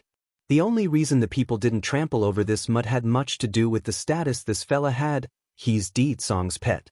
Everyone knew how pampered Yellow was. That's why none tried to cross him due to the owner behind his back. It's been so long, Black Turtle. 1. Due to not wanting to leave yet, the bunch that came to bother Bai Yan lingered around and waited for their opportunity. They're all very curious and didn't want to be stalled by a mere dog at suckering up to this new young madam of the house. However, that quickly came to an end once they saw who had arrived from the rear. Young Lord, some of the more wary ones greeted Di Tsong after sensing his arrival. Getting dark in the face, the Demon King's mood got even more annoyed than usual after witnessing the charade that has become his place of rest. What are you all doing here? Scram. It's a well-known fact that this guy's ruthless and cruel in his way of dealing with matters that annoyed him, therefore the group had no trouble making themselves scarce at this moment. That's all these people needed to make themselves scarce. It's a well-known fact around here Di Tsong doesn't deal kindly to those who cross him, that's why they didn't dare go provoke the man. Arf. Feeling the weight lifted from its shoulder after seeing the intruders gone, Yellow the pervy mutt immediately got all friendly with his owner. The perv wanted a pat on the head as a reward for doing a good job, however, Di Tsong didn't give him that and instead simply nodded and tried heading inside. Arf. Perhaps the letdown aggravated the mutt, but Yellow reacted instantly there when he saw the movement and pounced onto his own master's leg like glue and bit at those pants. He's been tasked with guarding the door, that means no exception regardless of who is coming. Let go. The man grows increasingly more incensed by the maltreatment he's getting from his own pet. This dog is getting ahead of himself. How dare he bite me and block my path? You, despite the order, Yellow didn't relent there and only got more intense in his tug. The poor dog couldn't speak his mind, so the only recourse he had was to make noise and do his best. The sweet panty mistress already said I can't let anyone inside, this includes the master. Is Yen Yen sleeping? Did she task you to keep those people from going inside? Di Tsong eventually got it after seeing his pet's behavior towards that gathered crowd. He knows the dog had a higher intellect than most animals, that's why he's so fond of Yellow. Arf arf. Following that bark as confirmation, Yellow continues with his act of biting the man's pant and trying to drag him back. Unfortunately for this loyal guard, the Demon King didn't like playing tug-of-war with him right now. Letting the pant rip from the knee level, Di Tsong swiftly takes this opportunity to slip past the doorway and into the yard, thus leaving the baffled dog in the background. Naturally, Yellow wanted to give chase so he could drag his owner back outside, But the second he took a step with those paws was when he stopped. He's circling around over what to do because Bai Yen specifically told him he couldn't leave the post.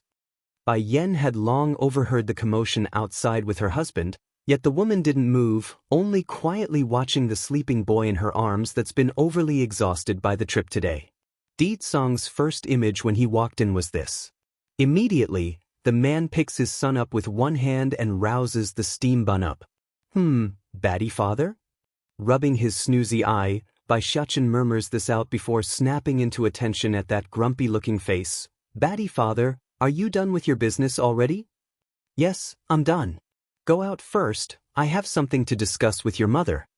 That said, the Demon King wasted no time and readily tossed the poor kid out the door and closed it behind himself, thus leaving the child outside in the cold and cluelessly staring into the air. It's been so long, Black Turtle, too.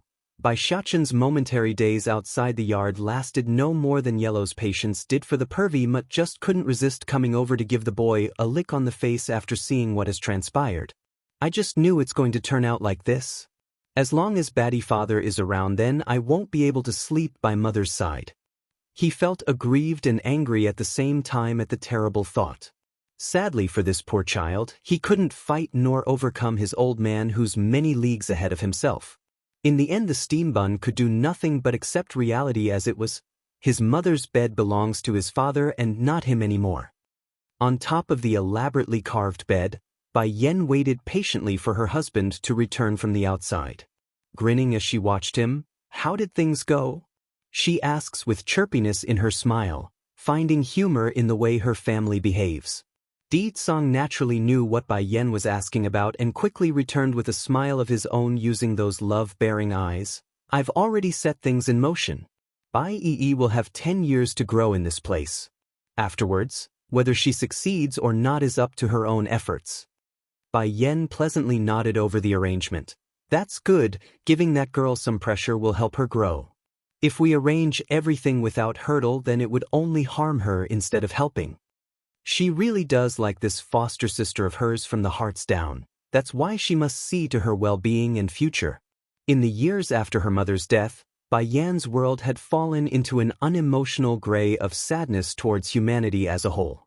She simply didn't believe in love anymore. After all, if her own father who claimed to have loved her mother so dearly would turn his back on such a woman, what wouldn't others do? But Bai Yi never lost hope like she herself did. That uppity lass never gave up on her older sister and continued to support the hopeless young Bai Yen through thick and thin. For that undivided support, Bai Yen owed her younger sister this much at least. Yen. Their lips met following that sudden yearn from the man. With it came the destruction of the dam, withholding the emotional title that's been jammed inside the man's heart. Unlike the clueless demon queen here who only arrived for 1 month, the poor guy had to not only watch his wife go through all those struggles in the mountain and eventually die in the end, he also had to silently watch her naked body from time and time again without ever being able to satisfy himself. But things have changed. He could finally hug her, kiss her, and do all the things a husband should so rightfully be able to do with his woman. Knowing this fact that his chance has arrived, Di Tsong's hand wasted no time in reaching down under her skirt. If he could, the guy would rip those annoying clothes right off in one swinging gush of brutish delight.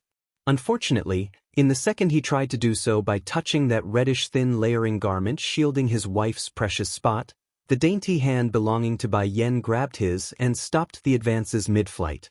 "We're going back to the other world soon, let's wait until we return, it's not too late then.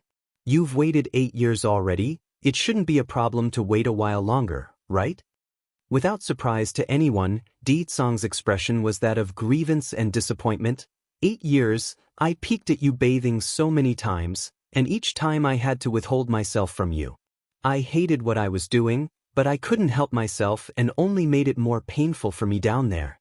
You still expect me to hold back now that you are in my arms? How can you bear to do this to me? Bai Yan's face instantly went black. I was wondering why I would feel so creeped out whenever I take a bath back then, so it's you all along. Leaking the truth of his own pervy deeds wasn't intentional. Di Tsong also felt ashamed at what he has become in the past 8 years, a stalking pervert that could no longer face his own wife using that guilty face. What have I done? Now Yen Yen will never look at me the same way. It's been so long, Black Turtle. 3. But this time, he really didn't want to let her go. Yen Yen, we are already husband and wife. Why do we have to go back to the celestial realm before we do it? Bai Yen appears startled by the question. There's no doubt the man before herself was Di Tsong, the man she loves, but that physical body belonged to another. It's not like Bai Yen could say she hated being touched by other men aside from him specifically, right?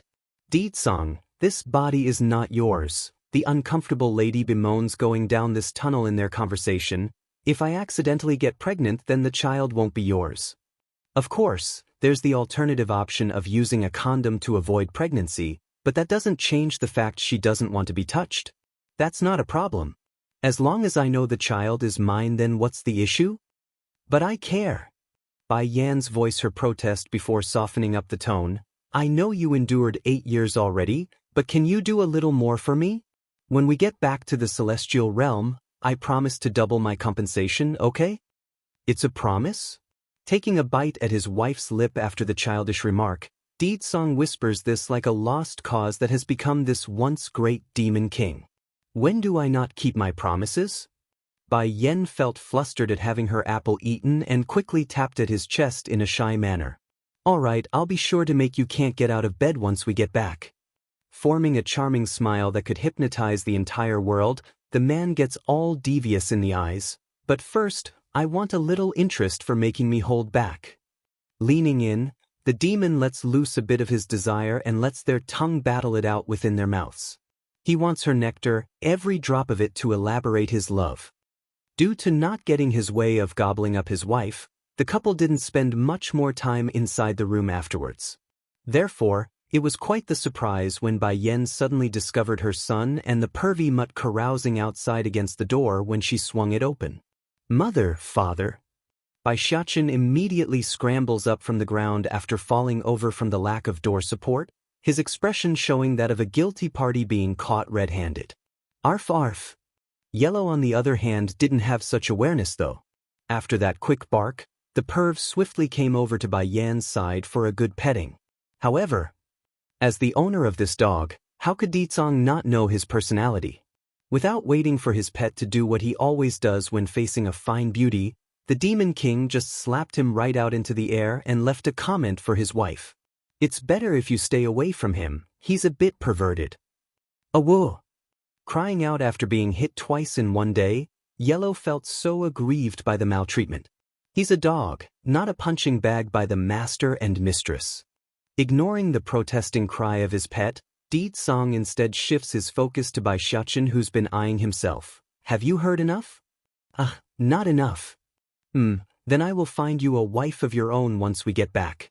You can go hear all you like afterwards from her instead. Staring up in shock, the steam bun felt so wronged yet so powerless. Mother, does baddie father not want me anymore? He's going to sell me out to a bad woman, Vu? Humph, I don't want a wife, I only want to cling on to mother for the rest of my life. Giving her son a rub on the head to calm his tearful face. Although you are still small now, it doesn't mean you won't eventually grow old.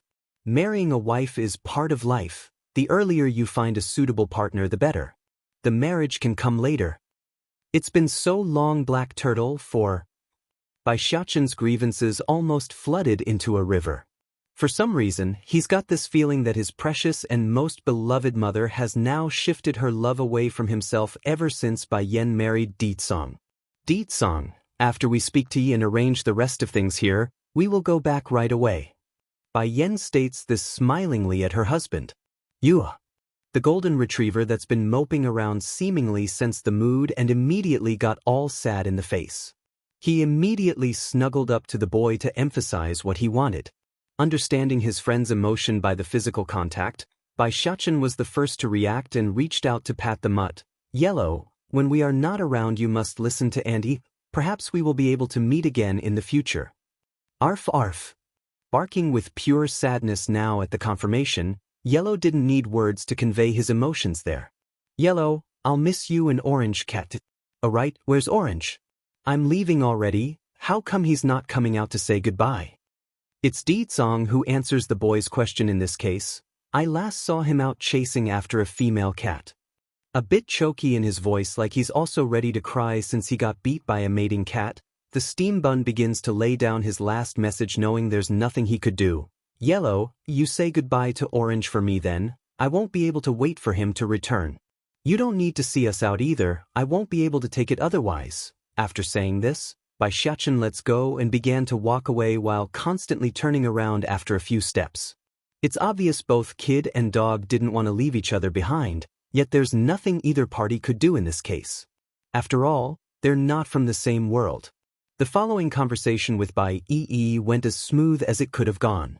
Although the younger sister didn't have much confidence in herself just yet at being handed so much influence and power, she nevertheless wanted to try in order to prove to Bai Yan the trust wouldn't be in vain. That meant regardless of the price she must pay in the path, the young lass would do her utmost to achieve that goal. Just like that, everything's set and needed no more interference from the couple at this point. They're ready to leave, but not before bringing Bai Yi along to help pick up the deceased body that Di Tsang was using. That's the least the Demon King could do since he borrowed the guy's body for so long. As for the things she got after returning here on Earth, Bai Yan figured it's best she waited until they returned to the celestial realm before using them. It would be too shocking for the people of this world if it's too explosive. Before long, after walking up the mountain for a while, Bai Yan soon saw the image of a handsome man wearing a long white garb waiting at the top. He's smiling at herself, and that told the woman all that she needed to know. Black Turtle, it's been a long time. Bai Yan still doesn't have any memory of that life from the past, but the connection she shared with this person was all the proof she needed in this case. It's a kind and familiar connection, something the woman couldn't quite describe yet couldn't ignore. My queen, it's been a long time for me as well. Black Turtle slowly came before her and stooped down his body to perform a half-bending greet. In that instant, a series of images came flashing back to Bai Yan's head. It's a man dressed in a white garb swinging a long white sword. He's dashing yet gentle even to the enemies he faced. That's Black Turtle, the proud general under her rule who stood at the peak of a cloud-covered mountain.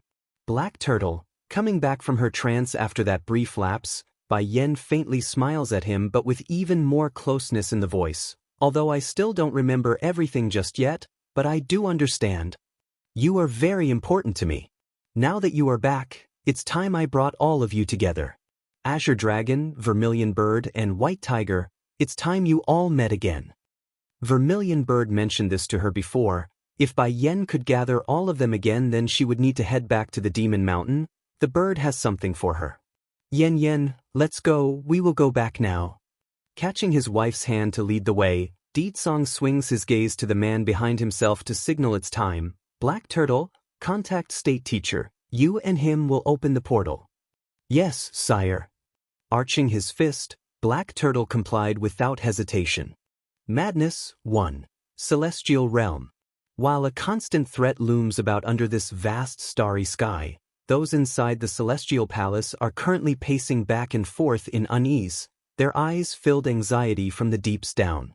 Is the Lord really not coming back? Keeper Zun asks with a troubled face.